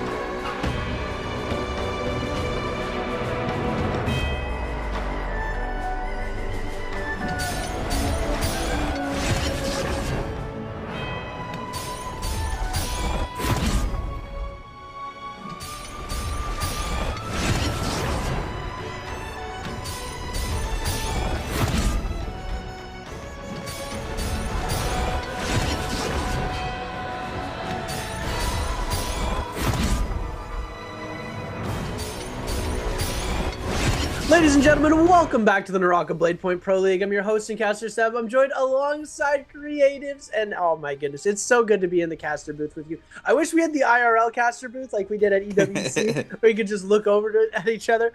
But, you know, we're on the online setup. Jacob's coming up. Everybody, the season is coming to a close. We're on bi-weekly 4.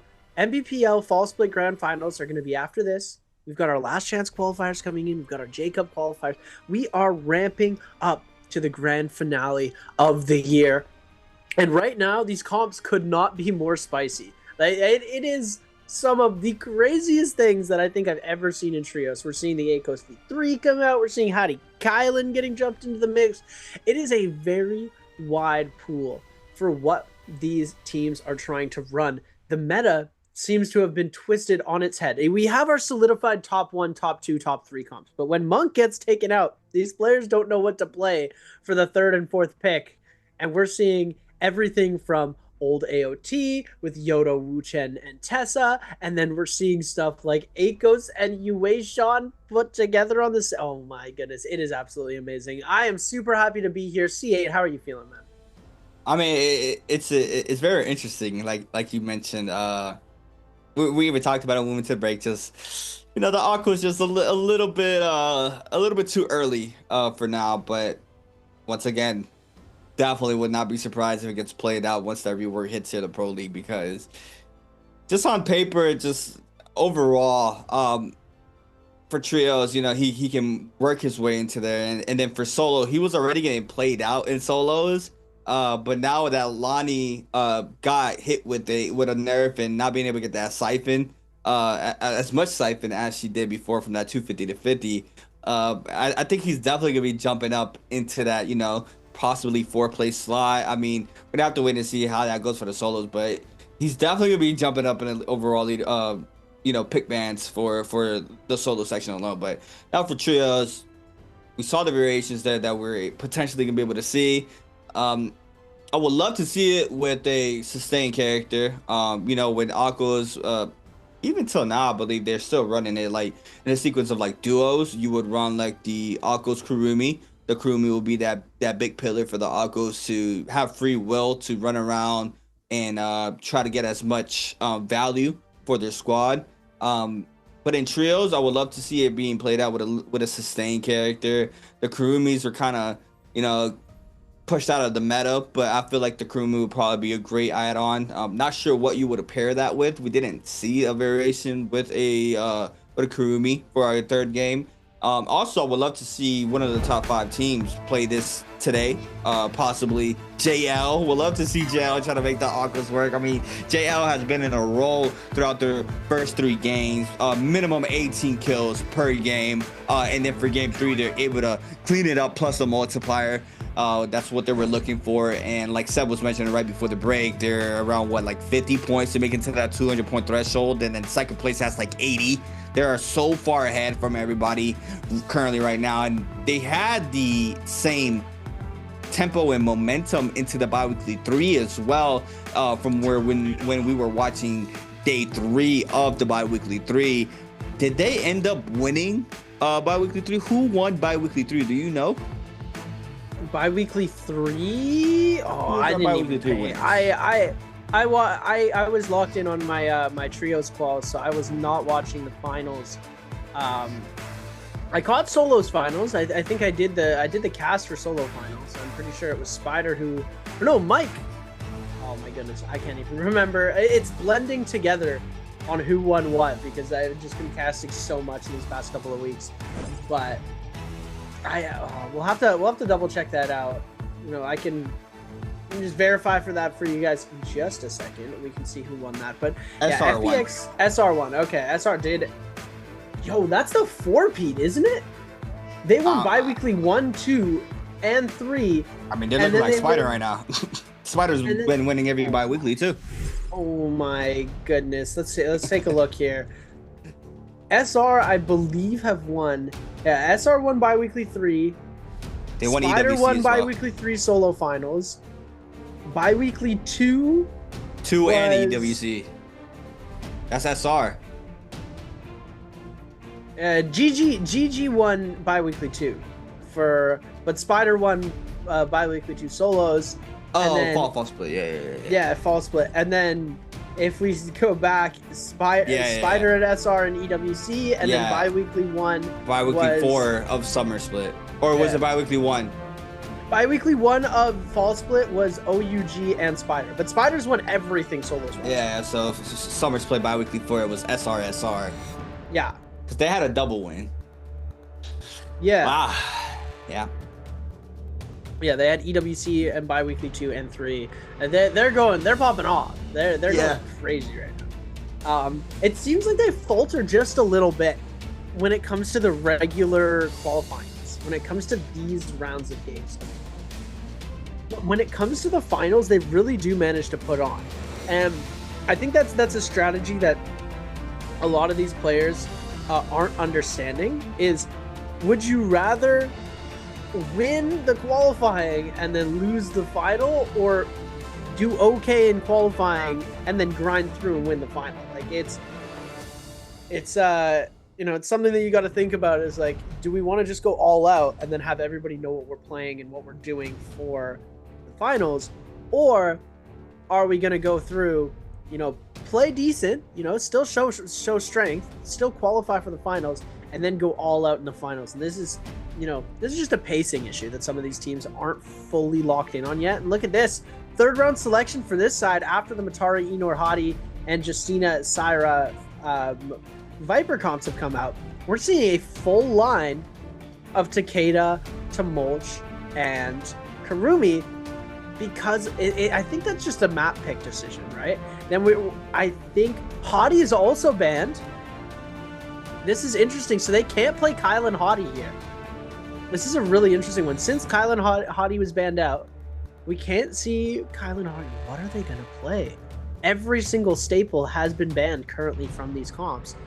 What is the option for them to do here? They're looking. They're confused. CA. Oh, do you think we see Akos again? No. Okay, yeah, we've got Yodo. That. Yeah. I was gonna say that. They're probably gonna be playing that Yodo Wuchen Tessa.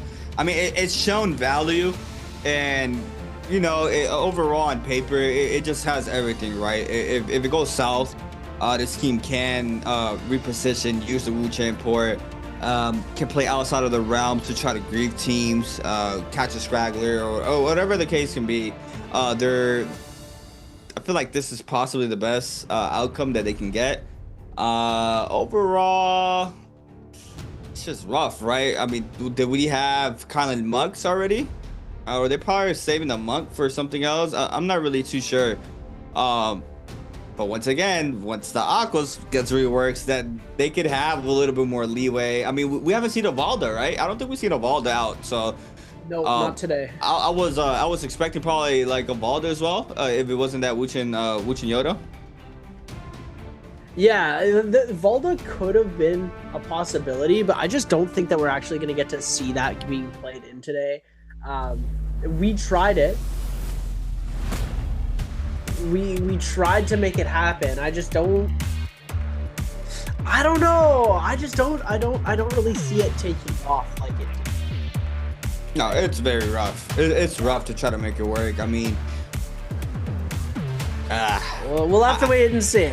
Yeah, I feel like whenever another support comes out, I think that's gonna be like, you know, that's where you're gonna be able to like really, you know, have you seen some of the leaks with the new hero? I have not. No. Oh my god, it is. I saw one video, and I don't know if it's real or not, but it was insanity. Is it a boy or girl? It was a guy. It was a guy. Yeah. It was pretty darn crazy. If I do say so myself, like it's basically like you can regain prio and you're in gold focus. Like yes, I seen him. Yes. I'm it's sorry. Like jumping down. Yeah, he looks insane for solos. I don't know how. Ooh, yeah, for solos. Yeah. Look at this. Dongqing is running F2 on the Takeda. See, that's the swap I was talking about. Sometimes these teams are opting to run for that F2 because it does come out of nowhere and it catches your team off, the opponents off guard, because they're so conditioned to, okay, Takeda, wait for the F1, then I can't throw blues, right? So now they're not going to see the F1. They're going to be like, okay, we can throw blues. And then all of a sudden, he's just going to F2 in your face, steal your gold pole sword, and absolutely cook your entire team. 148 points. 51.8 points needed in what we're already on game, what, this is game 4? They have 3 games to get 50 points. They've been doing insane the entire day. This is their first time on last pick, so their next 2 games they're going to be first and second pick, I believe. Yeah, I mean, no, they have first pick they'll be second last. They'll be second last. Yeah, second to last. Yeah, they'll still be in that last group. Yeah. So they're gonna be. Go ahead. I was gonna say they have first pick last game. That's all I was gonna say. Yeah. So they're gonna have second last pick for game 5 and then second pick. So they're gonna get Matari, Enor, Feria on game number 2 or on game 6. Game 5 they're gonna be playing either Siphon or Hadi Kylan, depending on what's banned and what's not. But they have the opportunity to make it happen. 3 games, and they're one of the only teams that we've seen perform extraordinarily well with Yodo, Wuchen, and Tessa into this meta. Like, lots of times we've seen teams start to falter against this comp, but we're gonna have to wait and see what happens. BBE, oh, with a big parry, taking out SS early into this fight. We are going to see some third parties coming in from the members of WZ. Xiao going to get the kill onto Baby U. Now Bamboo Esports forced to kind of back off of this. Roy he seems like he didn't get a bloom. Fun Plus Phoenix's Water going to be trying to jump into the mix on the third party as well. They've caught Roy out. His team is nowhere to be found. He's trying to go over to his teammates. 70% on the ultimate available. Water now, ooh, big F2 recast coming through, tries to go into the jump LMB chain. Kiki's gonna end up taking that elimination for Fun Plus Phoenix. Xiao Yao's gonna get the kill onto Asbon, and now the Tesla charms are coming through. We're gonna see the Hottie Cube coming out as well for, I believe that's the members of WZ. Yeah, Hottie Cube coming out for WZ's team as they're running the Hottie instead of the Matari. And it looks like teams like Alliance and WZ and Bauda, they're starting to try and add the Hottie variation into this composition instead of going for the Matari. I'm questioning it. I understand the value that they're using there because of the fact that you don't have any combo breaks with Matari, and you're able to use the cube in basically the same fashion, and it does have a few more uses. I personally think the Matari's better. Matari, another OG. Another OG character, still in the meta as well. But SS, on the other hand, taking up so much damage here from the Eno. The air RMB clips some Jack Slash, looking for it. The follow-up LMB does not. SS still very low. The mark misses, and SS lives for now on top of the bridge, looking to kite on down. They see the pressure onto that player, which is WZ's Kylan in the backside, still looking for the hits. FPXZQ now rotating on in from the top side of the map. ZGE there with a freebie onto SS, and now we have Water in the Mercury River. Look for the jump on the beach. Young very low here for WZ. The cleanup crew here for FPXZQ is going to be good. Kiki getting the last hits there onto Young. Off drop fights. It looks like, you know, FPXZQ, WZ like to have those those chaotic off drop fights with multiple teams. They're obviously contesting for that Volpine here. Looks like FPSCQ is going to be snagging up that Volpine. JL, they play a little bit more conservative off drop, but they rotate so fast. Look, already 2 purple armors, fully scaled. They're ready for the action, and they're playing this Wuchen Tessa comp with the Yodohime, and now they could do some real good damage if they're able to open up with a good Tessa ultimate plus the eliminations off rip if they're able to do so. So we're going to be keeping our eye out on them. Bowed on the other hand against Alliance. PP in that barrier mech form, already losing pretty much all that armor from the mech. Is going to be forced to deform on out. XEM on the Hottie. Can be using the F there for the spacing. No grapple distance though, so the grapple check is not going to connect there, but it is for Lin. I wonder if these Shields teams have like a dedicated like grapple distance player, and then other ones are running something else, because you know that it was a thing with like money, like running dark type coins. So I wonder if that's a thing for the grapple movement as well. Ooh, Water, no combo break available. They are going to have the peel available for him. They do need to get Kiki out of there for the reset. Big Tesla Charm going to come in. It looks like it missed everybody. TXJ running the V2 ultimate. Goes for the recast. Water's actually incredibly low here. They're going to try and do some stuff to heal. He gets the rethrow of the triple? What? Oh my goodness. Junk's just going to get sniped out of the air. TXJ not looking to be in a good spot right now. He's going to get Tesla Charm, but Kiki incredibly low. Focus follow-up from the Flying Knife is going to connect.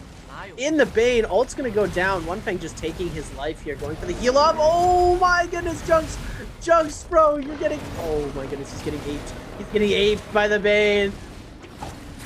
And Fumbless Phoenix sees this. Yeah, they're gonna catch this out. Junks is gonna get absolutely decimated. OUG's getting in the wings as well. Fumbless Phoenix Water. Oh, big Tesla Charm coming through. Will Junks be able to get out? Big parry coming out. Oh, it was on the other side. I thought Junks got the parry there. One Fang coming in for the peel. It looks like the Wuchen Torch just gonna be used to get them out of there though.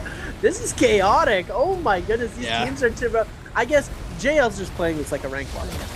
They're at 150 points. They are 100% qualifying at least top 5.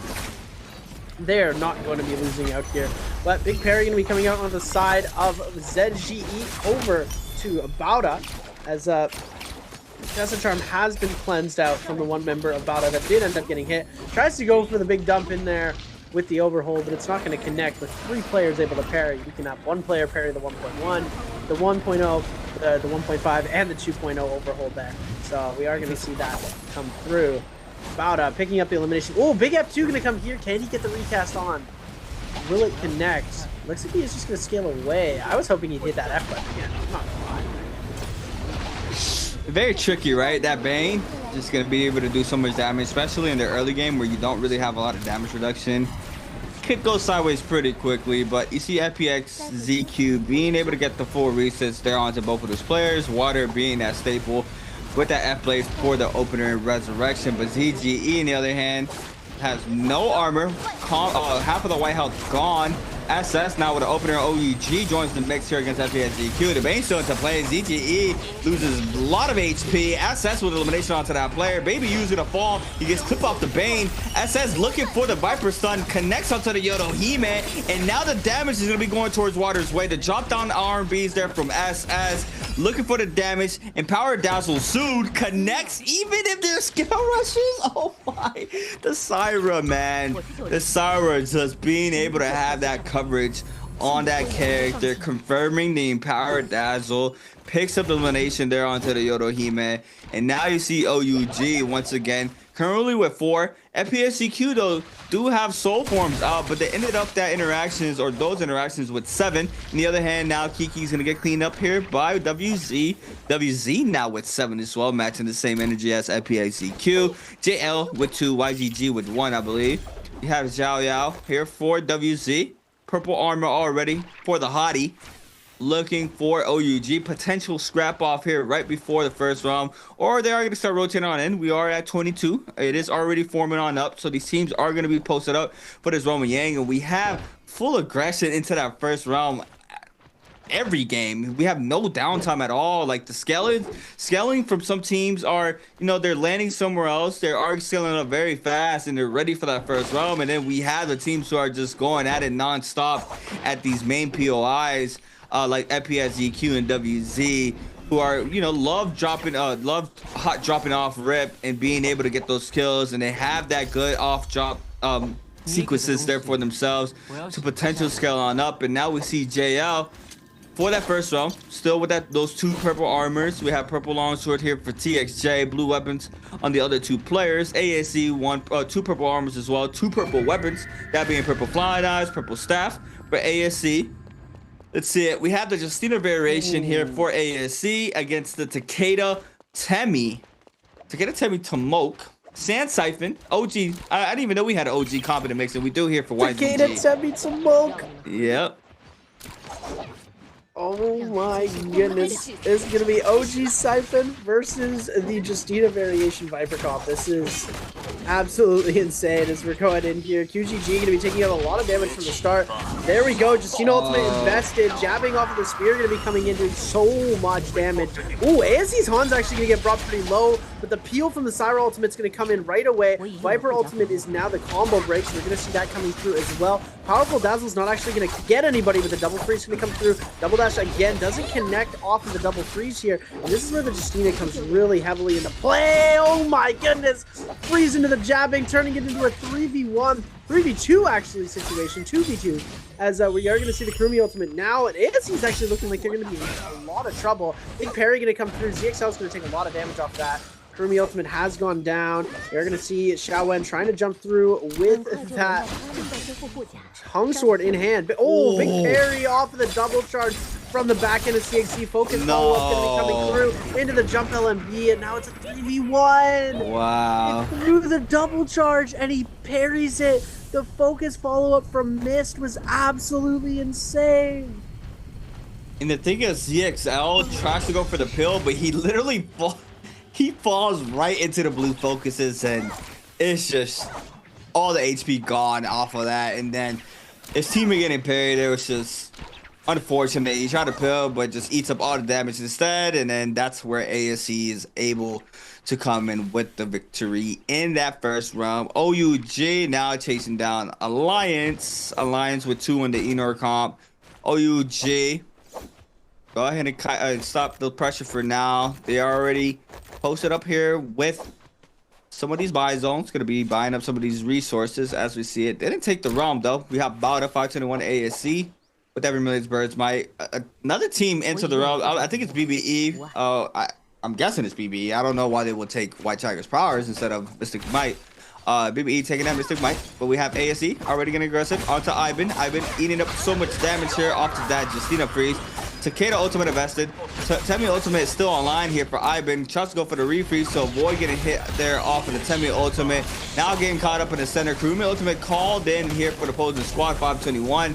Xiao Wen looking for the hits, getting stuck there on the Tumult ult. Now he's going to use the F to avoid any of the damage. Ivan with the mid-range focus, getting the damage onto Xiao Wen. Xiao Wen now, no freezes online, trying to kite out the pressure. The Viper ultimate called in here for ASC. Han looking for the stuns and does connect onto two players. Fat Melt, big parry there from Pam before the peel, beautifully done, but Fat Melt still falls. ASC with a quick cleanup there onto Fat Melt. Another parry this time around for ASC's. Who is that? Mint with the big parries. Xiao Wen with the big parry. It's just back-to-back parries there for ASC. And that's all she wrote. Eliminations are going to be going towards ASC's way. Wow. ASC with the perfect finish onto that. They managed to peel. They managed to get their wisp off. And then the parries from Mist on that full sword were just absolutely insane. Oh, they're going to scout this out. They might drop in on this. No, they just jump overhead. Oh my goodness, running into OUG right here. This could be scary. Where is the rest of the members of OUG? They're coming in. Silent's gonna come out, but they get the ultimates bringing in. Oh no. Han's gonna be able to avoid it. The root of the tree ended up helping him there in that situation. Syra ultimate's invested. Double freeze can be released off of the side. Xiao Wen gonna try and get another freeze in the mix. He's able to get it. OUG could be in a lot of trouble. Xiao Wen does have that. Oh my goodness, look at the double dashes coming through from Shin Yu. Or from Baby Yu. Now on the backside, Shin Yu's gonna get taken out here. ASC's Han went down. Now it's a 2v2 situation. Tries to go for the parry. SS is gonna be able to get that kill. Now it's a 2v1. ASC's Mist fighting against SS. Jin Yu's gonna be able to get revived here. Baby Yu goes for that F ability. Scale Rush comes through. The F ability does connect. Dazzle's gonna come out into the blistering edge. Mist trying to hit the 2v1 on this really hard. ASC gonna be able to run it back too because they have Vermil. They're just coming back in. They get the front of the Han though. This is going to be detrimental. Barry going to come out. Big freeze coming through. SS goes down. Han goes down again. This could be trouble. It's 5-2-1's going to be jumping into the mix. OUG's SS is down. ASE, only no Vermilions left for them. Xiao Wen is going to get caught out. Both teams could go down to 5-2-1 right now. Yeah, 521. Perfect time here for the cleanup on the Xiao Wen. Xiao Wen's going to be forced upon the Justina F. Just still up for now, but it's going to be a lot of pressure here for 521. Jump on the base for the extra damage. And 521 lurking in the shadows. Playing that Fawn play style. That third party. Being able to win that off there against that commotion there from ASC and OUG. Massive parry here from Junks. Being able to get the elimination there onto that player, Dufu. We also see a player weak there by the zone, but BBE still getting hit with some of the pressure there from QGG. That being YZG. You see JL's member trying to retreat here from the situation. It is the only one standing. It's going to be Junks, but we also have the Wu Chen in soul form or potentially already in that Trobe form instead. And JL is going to be eliminated. Yeah, but like you mentioned, JL, they can drop donuts for the last 3 games of the day, and they wouldn't even lose a second of sleep over it, with just how far ahead they are in the pack right now to qualify for the bi-weekly 4 finals. Yeah, I mean, at this point, so many teams have just gotten themselves fully eliminated. Like we saw SR go out first, then we see a WZ getting fully eliminated, JL getting fully eliminated, ASE is on 1 player remaining. I have no clue how they're still alive. OUG went down to 1 player, but they're back up to 3. Baby managing to buy 2 rebirth charms to get them back in. And with the amount of chaos that has just been caused, 5-2-1 take this opportunity to hop into Yang. Because they are full ultimate, they're all ready to jump into this. They didn't invest too much taking those third-party fights on. They've managed to pick themselves up 4 eliminations on the board. And they're the only team that has jumped into Yang. This is looking pretty crazy because usually the teams that we'd see going into Yang are just not hopping in. They might get this completely for free. Alliance going to be claiming Spirit Well on the outside, getting that Draco Storm buff. and 5. Oh, at the last second, Bauda jumps in. DRG looking to get a free Yang on the backside as well. I think they might have claimed the free Realm of Yang on the outside there, but 521 is going to be facing off against Bauda. This is going to be Matari, Enor, Hadi. They're still running Matari, they're just running Nofaria against Pampy and the Sand Siphon crew. We're going to be coming around. Bauda's Lin, you'd be dealing so much damage right off the rip. Trying to see if they can get the lightning strike off, and it comes through. Big damage, big follow-up damage on the Pampy as well. He has ult available still. Kurumi ultimate's going to come up. This is actually going to heal out almost all of that HP lost to the Enor, as the Enor ultimate's going to be coming down now. 5v1's going to be on the front foot of this fight. Pampy now. Go ahead and respond with the Takeda ultimate on the Sand Siphon. NY7 can be forced to take the cube. Ivan looking for the chase down onto Lin. In the backside, the Mataro ultimate now is going to be used to respond, but Lin's going to be eating up all that damage there from Pampy with that R&B focus. Ivan, on the other hand, invests that 10 ultimate. You see the last screen called out here for Pampy. F invested as well. No blue focus releases. Armor swap. Do we have? Oh wait, armor swap. What do you mean? Yeah, we saw Fat Milk was on 1 HP. We saw Ivan drop his armor for him and bring it back in so that he could save himself from the Matari dash. They were able to tank the Matari dash, and that's why they're also alive. Ivan does end up going down because of it. Fat Milk does go down to Zeb. They're able to make the comeback here. 2v1 situation. Can Pampy come out alive? But he doesn't do it. Oh my goodness. That was a crazy armor swap though. Insane. Not enough though, unfortunately for 521, but Bauda being able to snag up this round.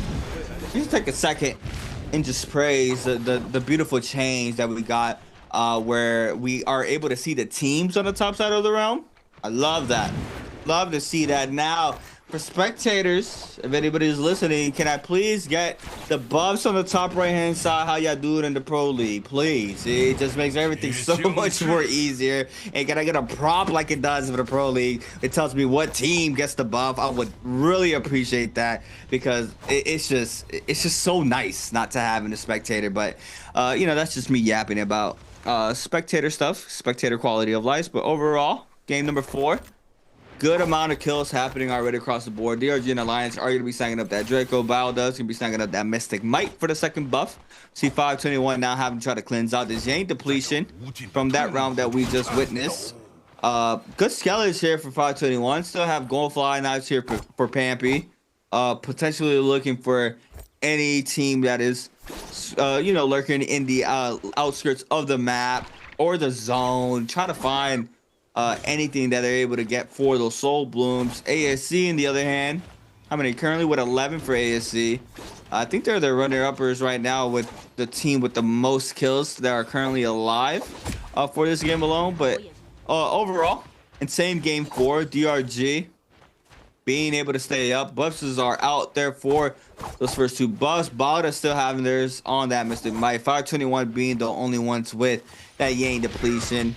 So let's see it here, how they're going to be able to respond with this debuff. And they're actually on that OG Sand Siphon, so they are going to be going against everything new except there for FPXDQ, which is that Wu Chen Yodo Tessa, if they do end up running into that squad. But it looks like ASC is very close. Blue armors across the board here for ASC, also 1 purple on Han, being able to have that on the Viper. But Justina is going to be that aggressor here for that squad. Not afraid to use those dashes for the Prios as well. Just overall strong character to have there in that composition. 521 still roaming the map, looking to see if they're able to find any squad. Alliance posted up in the center of the map. DRG, potential aggression. Or they are just going to start rotating on into the next zone. As you see, nobody full focusing anything, not even range pressure currently here between both of these teams. But DRG's Don Q on that Cicada. Sand Siphon as well. OG comp. Didn't recognize that until now. But overall, Cicada still waiting on that rework, right? I mean, Cicada has been, you know, been really rough for the Cicada mains for a very long time. And know, they bro. did Aqua's. You said what? I said, I know, bro. I'm one of them. They did Aqua's justice, though, so all we need is the same justice for Cicada.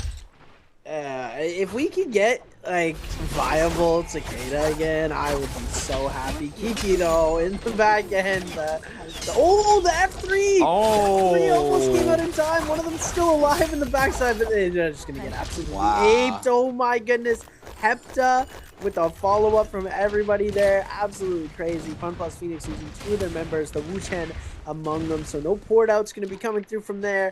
ZGE is going to try and sneak back into this, but I think Alliance sees that. They're going to see the sneakiness. Oh no, they're going to go for the spear well. ZGE might be able to kite around. Might be able to kite around. Get to the teammates. Get to the teammates.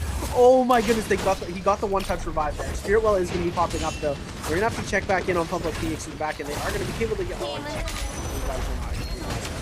As we are going to see now. Oh, he manages to get one player. Oh, never mind. Never mind. 5-2-1. He's trying to focus in on this Spirit Well. They've got the Palm Lightning and regular flying knives coming through. The Depletion has hit every single player here. And now that nobody has claimed this Spirit Well, it's going to spell trouble because now no one's going to be able to cleanse. It looks like Bauda and ASE were outside of the zone of at the time, so they will not be taking that Yang Depletion debuff, putting Fun Plus Phoenix now getting fully eliminated. 5-2-1 taking so much damage. Jump LB into the freeze. Jump LB coming out. SS gonna try and see if they can make anything happen, but the members of DRG are a lot more scaled up, and they're gonna be trying to come in. They have themselves that buff from the capture of the Yang Spirit Well. They're going to be trying to come into the members of OUG. SS going to try and go for that ult cast. It still has it available. We're going to see that come through, but the Temi ultimate has been brought out to try and prevent any sort of stuns. Iframe coming through. Big parry comes out. Huron shoves, and the shotgun burst to finish it off from Dongqing. Yeah, but that's fine, right? OUG has so much money. I thought they were just going to give up that kill and just completely go to buy zone as fast as possible, but they actually try to peel, and now Baby You might potentially punish for it. He's still in the zone, trying to get right on in. It's 1 HP. Oh my god, nearly gets eliminated by the zone, and now gets looked at by the Alliance. And like I mentioned, I thought they were just going to give up that elimination. They had a lot of money to buy up. You see Xin Yu in the back end just trying to stop that line of sight, make sure it does not make any noise. ASC, Alliance, DRG, all applying pressure right now here in this in the game. What do we have? Bauda now lurking on top as well. Alliance PP is going to be losing half of that gold armor, trying to go for the retop off. ASC currently with 13. OUG still having to cleanse off of 1 player. They lose to Justina with 13. Alliance does have 1 player with Yang Depletion. I felt it was very ambitious there from Baby You using the ice burst. You know, it does use some of your dashes, but you do get a confirmed freeze off of it. But he used it more in a isolated way to confirm elimination. Didn't really use the dashes to get value for his squad, but he did end up cleansing off of it. But overall, I think it kind of just hurt him a little bit off of that interaction, possibly. But you know, in the heat of the moment, you got to do what you got to do to stay up. But it's just rough to like give a call like that. Yeah, they were all inning for blooms, and they ended up getting caught out by the members of DRG and separated. That's the big thing. If you're able to separate 1 player from their team in this type of game format, it is really cooked for you. As we come down to 4 full teams and 1 solo left alive, we've got 1 member of Alliance still on Yang Depletion. They're going to need to cleanse that fast, and they actually do manage to find the elimination off on to the member of OUG that was still alive. That's Shin going out with 13 kills. So the cleanse is actually going to come through, and that's really lucky for them that they were able to find that solo, because if it ran into another team's arms, we wouldn't have been seeing the same outcome there. As we're now taking a look, everyone's cleansed, and we might actually get to see like a pretty close end game here where we do end up going to final circle. I don't know if these teams are going to want to aggress too quickly. Bane is going to be ending in the next 6 seconds here. As that drops, these players are going to make their way into the middle of this area where they're going to be trying to fight out for this Spirit Well. DRG going to get the first drop on it. ASC are just going to... Oh my goodness, this could be a huge ballista play. It's fully loaded.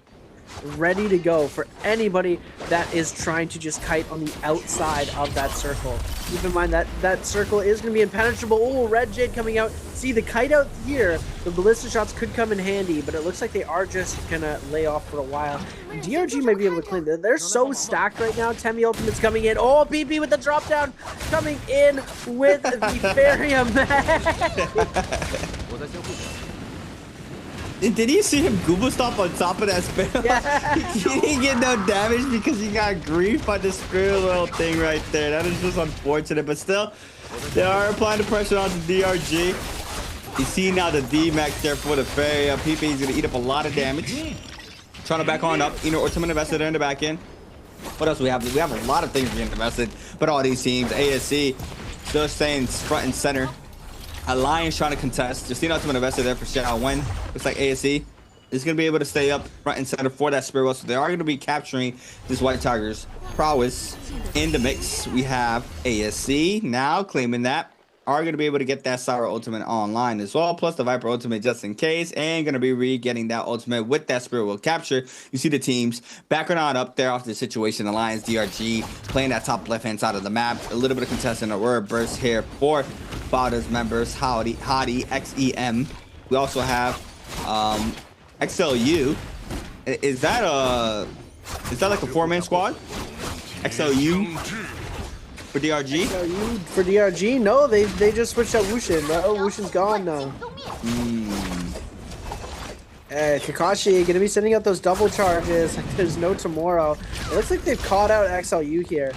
This is really unfortunate for DRG. Now they're losing a lot of HP. Donkey is incredibly low here. Kakashi's still stacked. DRG had like the best tiered loot coming into this as well. They were looking really strong, but now starting to falter. Dongqing trying to make his way back into the zone. Red Tome gonna come out. They got Yang Spirit Well. They're gonna lose Red Tome. It does. He did just use it to make that cooldown even longer. So I don't even know if they're gonna even have time to send the Red Tome out again. But they pick it up just in case. Now we're down. Kakashi is a solo. These teams could aggress onto this quickly, but they don't want to burn ults. We are going to see Silence come through, but it's not in time. Sap damage coming out, but he misses the follow-up coming in. We are going to see that Temmie Ultimate. Big Parry going to come through. Ability invested to try and kite the damage. But we do see, oh my goodness, Xiaowen's going to pick that up with the Flying Knives. We've got Golden Jade, Windsprout coming through from the fan of ASE Han. Now Mist, going to go for the reset here. Oh my goodness, Zhang and Alliance, they could come with some really explosive gameplay. Oh, they're not going to do the Mercury River attack, but I thought we were going to get to see some crazy stuff coming through there. Let's see it. The Descent Circle, Alliance, Bowder still up, ASC as well. Pressure going towards the Hottie's way there for Bowder. NY7 get even damage off the bow. PP's going to be picking up elimination onto Lindo off of that bow shot. Xiao Wen still investing that Justina Ultimate. Potentially going to be going in pretty soon. We got clinks happening there on the right-hand side of the map there from Bowder. You see ASC and Bowder fighting for this top side of this terrain. Alliance, on the other hand, on the opposite side, is looking for the bow shots, but now that's a big freeze onto the Hottie there.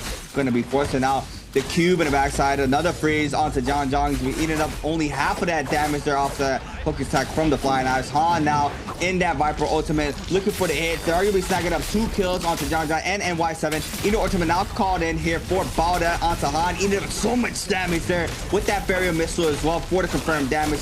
And now getting a re-hit off the missile. Miss trying to respond off the Sour Ultimate on the top side. XEM being able to stay up. The Empower Dazzle not sure if it clips onto anybody, but PP in that barrier mag trying to apply the pressure. Xiao Wen looking for the dashes, not being able to collect off of that, but he is going to be snagging up with gold armor.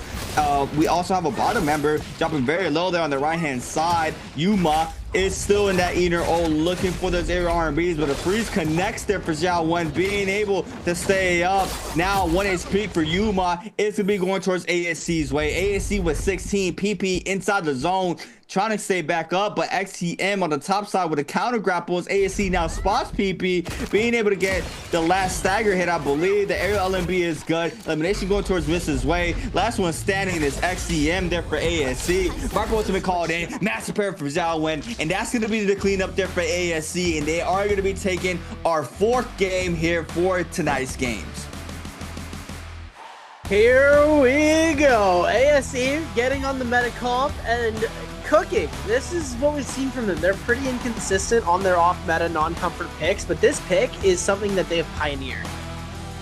This is something that like they came out with in the early bi-weekly stages when we were still heavy onto our older meta worth of comps, and they came through and absolutely dominated with this. So, you know, it's obvious that they're going to win when they're on this Viper comp. Xiao Wen, Han, and Mist, just one of the best Viper Syra Justina comps in the game. Like, look at Han, or look at Xiao Wen when he's doing his Viper stuff in the air. It's so beautiful to watch the way that they play this. You know, Fun Plus Phoenix still had a good game. JL not managing to do too much off of that. You saw how it happened. They were losing early in the game, but they're on that last pick, and like I said earlier, and like C8 has said, they could get donuts for the rest of the day and they would still be on top of everybody. What a luxury to have, right? Yeah. Teams fighting for that top 12, but JL once again, the first bad game of the day. I mean, they've had explosive games 1 through 3. They clean it up there for game 3 for the multiplier, and then, you know, into game 4 they did not manage to really find that tempo, but overall not a big problem there for JL. But for ASE, this is massive for them. They needed this. They needed to get these the multiplier with the amount of kills they were able to snag up there in that end game. Xiao went with massive Justina freezes there, being able to confirm a lot of those freezes to apply the pressure onto those players who got caught up. He even froze the Eno over there at the end circle to pretty much chip off that health, and off of that interaction alone, the Eno falls. Starts off with the Justina freeze onto the Hottie, who was playing that mid-range right above the Mercury River, between both of those two areas. But overall, beautiful game there for ASC. Yeah, we didn't get anything too out of the ordinary for our fourth game like we did for game 3. Everything was pretty much standard. We saw the Temi Viper Cyrus still in the play, and that Justina variation just being so strong. But yeah, like you mentioned, I feel like possibly that Justina variation is a little bit better if it's played out a lot more from the remainder of the lobby. And yeah, the Temi composition does have like that little bit more free will that where you can mess up, because you pretty much just have to lock down players inside of Temi, right? But overall, you see the damage here from ASC with that Justina variation, having 26.8 overall game score. That's going to be jumping up massively there in the overall standings. OUG still staying consistent with 14.5, Bowden out with 11.5, Alliance with 11, WZ with 9, DRG with 8.5, NPXEQ with 8, YZG with 7.5, 521 with 6, JL with 5.5, BBE with 3.5, and we had our last team there with 2. And this is our kills. I mean, Justina just doing wonders here for ASC, and that being Xiao Wen's hand there with 11 elimination, 26,000 damage. What a way. I mean, always, right? The Justina pretty much is that frontliner there for that squad. Sometimes we have that Viper, like Seb was explaining for our second game, but for our third game, sorry. But overall, you see the damage from the Justina, and the Justina is really that key player for this composition to really go smoothly against all these teams in these lobbies. And we see it here from Xiao Wen being able to fill up that role in that Justina perfectly. Yeah, in like I said, it requires so much precision to be able to get those double freezes, to get your extra dashes. You see, when the comp is performing successfully, it requires the Justina to get at least 2 dashes, 2 double dashes. All right, so it is definitely the precision of the Justina that makes or breaks the comp, as we are going to be seeing. OUG with the 52.9 already on the day so far, 69.8 points for JL. They didn't put up that many points in the last game, right? But yeah. I mean, you know, they're like, I kind of got like a little deja vu from like EU day 1, trios. I think Hex had the same sequence, 3 good games, insane games, 20 plus kill games, just like JL just said. Obviously this is the pro league, and then 4th game they had a bad game. I mean, it's bound to happen, right? You can't, you're just like leagues ahead if you're getting that 20+ kill game every game. You know, it'll be insane to watch. I'm not saying it's impossible, but it's very, very hard to do when you already have 3 under your belt. But overall, we see here the quick highlights here, powered by China Unicom here for our 4th game, ASC Royale here for the highlights. We see the realm of Yang. This is first realm, 2048 in the clock. We have the overhead. This is the master parry there from Xiao Wen. Being able to get the 2 charge parry onto that player. The pill tries to come in for the tumult, but not enough. He eats up all that damage outside of the round. Snag of the bloom. Massive parry there. 4 miss. Into the air LMB. Overholding. Parry from Xiao Wen. And this right there, that right there, I love to see these POVs because you see how well, look, once again, you see how well all these players really have each other's back and how they pretty much have each other's openings, right? One player is going for the overholds, the other one has the parry to be able to avoid all that damage. These players and teams work perfectly in sync, and it's just so amazing to watch how perfect and how well they do in these sorts of situations with just so much on the line and just so much, you know, trying to be up in these situations. Just insane to watch here from all these squads. And right here for game 4, we are seeing it here from ASC. Yeah, ASC just what a phenomenal game through, and I love the way when we get the replays with the comms, because it just shows how locked in these guys are. Like it really requires an extra level of communication and craziness to be able to pull something like this off. Justina for the MVP as well. Let's take a look at this. That position 1, 11 kills, 26,000 damage, swift cut, advanced heal, 2,192 damage just from the Justina dashes alone. That's the Justina dashes and the slaps coming in. Staff and flying knives taking the damage king. Look at that, 15.6 thousand damage from the flying knives alone. This weapon is broken and needs to be changed. It is. I love abusing it, I'm not gonna lie. This is Xiaowen's 4th time as MVP. So he's doing something right, 100%. Yeah, flying knives. I don't think it's gonna go anywhere. I'm not gonna lie. No, I think the flying knives. Yeah, I think. You know what? I'm not gonna say anything. I don't want to get in trouble. I don't want to get in trouble, but you know, since the release of the flying knives, we've seen how strong that weapon is. I remember the first day I got put into the pro league. I was casting solos. Every player was playing with flying knives. It was literally 12 players with flying knives. But we do have an answer for treasure for everybody at home. Make sure you guys swap on over from YouTube to twitch.tv/NARAKA BLADEPOINT. If you guys are trying to take a chance to win a special gift, the question will be: how many teams chose Kurumi, Tomoke, Takeda in game 4? Is it A2, B3, C4, or D5? And C4, explosion. Okay. I'm sorry, I had to. He said, off of multiple choice, you can really take out 2 off rip. You can make it a 50-50 off rip with just knowing how many teams are in a pick selection. But overall, we'll see how if the answer is 2, I believe, because I thought we only had 1, but we also managed to catch the last one in that end circle. 3, so no? Is it 3? I only saw there 2. was 3. I only saw 2. I don't know. Oh, big. Hey, I would have lost. Good thing I didn't enter. Hey, we still got 3 minutes to answer. Technically, they know, but we do. We're in a simulation. We are at 3 minutes ahead of y'all. So, you know, this already happened. Y'all just don't know it. Yeah.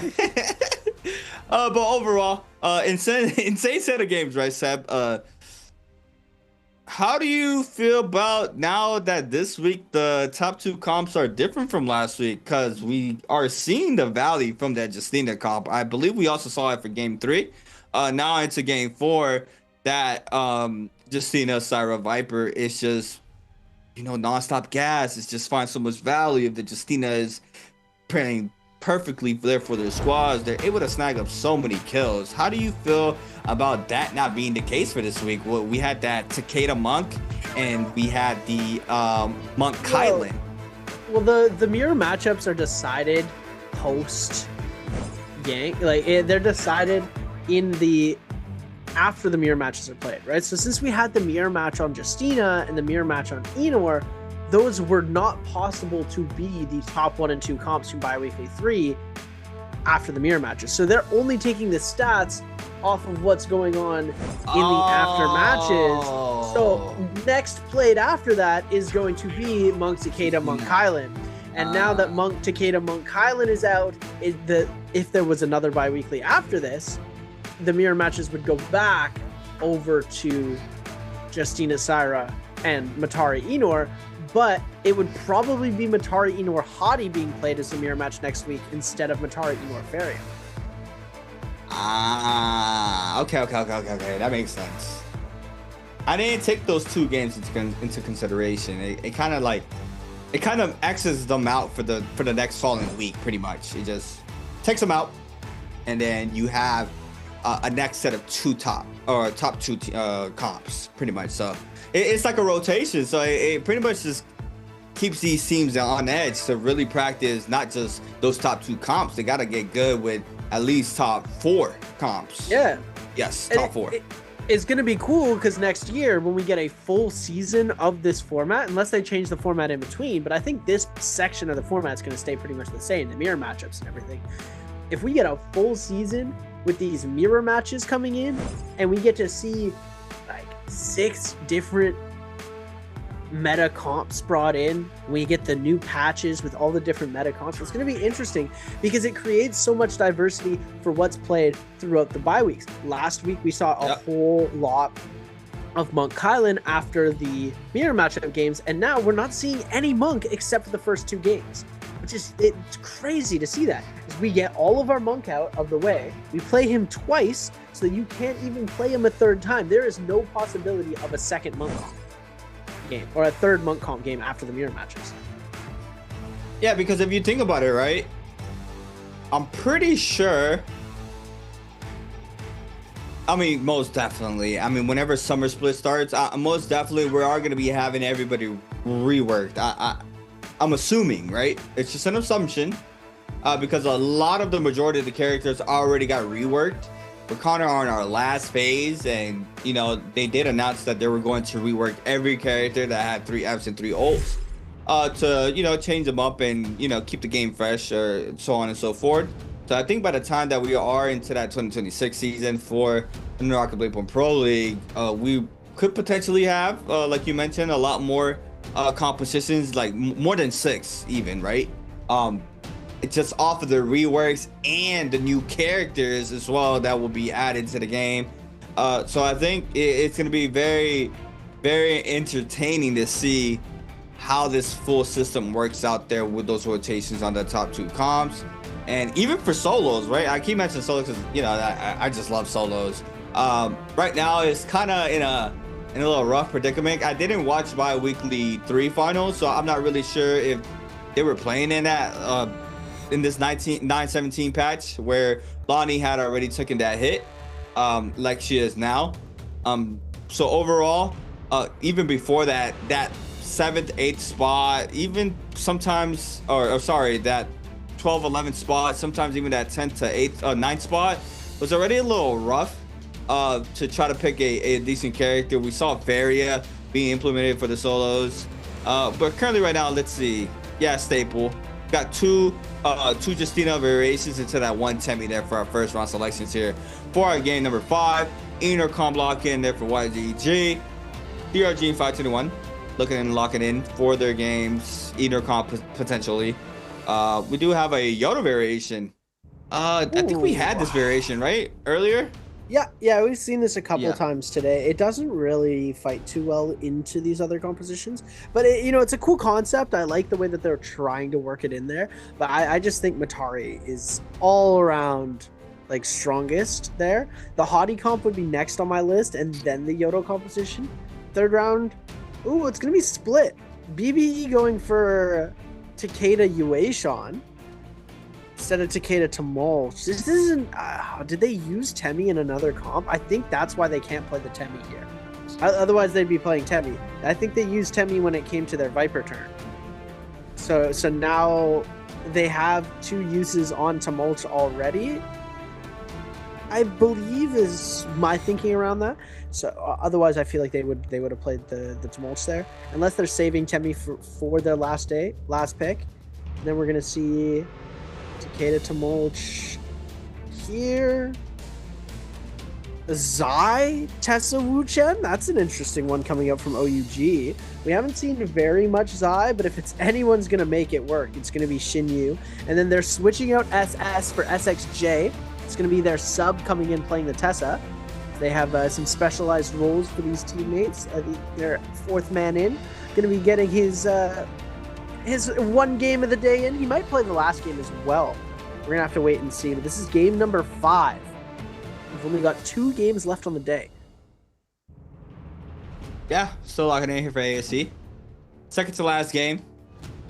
Zai Tessa Wuchen, huh? Very interesting. Very, very interesting to see. Siphon was very stable right when she got released. No, it was actually a late bloom comp that happened. Zai was already in the game, and I always forget what team it was. They brought out the Siphon comp, and it worked out perfectly for them. And it was right before a major tournament, and I even believe they ended up taking that tip home for that Biweek as well.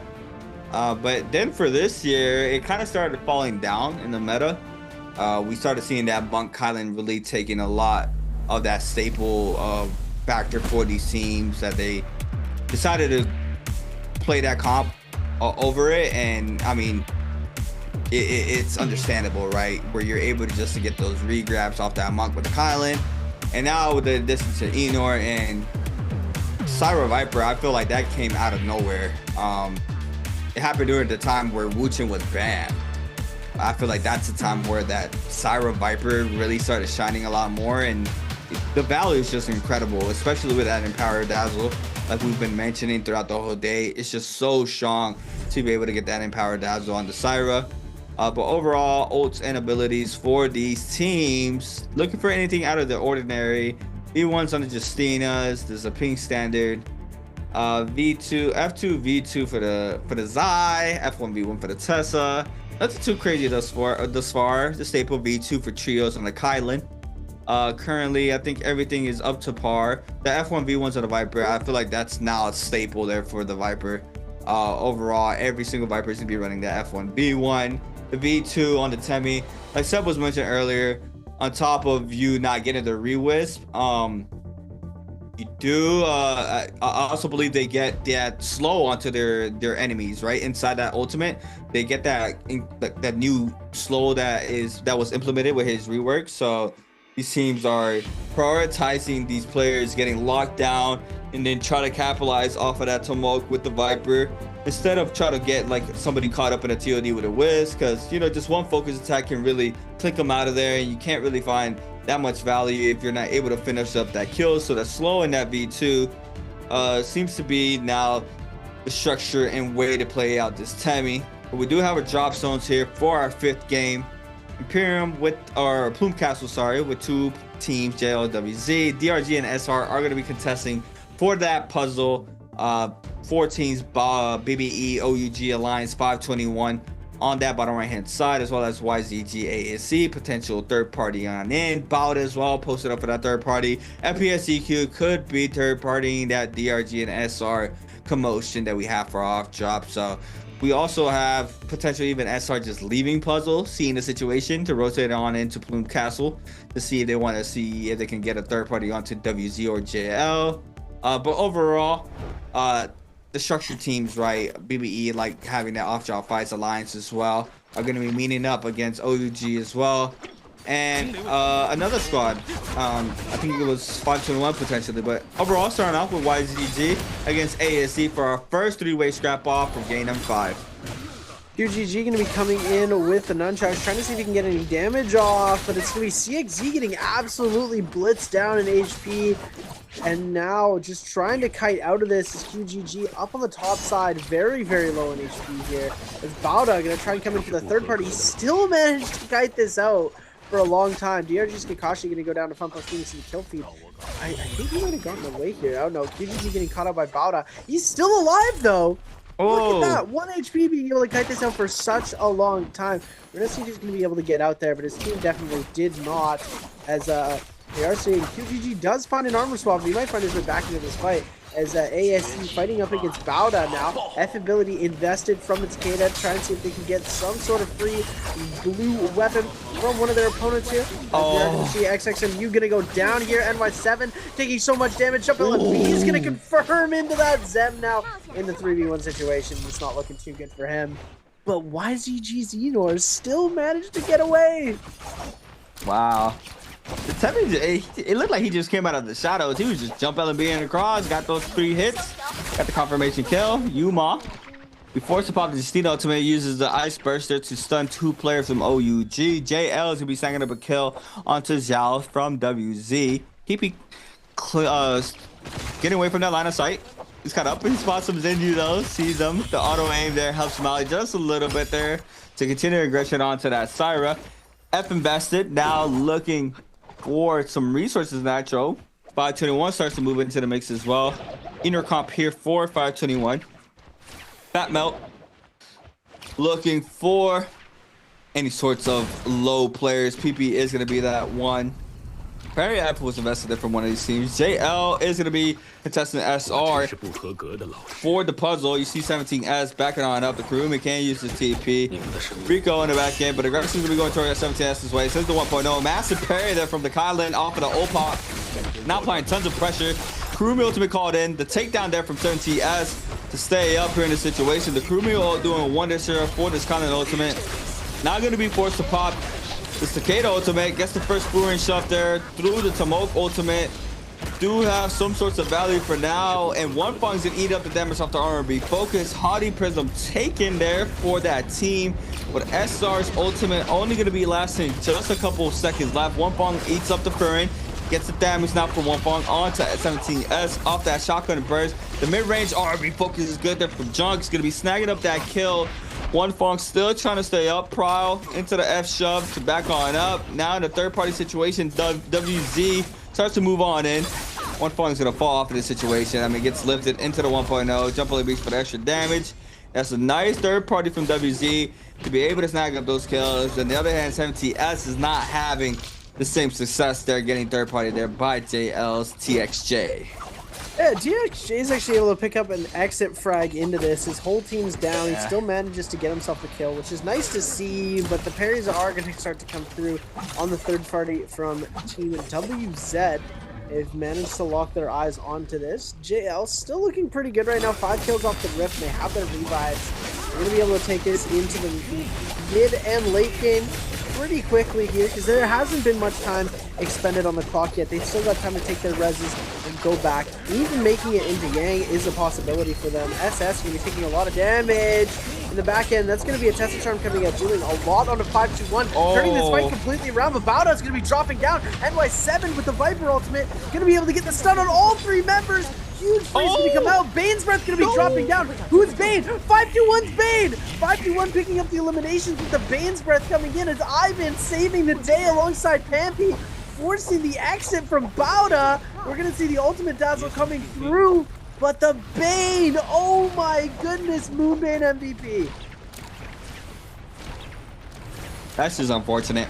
And that's how 521 plays, though. They love playing those third parties. They do find value now. Currently in 17th, though. Now, I haven't been finding a lot of value throughout the whole day, but now they managed to find it here in Game 5. I've been looking for the silence. Does manage to connect there onto NY7. I mean, you get a tracking on that jump LMB. He goes like over the border into exactly where that player is. It's just so good on the longsword. It's been so good for such a long time. Potentially with the chainsword as well. It might have the same tracking. I haven't played the test of it, but it looks like a generic variation of the longsword. Overall, 17S though, common armor still. SR kind of in shambles, but they do end up keeping that the gold nunchucks there onto one of their members. FPSGQ playing it on the ult zone. Might be just a little bit of pokage. We see them now starting to rotate on in towards Plume Castle. YZG Alliance getting active. PP gonna be hit off of the mark there from the inner ult there from QGG. Syra ult though, being able to get a little bit of pressure there onto the Enor. Now the area R&B is coming to play here for QGG. Looking for the second time. Doesn't matter to connect. None of them connect. Now the deform there off the Enor ultimate here for QGG. We were forced to shut it back on up. Justino ultimate called in there for the opposing team. QGG still looking for those recast Fs, not be able to do so. You see OU's JBU in the back end with no armor, just waiting out the commotion to make sure he doesn't get caught up. The Alliance now starts to move on in, trying to get active against YZG. The R&B focuses there for the spear is good for John. Now the Pharah mech is going to be called in. The Gooba Stomp into the missile shot for chip damage there onto John. John's going to be eating up all that damage. The armor now completely shuttered off here by the Pharah, but the Pharah in the back end eats up so much damage as well. But Taro to be called in for YZG. The drop down, no focus there for I believe someone who caught it on top. It looks like it might have been an Alliance member, but the missiles do stop that grapple from connecting there. Now John Dong is going to be able to go ahead and pick up some of the resources here from QGG's body, but the commotion has not stopped. We see 521 now starting to move on in, and once again in the third party, I've been already in that mech form, looking for the aggression onto Alliance. One thing to note as well, Alliance are running Syra V1, so they have the nerfed ball dazzles. They still are convinced that this is a more valuable ult for what they're trying to accomplish into this game. We've seen them run it in every single scenario. Yeah. When Syra comes out, they don't like that V2 ultimate, which I think they're losing a lot of value. I think they are too. They lose the heal value because you can't infinite ball anymore. You only have the 3 casts of it. And it loses so much extra value when you're not able to get like the super powerful dazzle, right? You can get the small dazzles. It seems to work early in mid game, but when you come up against the Syra V2, that's the situation that they want to put themselves in. Is when they're fighting against the normal Syra V2 comp, they're actually able to come up victorious against that. But when they're fighting against any other comp, they lose. It is literally meant to destroy the mirror matchup, but playing it into a lobby full of Enors, I just don't think it's worth it. I mean, since the first time I've seen that in Power Dazzled, I have no idea why you would not run that. It's just so good. It's just so good. We've seen it throughout the whole day after game 2, just how strong it is. From JL, we saw a crazy Empowered Dazzle where the player wasn't even on the ground. He Sierra Rush on top, and Empowered Dazzle still hits. It gives you a confirmed Viper ultimate too. So overall, I have no idea why you wouldn't run that. Yeah, you could get a little bit of edge there against another Cyber comp, but I don't think it's worth it. I think the Empowered Dazzle is just way too good. But on the other hand, DRG running the inner comp against WZ. Ground slam there off the mark is good there. Oh my god, into the drag slash. Beautifully done there from XLU. Just quickly doing work there onto Zhao Yao. And now the Empowered Dazzle once again into the Temi ultimate there for the opposing squad. Both players charging up blue focuses. Now the D mech into the Pharah mech here for XLU. We see Zhao trying to respond here on the Syra. Gonna eat up some of that damage. Kakashi on the other hand on that Yodo. Has the ult online, I believe. I saw like a little jump LB interaction there. Running the new ult, I believe. Do have FPXZQ, Angel swapping on over. We have the both Hadi, Kylan cards going at it. Just the Kylan's going at it. Just back to back slashes back and forth. Who's going to be the superior Kylan here in this situation? And it looks like Junks is going to be able to apply a ton of pressure there onto the opposite team, being FPXZQ. And they're able to get one, turning this into a 3v2 situation, but OneFun getting absolutely juggled in the back end. Losing their zipping is not going to be the greatest scenario for them. Hadi Kylan now versus Kylan zipping. ZGE going to get a huge 1.0 focus off on a Junks. Tries to bring it back around with the follow-up Stoneform focus attack. We are going to lose TXJ. JL now in the 2v1 situation. Can Junks pop off here, or is it going to be... Oh, ZGE is getting extremely low. Big focus follow-up going to come through. Let's get shots in the back end. Tries to go for the focus follow-up again, but he doesn't get it. JL almost able to pull off the 2v1 as we're pulling up outside this realm of Yang. We're going to see the Viper Sun coming out. Doesn't connect onto Pampy in the mech. PP starting to take damage, losing that ultimate early on. I don't think we have seen that Syra ultimate coming out yet. Or we have seen it come out, but it has been expended. They do have Vermilion Bird Might, so they're not in too much trouble if they end up losing this fight. We're going to see Dumas starting to get focused down. Area Mech on the top side going to be dealing a lot of damage as well. Yuma going to get hit with the silence right off rip. Does manage to miss the silence. The F ability refresh from the Matari ultimate's going to come through. Tries to send that shot again. Yuma going for the scale rush, but losing so much HP. We are going to see one kill happen. Fat Milk is going to end up going down to Alliance's PP. Now, the 5-2-1's Pampy taking a lot of damage. I've been trying to go for the peel. Jung back up to HP though. Yuma now in a tough situation. Tries to go into the stone form. Pops the F to avoid any extra silence damage coming through. Jung able to get the uppercut into the grapple bump, into the 1-2-3 combo, into the great sword follow-up. Oh my goodness, Alliance bringing it back from almost certain defeat. Now it's a 3v1 situation and Pampy falls. Alliance showing that V-Run Syra is still viable. Flying knives. What a surprise. SR though, in the other hand, against DRG, Coxie very, very low. Losing all that armor. Don Q trying to come up for the pill on the Feria. See him there in the back end. Looks like Coxie is going to fall. Kurumi ultimate call. Then 17S still applying the pressure here with the Ferns. The 1-2 is good. Don Q's going to fall. And SR currently, they're in the top side. Can't even see how many kills they have currently. We can do the math though. That's 5 there for SR. WZ has Zane depletion with 3. Alliance though with 9. OUG with 3. Epic XGQ with 7. ASC with 5. Bada with 3. They stopped me from watching it because we're going to get a replay here for Alliance against SR and the Roman Yang. This is how SR won, I believe. Alliance. Oh, Alliance won. Okay, Alliance. Look at the patience here from John looking for that scare rush potential. Doesn't manage to connect off the R&B focus. Nearly clips him though. Forces him back inside that Temi ultimate. Trying to ice off some of the pressure there for his squad. We see Rico now eating up some of his damage. The Viper ultimate saved and called in a perfect opportunity here. Trying to play behind the pillars. Doesn't manage to weave it. And now John being able to capitalize and co with that kill onto 2 of those players. And now the cleanup there into the last member. OUG against BBE. Roshishi force to pop this Yushan ultimate. Looking for the ground slams. They're off of the charged LNB focuses. The second one is good. Lots of damage applying here by JL as well. Now currently have that Yang depletion. They have to try to cleanse this out as well as BBE. All 3 players still have that Yang depletion. You see the drop in LNB focus there from the Yushan ultimate. The Tesla ultimate calling in there from mid-range. Does manage to capture onto 2 players, but they managed to cleanse out very quickly. Junks now comes on in here with a 3-team charge. Now I'm going to go ahead and invest the Kyle ultimate. Dooku falls off of this interaction. OUG's Baby U is going to be using the port to port out OUG out. Junksto still looking for these players inside the cave. BBE's, who is that in the back end? Asbon, very low. TXJ still trying to catch on up. The slash doesn't connect here for the Kylan, but Junk still looking for the damage. Caught up in the corner. That player is going to fall. Still needing 1 bloom left here for JL to fully cleanse out.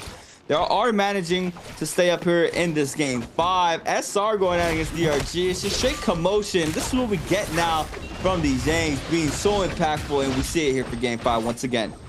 And 17S managing to steal the golden fan away from XLZU. They're going to want that back. They're investing that ultimate off of the Yodohime. Kakashi going to be able to come away with that elimination. Actually, that's XLU gets the kill. He goes down to Yang depletion. JL still trying to cleanse that last member, as we're now going to see the fight QGG versus OUG. Oh, they managed to get the lightning strike before the no ulti pops. That's so much damage on a Baby U. No ulti now. There's no way out. OUG. Baby U looks like he's actually gone out of this fight. Shinyu in the back end trying to defend against the entire ASC roster. Does end up going out. YZG ZXL takes out the other member of OUG. That's Baby U going out. UGG's down as well. So many players eliminated. WZ's Young going to go down to Yang depletion. Xiao Yao is going to purchase the Rebirth Charm. JL's One Fang goes out to Yang depletion as well. We see the Rebirth Charm purchase coming in from there. All of these teams are going to have to skip out on Yang and lose value, while Alliance 5-2-1 and Fun plus Phoenix go head-to-head in these Yang fights. We are going to see 5-2-1 taking to the skies. Enor available for him. He's going to be jumping up to the top, brings all the way back down to the ground now. We are going to see the grapple cancel coming through. Tries to use that F recast again, a little bit of extra damage coming through, and now they're going to try and focus out that Viper as much as possible. They have the Tari ultimate available.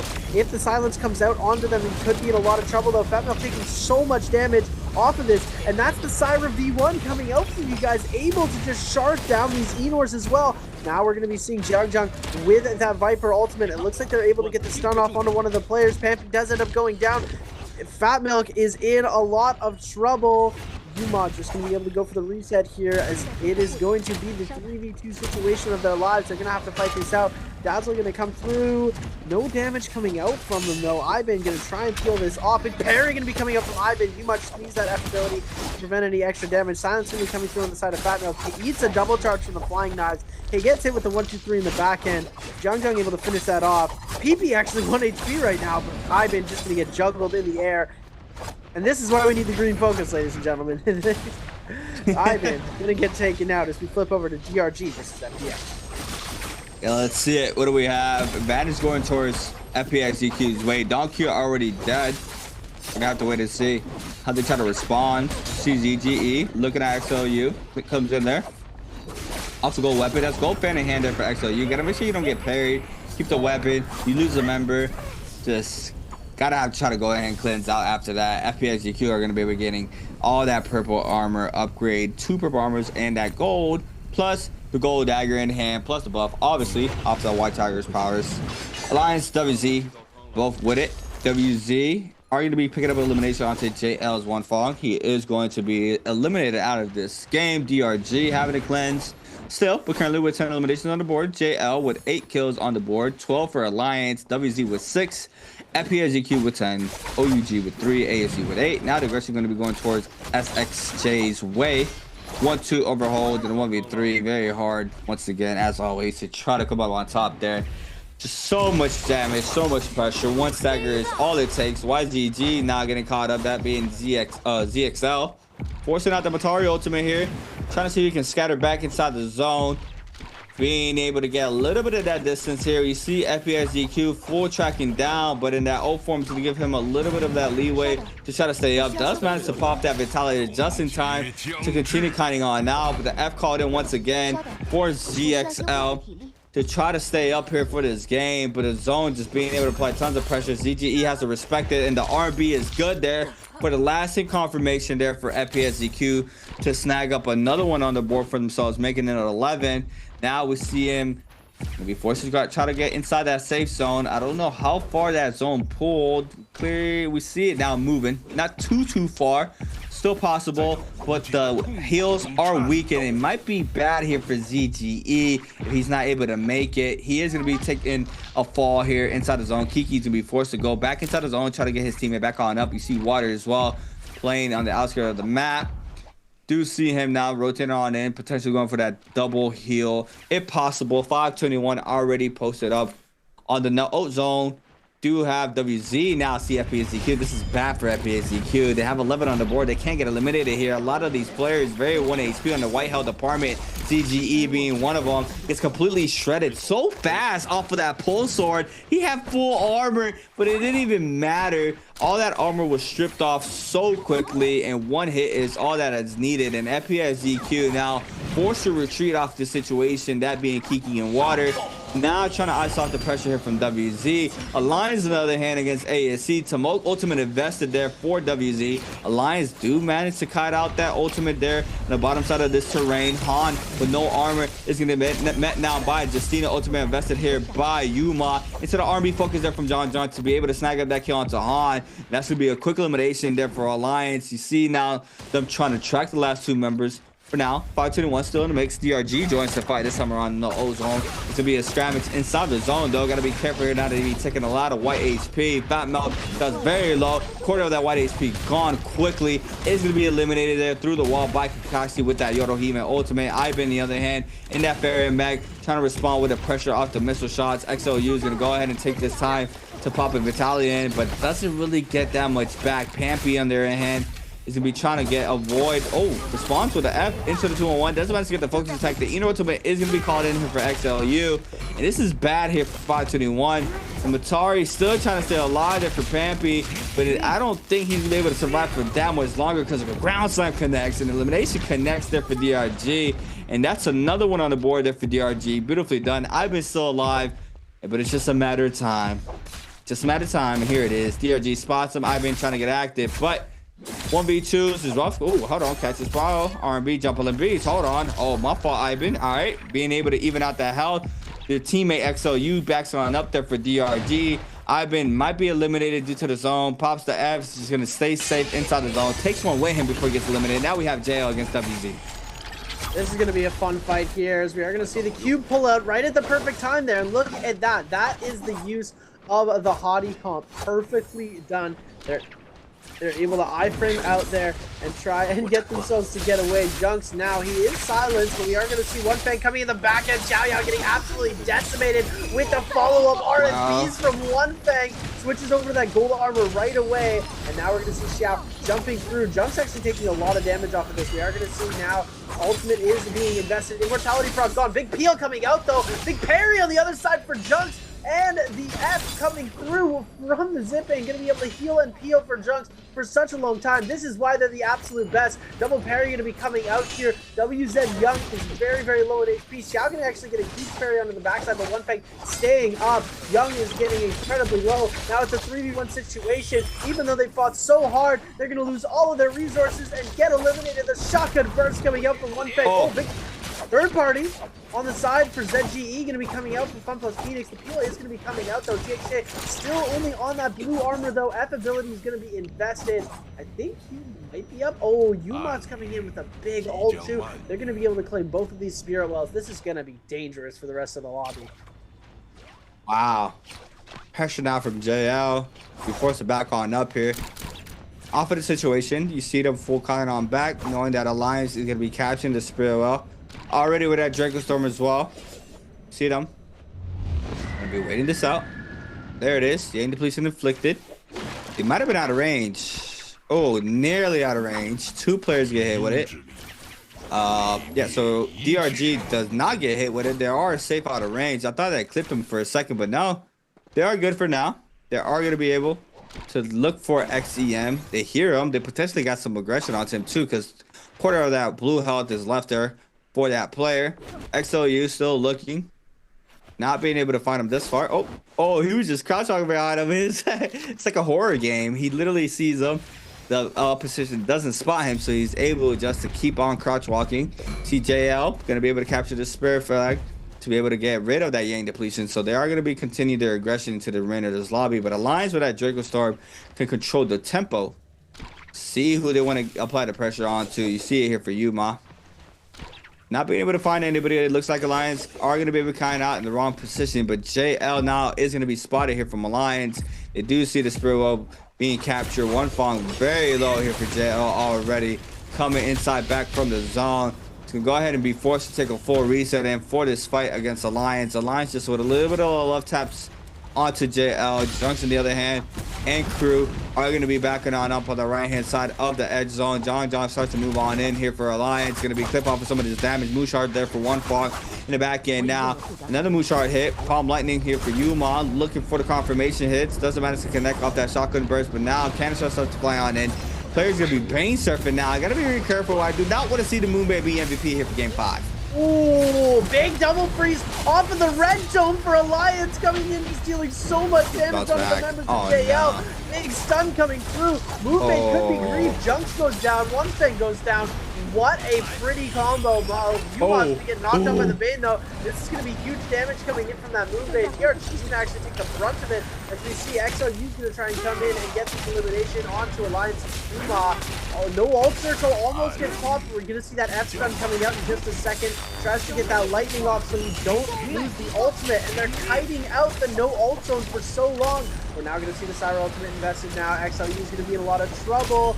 JL still with one member alive. TXJ in the back end. XLU's gonna go out. That means TRG's out in 4th. TXJ gonna pop that ultimate.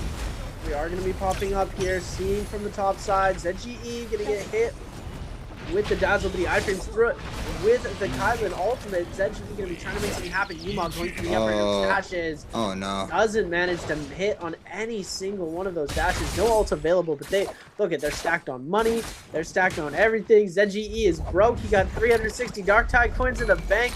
They are all maxed out on everything here.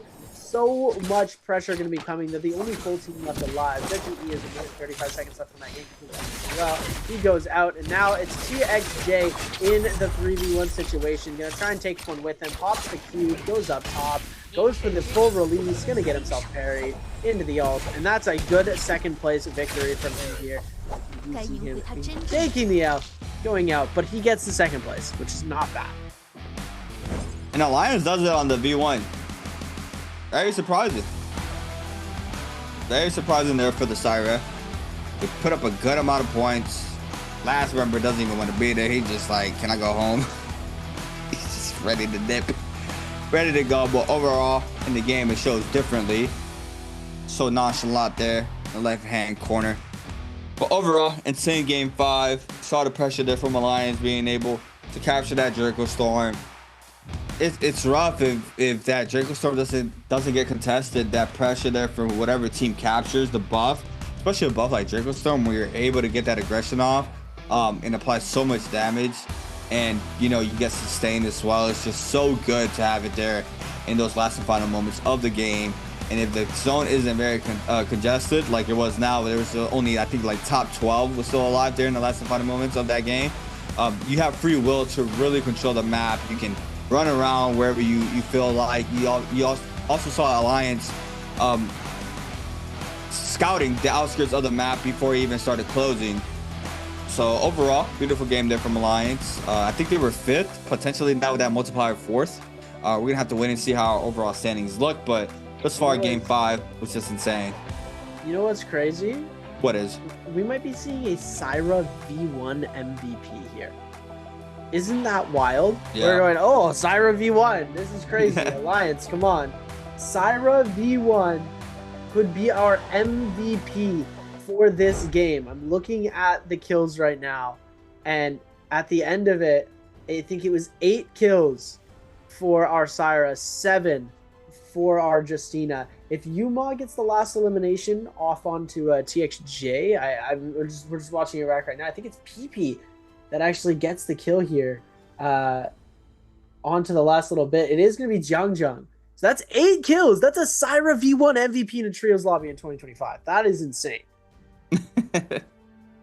Hey, it works out for them, right? I mean, it always comes down to whatever these teams feel comfortable with, right? I mean, it's still a meta character.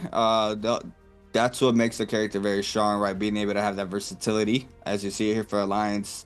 Doesn't matter the old, they're still able to snag up a lot of kills, plus win out games. So at the end of the day, it's whatever the players feel comfortable with and what the teams feel comfortable with and what works for them. And you see it here. You don't have to follow the trend. The V2 obviously is very strong, but you see here for Alliance, the V1 also does a lot of damage and picks up wins. So, you know, that's a good pickup there for Alliance. But overall, crazy game 5.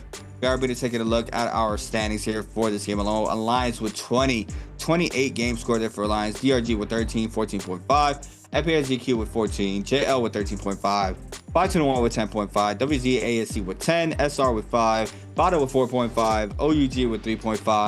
YCG with 1.5. BBE end up with a donut. And you are correct. 8 eliminations, 23,000. They're on the Syra. Yeah, that is just so crazy. 23,000 damage. Yuma with 7 eliminations, 12 assists, and only 19,000 damage. And then the F1V1. F1V1. V1 for all 3 across the board. That is so crazy to see here. So we're going to take a look at our overall standings right now. We're going to see BBE at the bottom with the 18.5. WBG has dropped to 17th place with the 24.5. 521 has picked up 26.5. Bowda with the 34. 521 was doing really good last week, and it looks like they've sort of started to fall back into their old mentality. Taking a look now, 56.4 for OUG, 56.8 for ASE, 61.2 for Fun Plus Phoenix. So they're starting to get into that range where it's like, you know, they're having a really consistent good day 1. And then look at this. There we go, 83.3 and the 83.9 for JL. They have scored incredibly on both days, and that's going to be 167.2 total points. And then we're going to be seeing DRG with the 94.5, Alliance with the 94, jumping up to 3rd place, 88 for SR, 86 for YZG, and 80 for WZ. WZ is going to be in a bit of trouble. I mean, they put up a good amount of points today, but it's just scary to think that if WZ don't perform in this last game, this is going to be the last game that they play, and potentially they won't make it into finals just because of how high scoring these games have become. There's just spells trouble. You need to dominate like JL did if you want to secure yourself a spot when you're playing day 1 and 2 and you're not playing day 3. But take a look, ladies and gentlemen, at some of these highlights. Bane MVP, brought to you by China Unicom. Let's see it. Alliance. That was a beautiful parry there from Ivan. Yuma was forced out the F. The mid-range focus is good there out the blind eyes. Fat melt. Eating up all that damage. Limitation comes into play. This is a 2v3 situation. Team is here for the bill. 1-2s. Just toys with him. To the 1-2 for the finisher. JL against WZ. Xiao Yao gets caught up here in the corner. That's 1.0. Oh my god, that was disgusting actually. I didn't catch that the first time. That was a slash into the 1.0 for the halberds. A slash into 1.0 for the halberds. For the elimination, that was clean. And now Junks, on the other hand, Wonfong with a massive parry. Now TXJ is gonna be eating up that damage. I don't think the damage connects though. That was a good peel there from his teammates. Junks though with a fine palm lightning with elimination onto Young, or I'm sorry, that's another player. Lions PP does go on in. This is a little bit of Moonbane grief pitch onto Junks. He gets clip off of this, but the Viper Sun still connects. Gets eliminated by the Moonbane. 3 charge there from PP is good. Gets caught up in the back end. Gets hit off the Moonbane still, and this is just straight commotion here in this end circle. Jong Viper ultimate down to the last player, TXJ. JL's TXJ being able to secure that second place spot, but Alliance coming out hot here in top, and the Syra being the MVP. I'm still not surprised though, Seb. I mean, Syra is she's just insane. Like, being that sustained character, opposed to some P and Kurumi, like, you have offense and defense in a character like Syra. It's just so good, and we see it here why she's being played out in so many competitions, especially with the Viper. Yeah, it is absolutely crazy to see that. The first time MVP for PP, which is really cool. Thunder Portal, Overlord. So he had the Jades for the Pole Sword if he needed it. It looks like he was running skills and ultimates doing most of his damage. Spear and Longsword being his next 2 weapons that were used for him. So we didn't really get to see the Thunder Portal come out, which I would have loved to see. But which player killed DRG's XLU in game number 5? Was it Alliance Yuma? Was it B, Alliance Jung? Was it C, JL's TXJ? Or was it D, JL's Junks? Or was it E, the Moonbane? As we go forward, it was a player who got the kill credit, but the Moonbane did him dirty there in the Inward Ultimate. It's unfortunate to see, but ladies and gentlemen, we're going to go for a quick break, and we'll be right back with game number 6.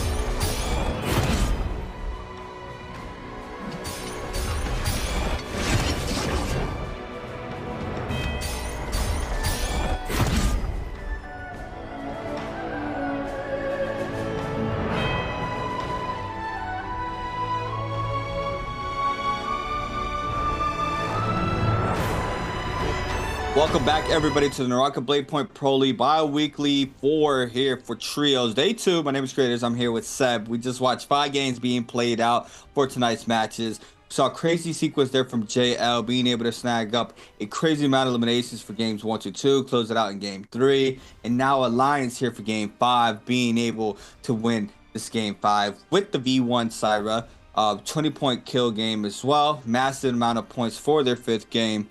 Overall, good showcasing across the board from 3 teams. I'm missing another that was in that top side of the leaderboard as well. That one game DRG. DRG. Justina plays, crazy plays, and Predoria. But overall, now we're locking in our last game of the day. You know, watching this game alone, when Kylan first dropped, people did try out the choke F.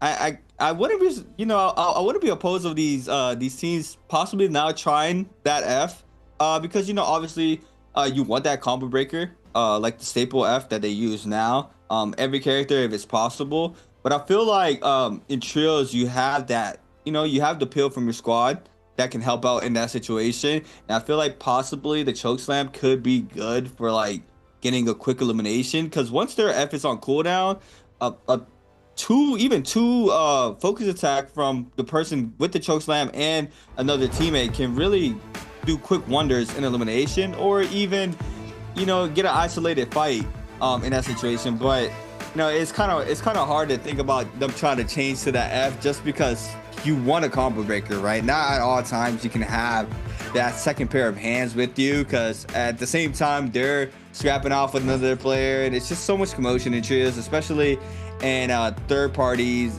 which pretty much all these fights are third parties. We rarely see any isolated 3v3s, and we do see them, they're like in that second half of their early drop of the games, which, you know, it's only about 1 to 3 teams that do that over, and then the majority of the other teams love hot dropping contests for like Volpine, going for puzzles, and then the third parties move on in, fourth parties.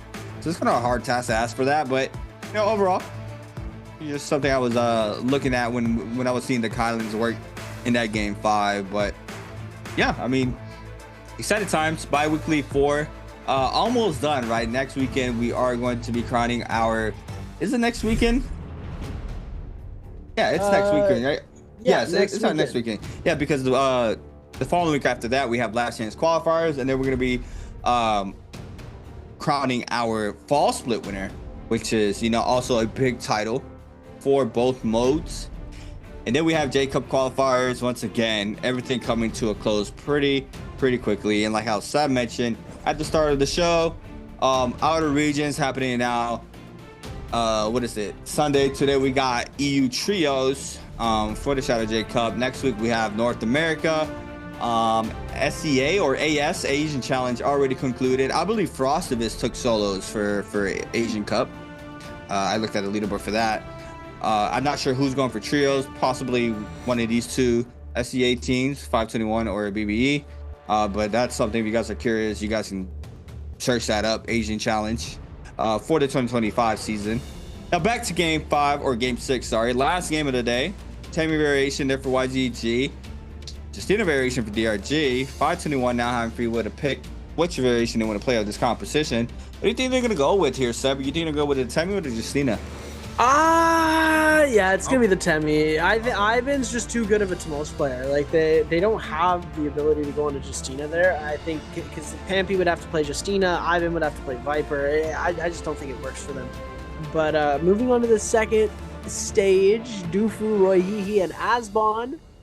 I think this is going to be, Matari. JL going to be running Takeda Enor, or Takeda Yushan. That's an interesting one here as they come out. We've seen this run a couple of times. We'll see if JL's able to do it. I think they're just labbing at this point. And look at this, triple Transformers here for Fun Plus Phoenix. No Matari, but using Yushan in place of Matari. So you don't get the refreshes on the F abilities, but you still get the anti-stun with the V3 version of Yushan.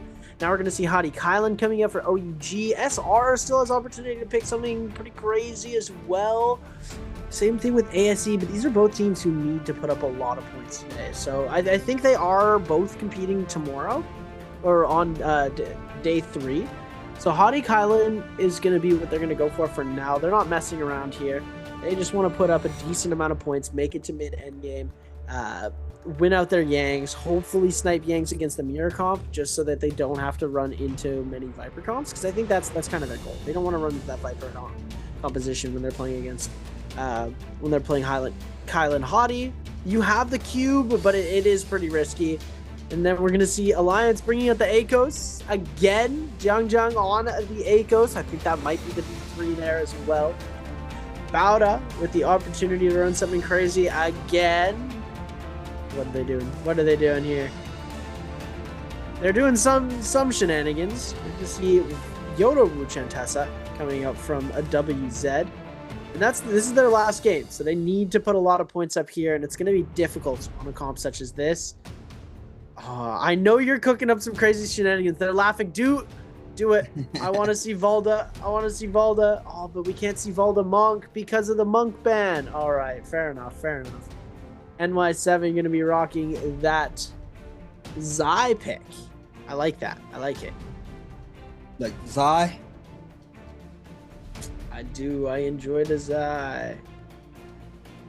Yeah, it's kind of rough, right? Because Zai doesn't really get played out in solos, and she's kind of getting kicked out of trios. We still see some teams picking her towards the end, but overall, she's not really one of those favorite characters.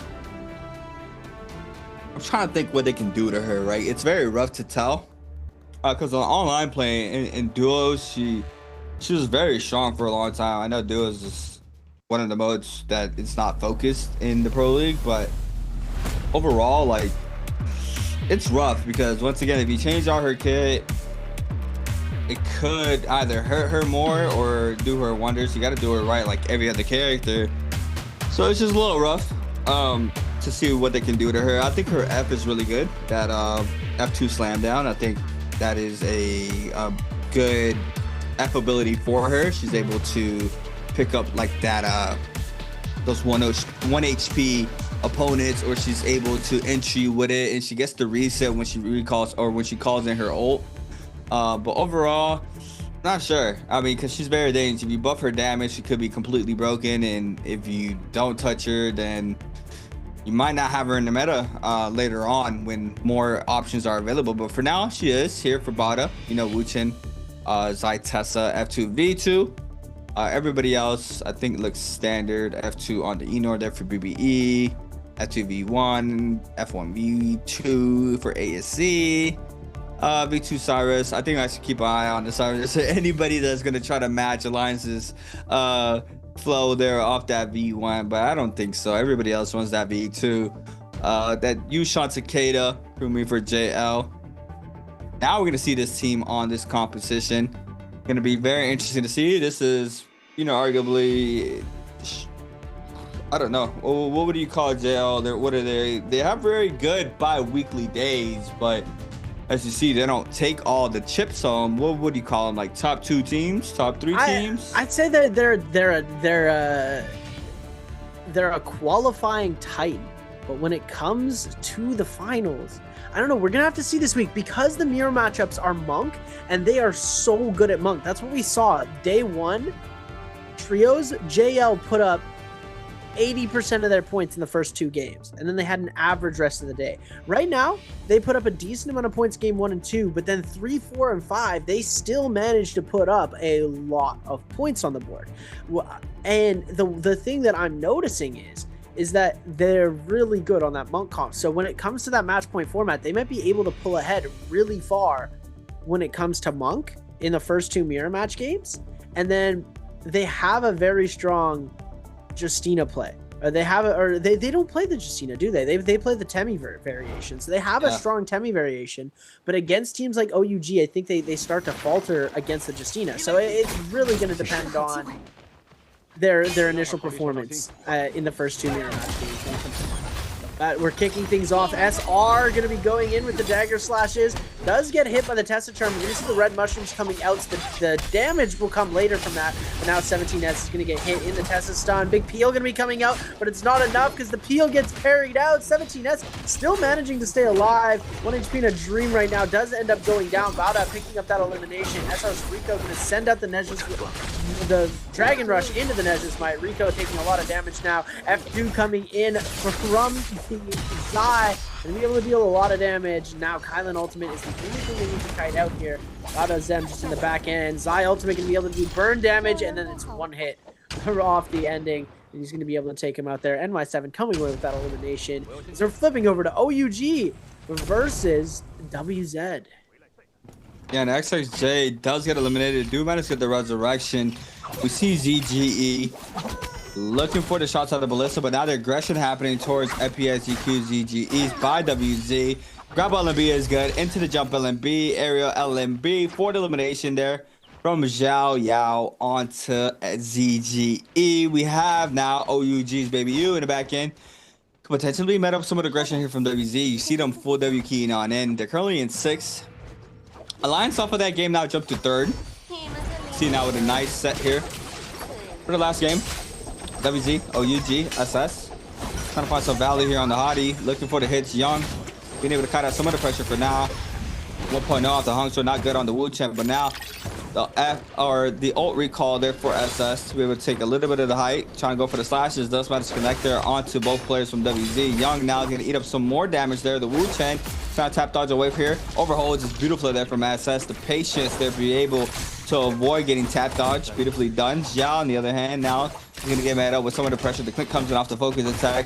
SS now responds with LMB focus jump LMB for the extra damage. Now in the 1v2 situation, the Tessa trying to retreat. Zhao trying to kite back to his teammate, Baby U, though, getting worked in the back end. That player is going to fall. Zhao Yao with elimination onto Baby U. Now it's a 2v2. Tessa ultimate from mid-range. Beautifully done there from Zhao. And this could be going towards WZ's way, but no, the elimination connects there onto Zhao Yao. Massive prayer there from SXJ onto that player, being able to cover his teammates' ground there.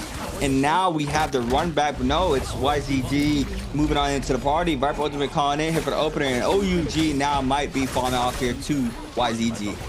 SS is going to go down pretty quickly. The silence on it to the hottie, and that's the ideal hit for the members of YZG because they want to make sure no cube can be popped. SXJ is now going to be the next person to get spotted out. They managed to pick up a lot of kills in the early game. Ooh, silence going to come through, doesn't connect. Heal's going to be coming out as SS is going to jump back into the mix.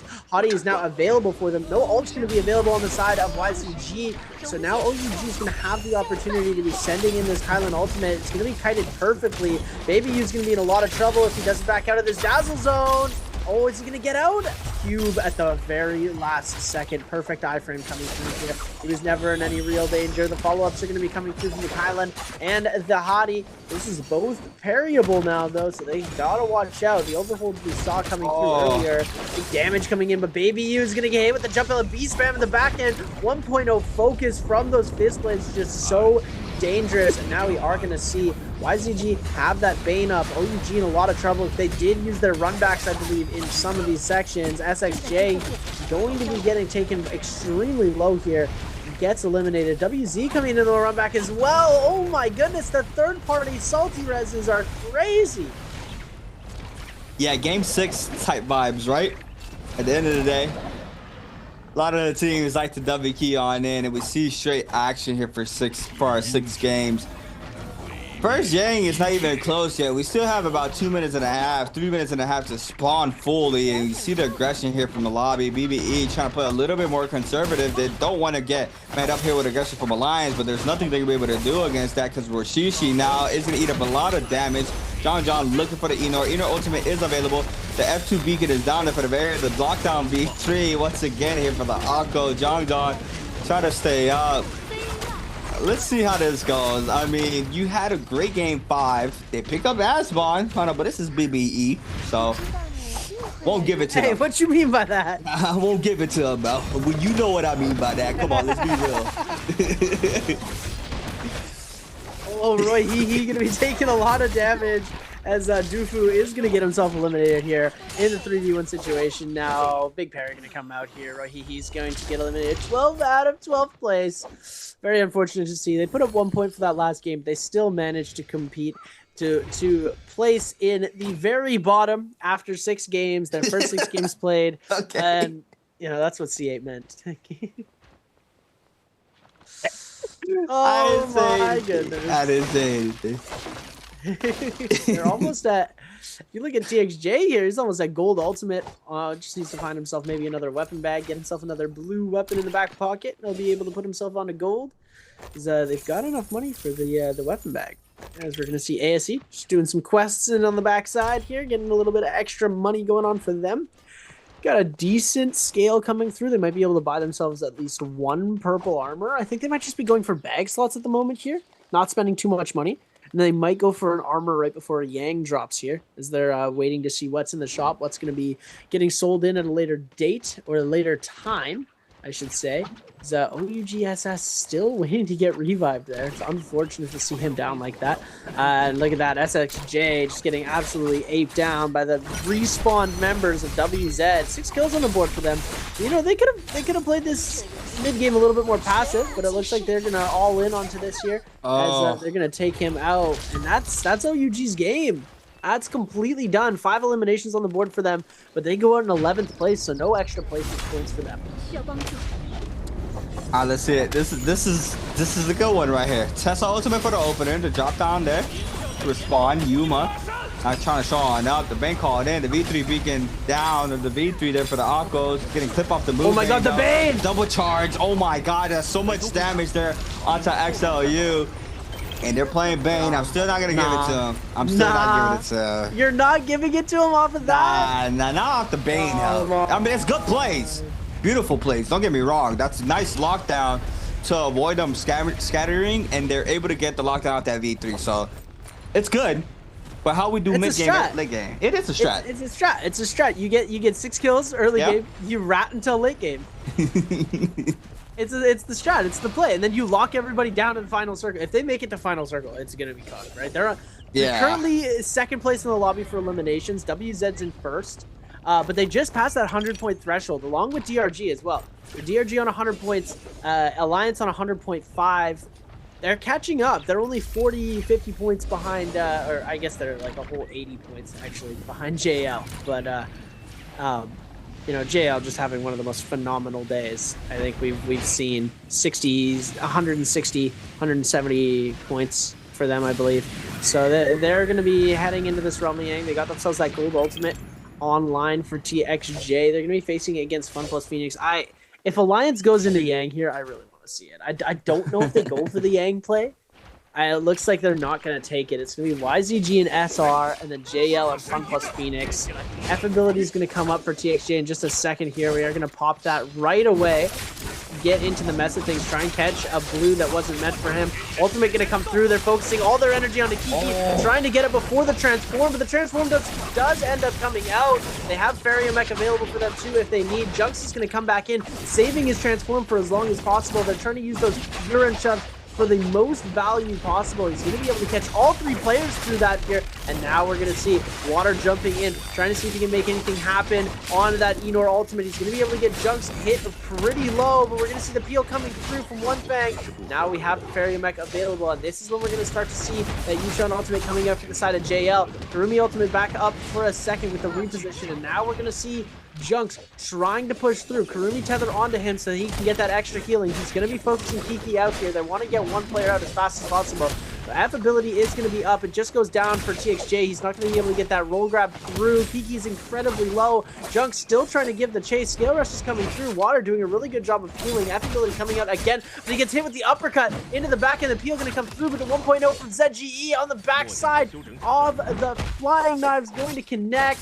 Kiki gonna try and go for the play. He does get the jump up. The focus follow-up doesn't connect. Wow.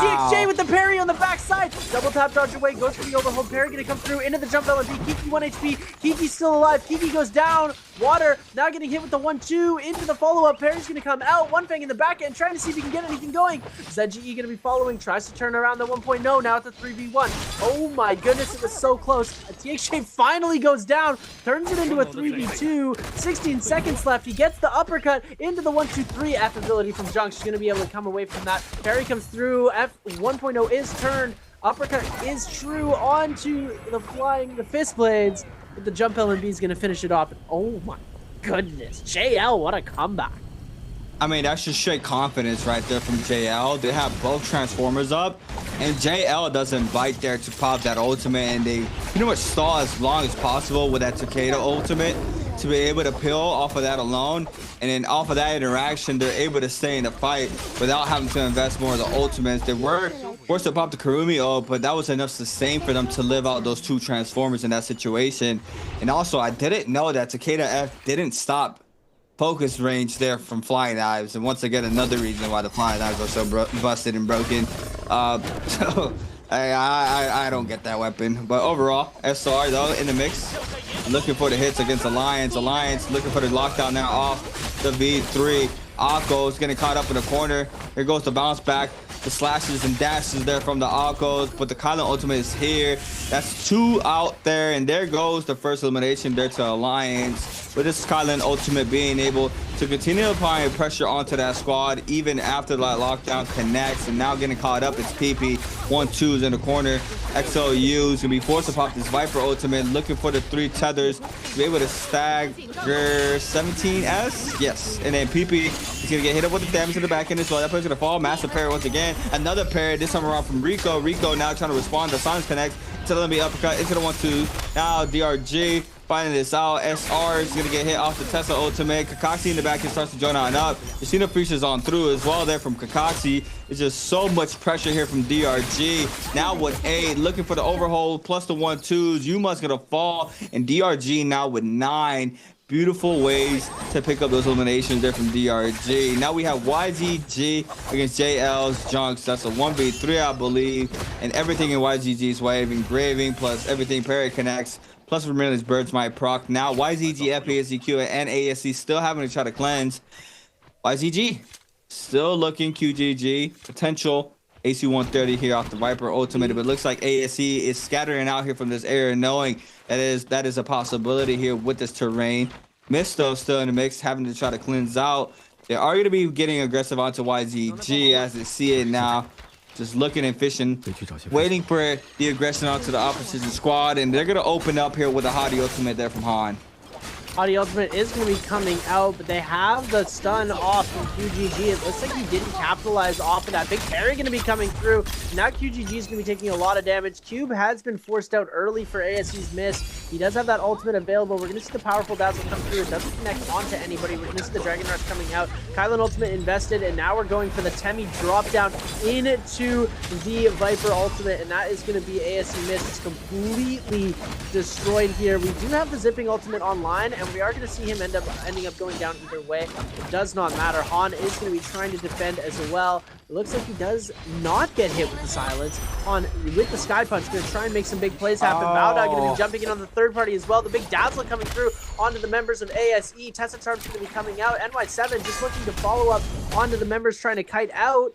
Goes for the dash on to that F ability, but it's not going to connect onto anybody. Has to run back into the fight. They got greedy. QGG going to get hit with the back-to-back RMBs. That's going to connect, and it takes out 2 members of YZG. I think 1 managed to get away. They are going to close. Oh, what a Bloom Seal coming in. Oh my goodness, he manages to grab the Bloom at the last second. JL jumping in on the third party as well. YZG very, very close to death right now. And it looks like they managed to kite one of their players out. They're still on Yang depletion. Now Bowda are in trouble of getting wiped out by JL. One thing I did want to mention, Alliance did win a realm of Yang.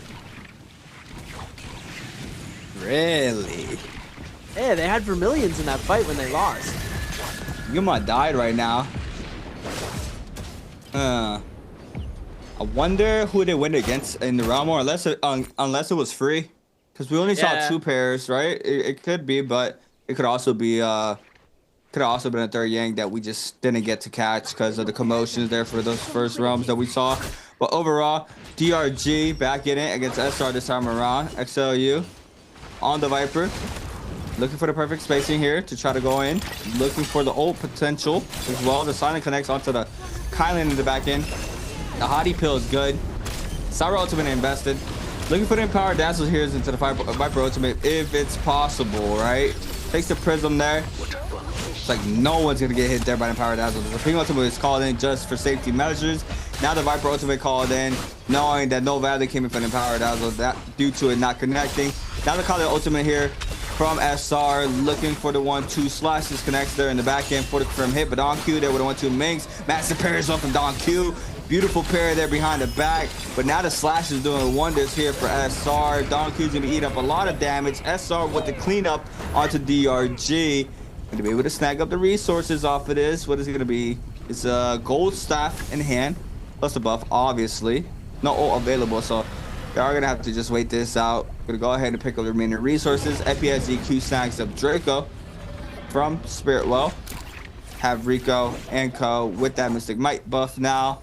Overall, beautiful Realm of Yang there from SR. Pampy and Co going at it against JL. JL's one Fong is gonna fall for now. Not sure if that's Realm, could potentially be Realm of Yang. It is. Okay. Yeah, it is. They do fight in the Realm of Yang. It looks like Alliance has lost a team member, which is quite unfortunate here. It looks like they've got them back up. We're seeing one character only. Oh, I see what happened. JL ended up sending one person into Realm of Yang to try and claim free Yang, and they ended up going against 521, losing out, respawning, and they killed Mist right there. And they take out for the Bloom. Now Alliance back at full strength, but Youngchung is only on gray armor. This is unfortunate for him. He's got a gold weapon. The gray armor is not looking too great for him here. DRG, the only team that's on Yang depletion at the moment, because JL was able to get that one cleanse off. So a little bit of a less of an optimal situation for DRG, because they need to get 3 cleanses off of teams that are not looking to engage right now. It is going to be very tough for them. I think they could probably goad like WZ or SR if they run into them into engaging here, or Fun Plus Phoenix because they do have buff. But it is going to be incredibly difficult for them to try and get the pick off here. It is. They're gonna have to work pretty hard to try and get this. SR does manage to have that Mystic Might as well. So they didn't grab Draco Storm. Have you noticed that trend too? It seems like everybody's starting to grab Mystic off a second realm because Draco Storm just doesn't have any value post second Yang. There's not as many Yang depletion teams trying to fight. You're not getting the huge damage boost. The only time we see the Draco Storm coming out now is from the Spirit Wells. Yeah, I mean, Draco was very strong at some point as well. But it kind of got tuned down, and then they kind of gave it that buff for the sustain as well, where you get that health back. But the Mystic Might now, opposed to the White Tigers, is getting showcased a lot more. You see it. This team's pretty much every team has been offering to pick that buff off the second Yang every single time. And then Vermilion's just being king of all buffs, as always, being that first buff that these teams always want to have that cleanse. It gives you that versatility of being very aggressive and not losing anything and staying in the game. It's just too good to pass up. Very curious if we ever will have another buff being implemented. Not sure what type of buff, but you know, it could be something that the team's working on. Not sure. Like I said, I have no idea what kind of buff it will be, because we have already second chance of the game. We have a UAV with some sustain. We have a rain down thunderstorm that does good damage, and then we have like an aura AOE with elimination with some sustain as well. I mean, it's very, I wouldn't say limited, but you gotta be very creative when you come up with these buffs like the team has done already with the current buffs. But overall, a little bit of range focus here from Alliance. DRG having to try to cleanse out the Zane depletion. Looks like they are going to be getting aggressive, but Yuma is going to be able to peel out. Oh my god, that was disgusting. He still manages to pop the ultimate. Oh my god. Land being so beautiful there. He eats up the F2 and does eat up the damage off the focuser from both players, but still manages to pop that ultimate just in time. That could have been bad. very quickly. But Alliance was forced to pop that V3 Aqua's ultimate, going for the lockdown, but it didn't work out due to that Wu Chen port being able to keep them to safety. DRG, though, still having to try to cleanse out his Yang depletion, only having the Cyber ultimate online. You see Kakashi being the first one in, looking for the hits this time around. Once again, onto Alliance. Massive parry opener there from XLU onto Yuma, I believe, on the top side, looking for the drop down R&B focus. Katana in hand here for Kakashi, looking for the hits there off the R&B focuses. Cyber ultimate called in. John now is going to get met up here off the F2. Going to be called out. Tesla ultimate connects onto 2 players there, so that's the third party, I believe, from SR. In the back end now, we do see tons of pressure. Tesla ultimate is going to be hitting, but not going to be gaining any sorts of value due to them being able to kite inside that the bunker here. And now another set of Tesla ultimate, and it was bowed up in the beginning. Kakashi been eating up so much damage. CXC though with a kill steal. Yeah, that was beautiful there for him. He is going to be able to snag out the elimination, but the commotion still happening here from Alliance, NSR, and Alliance. Or Bada, sorry. Yeah, there's so much commotion coming through. PP is going to get taken out. Jiang goes as well. SR and Bada picking up kills from them respectively. And just like that, Alliance is completely eliminated from the lobby. There's no way they're letting an ACOS do those kinds of things. As we do see DRG have lost a member, but they did manage to get the cleanse on the other 2. JL with 5 on the board are still well and alive into this game. Look at this. They're trying to get themselves into that parallel cleanse. But it looks like YZG is going to be able to go for the capture onto this here. And yeah, they're going and trying to wait it out for as long as possible. And now we're going to see ultimate gets popped. Now we're going to get the repop onto there. And now we see Yang Spirit Well still to be claimed. Fun Plus Phoenix is going to make their way into zone. I think their last member is on that portal. I think they're on the Spirit Well just waiting. Yeah, there's ZGE. Yeah. Nobody's in that zone right now. They're scouting it out. They're all making them wait on the outskirts of the map where they're protected. So I think they're going to try and get the zone to close in a little bit, make them go into the zone before claiming this. This is some tech here. They're waiting it out long enough. They sent a couple players out to go scout. Nobody is in that vicinity. And there we go. The Yang depletion is going to be brought over the land. Nobody getting hit by it. And everybody is going to be on the other side of the map. I didn't even know that had a range into it until I was watching EU solo streams one day, and just because somebody was further away to the Yang depletion, both of the players were gonna time out, but because one player was further away, they had an extra second in the timer.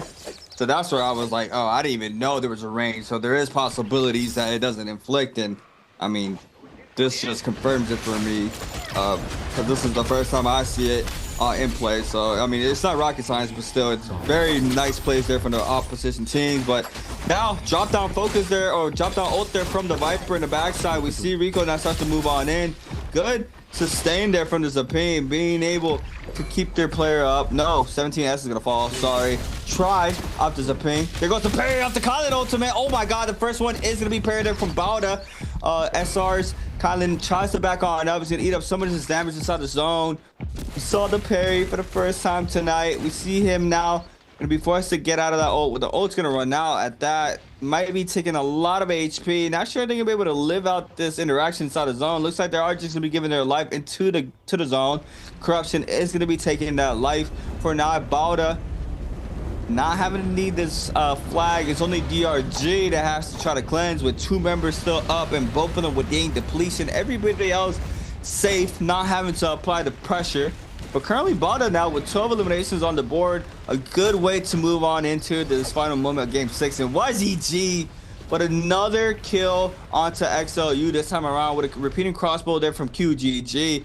Being able to snag up that elimination there. Beautifully done there for that squad. JL, on the other hand, is going to be met up with a little bit of commotion there from WZ. Xiao Yao is going to fall there by NY7 on the Zai F2. Drop down fireball, being able to snag up that kill. You see JL now starting to move on in. Resource pickup here for JL onto that player. Balda just waiting this out right now. They're able to get this multiplier. They need it as much as they need it so they can jump up in the leaderboard, so they can stay up here for this bi-weekly 4. FPXZQ still in it with 5, WZ with 9, YZG with 11, SR and DRG with 9, and then JL currently with 5. Another member falls there for DRG.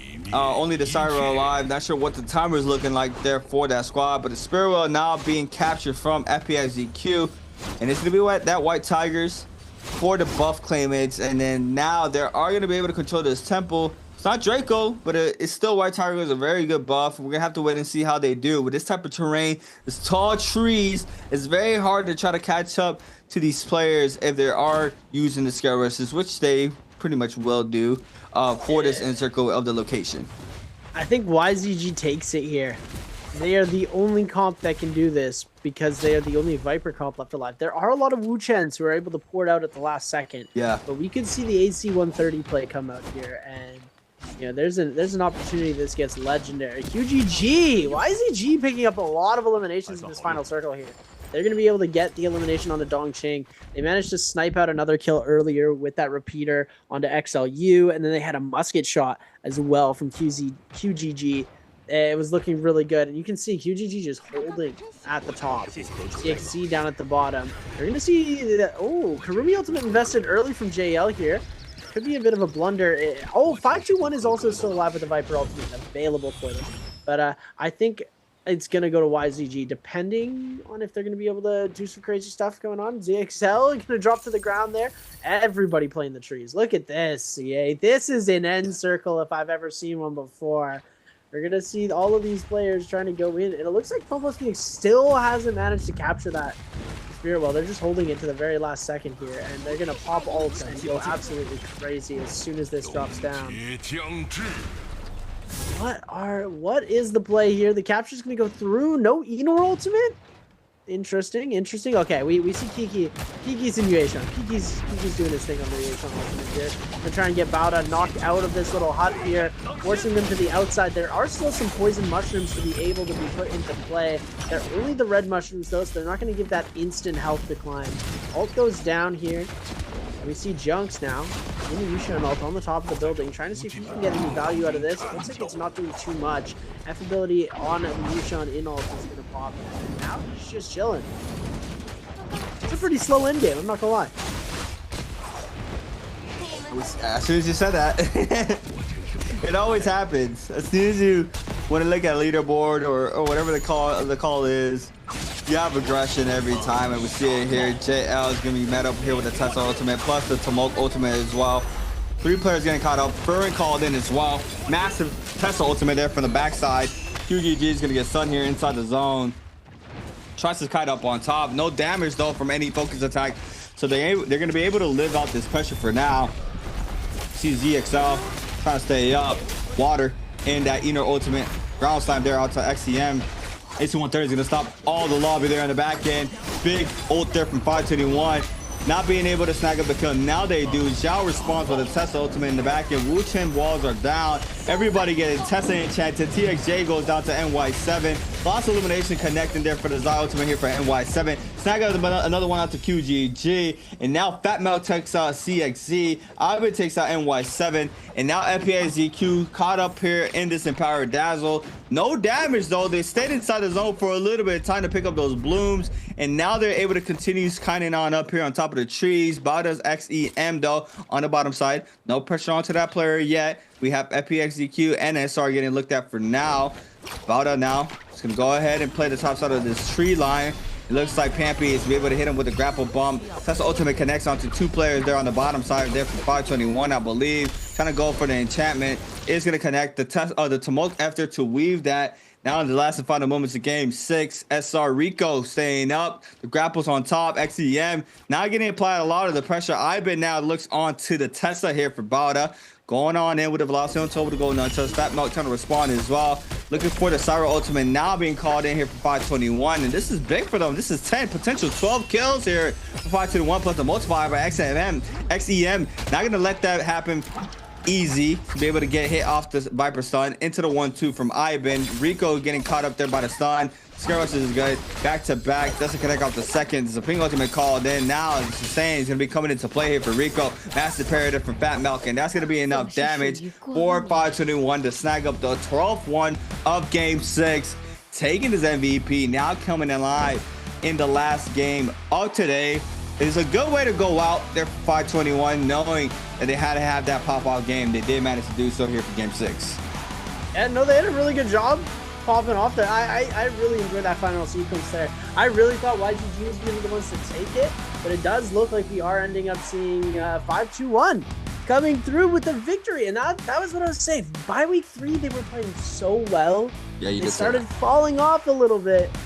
So, you know, now having them back here, I love to see it. I love to see them back up into that top side of the scoring points for at least one game. It's going to bring them to a decent level of scoring. They still have day 3 to play. And, it looks like Bauda might...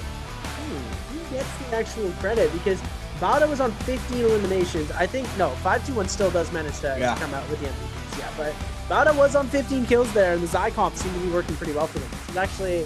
it's really nice to see that the off-meta stuff is able to come up and make a run for the meta players' money. And, you know, it is unfortunate that we do see lots of the time that, you know, when you try and run an off-meta comp, like Alliance, they still had 10 kills on Akos V3 in Nbpl. What is going on? And, you know, they do end up getting sharked out pretty early because the second you use those ultimates, you have absolutely no sustain. You have no way of kiting yourself out of these fights. Once Wuchen Port is burnt and they find you after Wuchen Port, you're pretty much cooked, right? So especially a team with ultimates that are still there, they can just get you back into that situation. And the second you've burnt ults and they have their ultimates available, you're going to go into a losing situation 100%. Yeah, I see the vision though. I see what they were trying to work with, that early start with the lockdown. I mean, we saw that with the Bane. I mean, like I mentioned, it's a very good strat, being able to lock down as many as possible into that Moonbane to be able to help with those eliminations. I just feel like once that rework gets implemented into the Pro League, it's going to have a lot more value, right? If you're able to stay, I don't think we're going to see that V3. Is the V3 getting changed up in any way? I don't think so, right? So the V3 is getting I think you get a bit of siphon off of your pounces, just like a little bit. I think there's like some other things that come through with it, but the main part of it is that you're seeing the V1 and V2 combined, and that is like the biggest change. Yeah, so definitely that's the one that's going to be played out in trios as well. If it does get phased in there by some of these teams, it's just being able to have that back-to-back slams into like the V2 confirmation 2 for chip damage plus siphon off of that alone. I mean, it's just overall so good, and you're still staying in that purple to gold frame. You see how good it does there for solos and possibly now trios with the rework. But overall, the scoreboard here for game number 6, 521 takes it with 18.4, 12 eliminations. Balda with 15, 17, 1.4 difference there from first and second. YZG with 12, 13.5, SR with 11.5, Alliance with 10.5, WZ with 10, DRG with 9.5, FPHGQ with 8.5, JL with 6, OUG with 5, BBE with 1, and ASE with 0.5. Yeah, it's unfortunate for ASE. You know, they had one good game, but they weren't able to keep up the consistency, so they're still going to be down pretty low in the standings, which is quite unfortunate to see for that, as we are going to be seeing Pampy, Ivan, and Fat Milk. 5 kills for Ivan, 4 for Fat Milk, and 3 for Pampy. Decent amount of damage across the board for all of them, but let's take a look at the overall standings. BBE is going to be at 19.5, WBG in 17th at 24.5. Then we go to 5-2-1, who had a really good last game, bringing themselves up to 44.9. GG is going to be at 46. 49.5 for TE. Bauda taking that 13th place spot at 51. SS1 is going to be at 55.4. ASE is going to be at 57.3. OUG is going to be at 61.4. OA at 64.7. 68.5 for Wolves. 69.7 for Fun Plus Phoenix. And then our double game players, the number one, 173.2 is going to be JL. Alliance going to be taking 104.5. DRG with the 104. Oh my goodness, the 0.5 difference is crazy. YZG with the 99.5, tied with SR for 99.5, and then WZ in 6th place at 90. So to guarantee yourself a win, you have to get to 90 points in day number 3 if you are one of the teams in 7th to 18th place right now. 90 points will guarantee you the win. It's insane. Top 6 already solidified, right? 2 days already played out, but also game 6 solidified here. But our highlights here for our last game of the day here, powered by China Unicom. In the cave, drop off here for Bauda and SR. Just straight mushrooms, back to back to be able to get chip damage after the buff ends out. But XCM staying in the pocket, gets clip off the slashes there by the Kylan ultimate. It still manages to stay up. SR falls off that situation.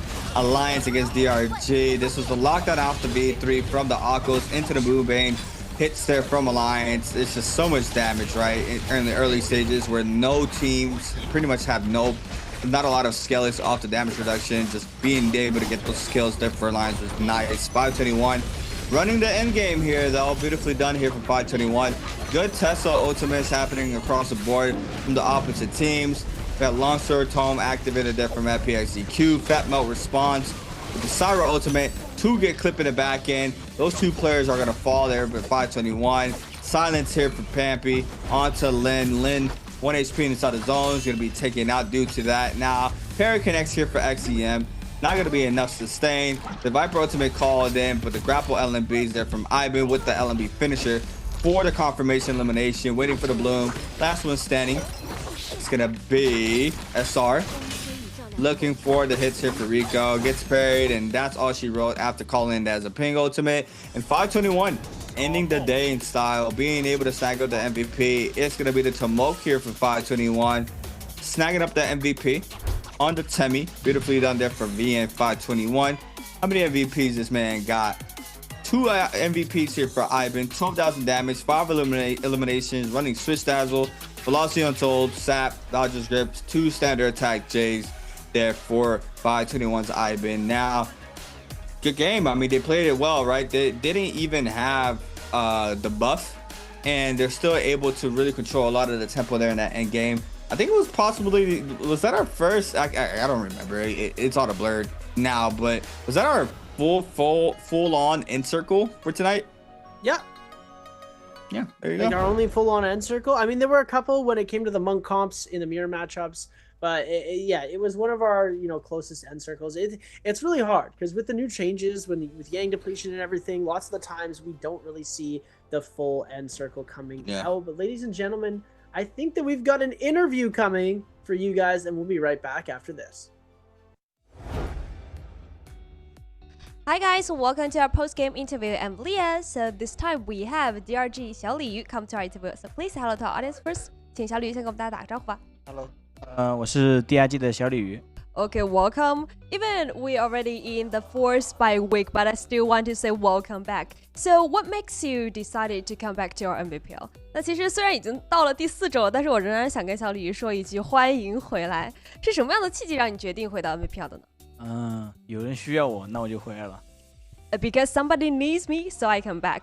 But it's really surprised me that you appeared in DRG. So why you choose DRG? 那其实同样让我惊喜的是，你出现在了 DRG。当初为什么选择 DRG 呢？因为这边人都比较熟，都认识，然后都玩的比较来，所以就来 DRG 了。Because I think our characteristics are very good, and we're also good friends, so I choose DRG. How do you think about Kakashi and Dongqing Nai in this season? 觉得卡卡西和东京九这个赛季怎么样？两个人都很稳健，都是一个有实力的队友，然后就3个人，第2双都没进嘛，就是处于一个磨合阶段，磨合完了就挺好的。Okay, so I think Kakashi and Dongqing Nai, they are very stable players. Also, they're very outstanding and they have high ability in the game. So even in the second bi-weekly, we didn't get into the bi-weekly final, but we still training together, and I think it's very good now. Okay, let's move on to our answer for treasure, please. So this time our question is, which hero did DRG 小鲤鱼 use in game 6? A Viper, B Justina, C Valda, D Kylan. 那这次我们的问题是，小鲤鱼在第6把用了哪一个英雄呢？ A 是宁红叶， B 是顾清寒， C 是崔三娘， D 是张起灵。 So please count down time， 请给我们倒计时一下吧。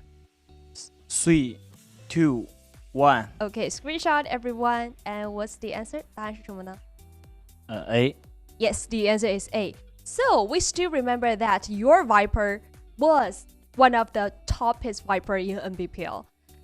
Do you still have that confident now in Nbpl about your Viper? 那其实我们的印象里，小鲤鱼的这个宁红叶一直在我们的联盟里面保持的是最高水准之一。你对于现在自己的逆红叶仍然保持着那样的自信吗？你觉得？现在还可以，因为逆红叶版本挺厉害的，然后只要保持自己的水准就行。Okay. I think, of course, also in this patch, and Viper is also a very strong hero, so I just do myself, and it's very good for me. Well, also, how do you think about for now, which players Viper is as good as you? 那你觉得以目前联盟的这种环境，还有谁的逆红叶像你玩的一样好吗？谭学杰的跟酱酱吧，都玩的比较好。I think they are TXJ from JL and 酱酱 from Alliance. How do you think about 酱酱？你对酱酱的影响是什么样的？还好，就是一个开出租车司机的红叶。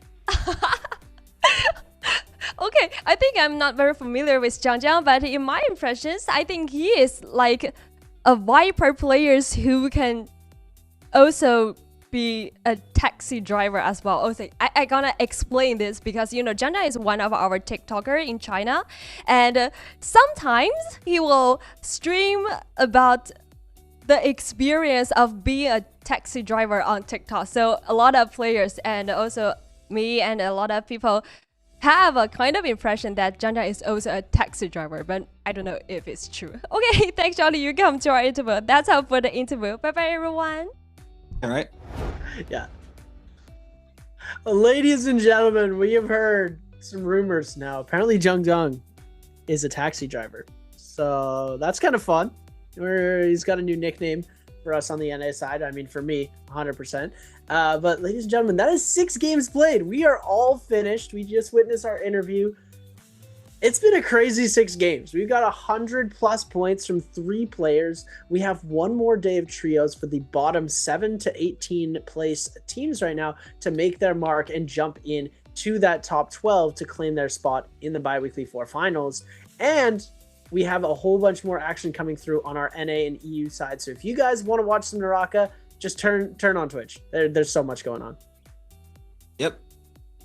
What do we have? Thursday, Friday next week for day 3s of solo and trios into our Biweekly 4 finals. Yeah, last chance qualifiers into the fall split finals. Just off rip. Back to back to back. And then it's Jacob. Like we finished our SEA qualifiers, we finished our Asia region, we're finishing up with EU tomorrow. NA is going to be next weekend. There's so much going on right now that it's going to be pretty crazy. So we're taking a look though at our final look at our standings. 18 all the way to 7th place are going to be the teams that are competing in day number 3. And these bottom teams are the ones that are going to be needing to put up just a bit more points to get themselves into that top 12.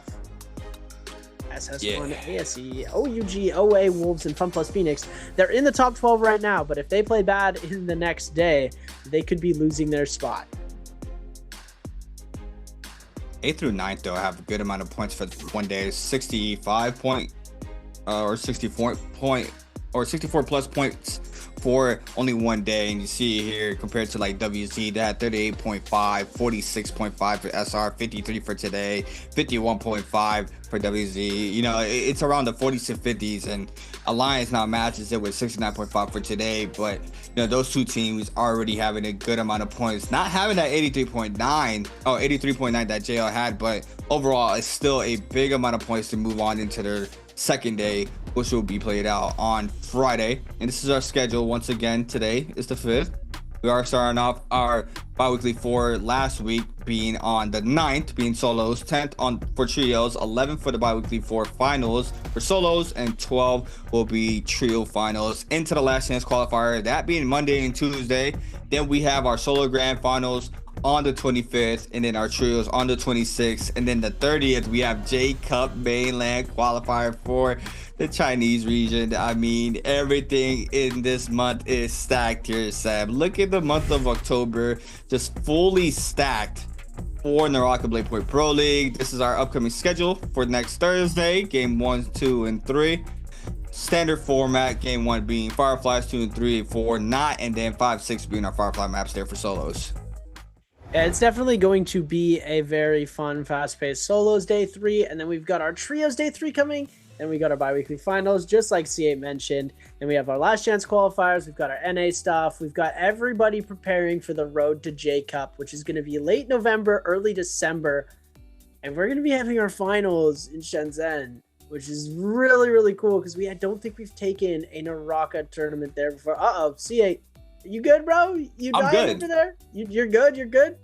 I'm here. I look kind of funny though. A little bit. A lot, I'm not gonna lie. I look a little funny. It's all good though. We're still here. But yeah.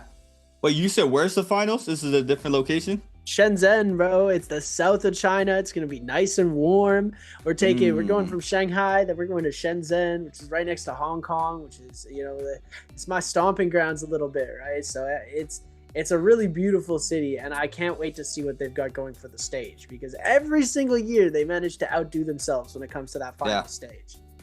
Yeah, I remember last J Cup we had it was like the square platform and the players were right under. It was a way different setup than I've ever seen in any esports. But that is going to conclude our 6 games here for day 2 of the bi-weekly 4 trios. My name is Creators. We were here with Seb as well. 6 games out of the way. We'll catch you guys next week for more NARAKA BLADEPOINT Pro League action.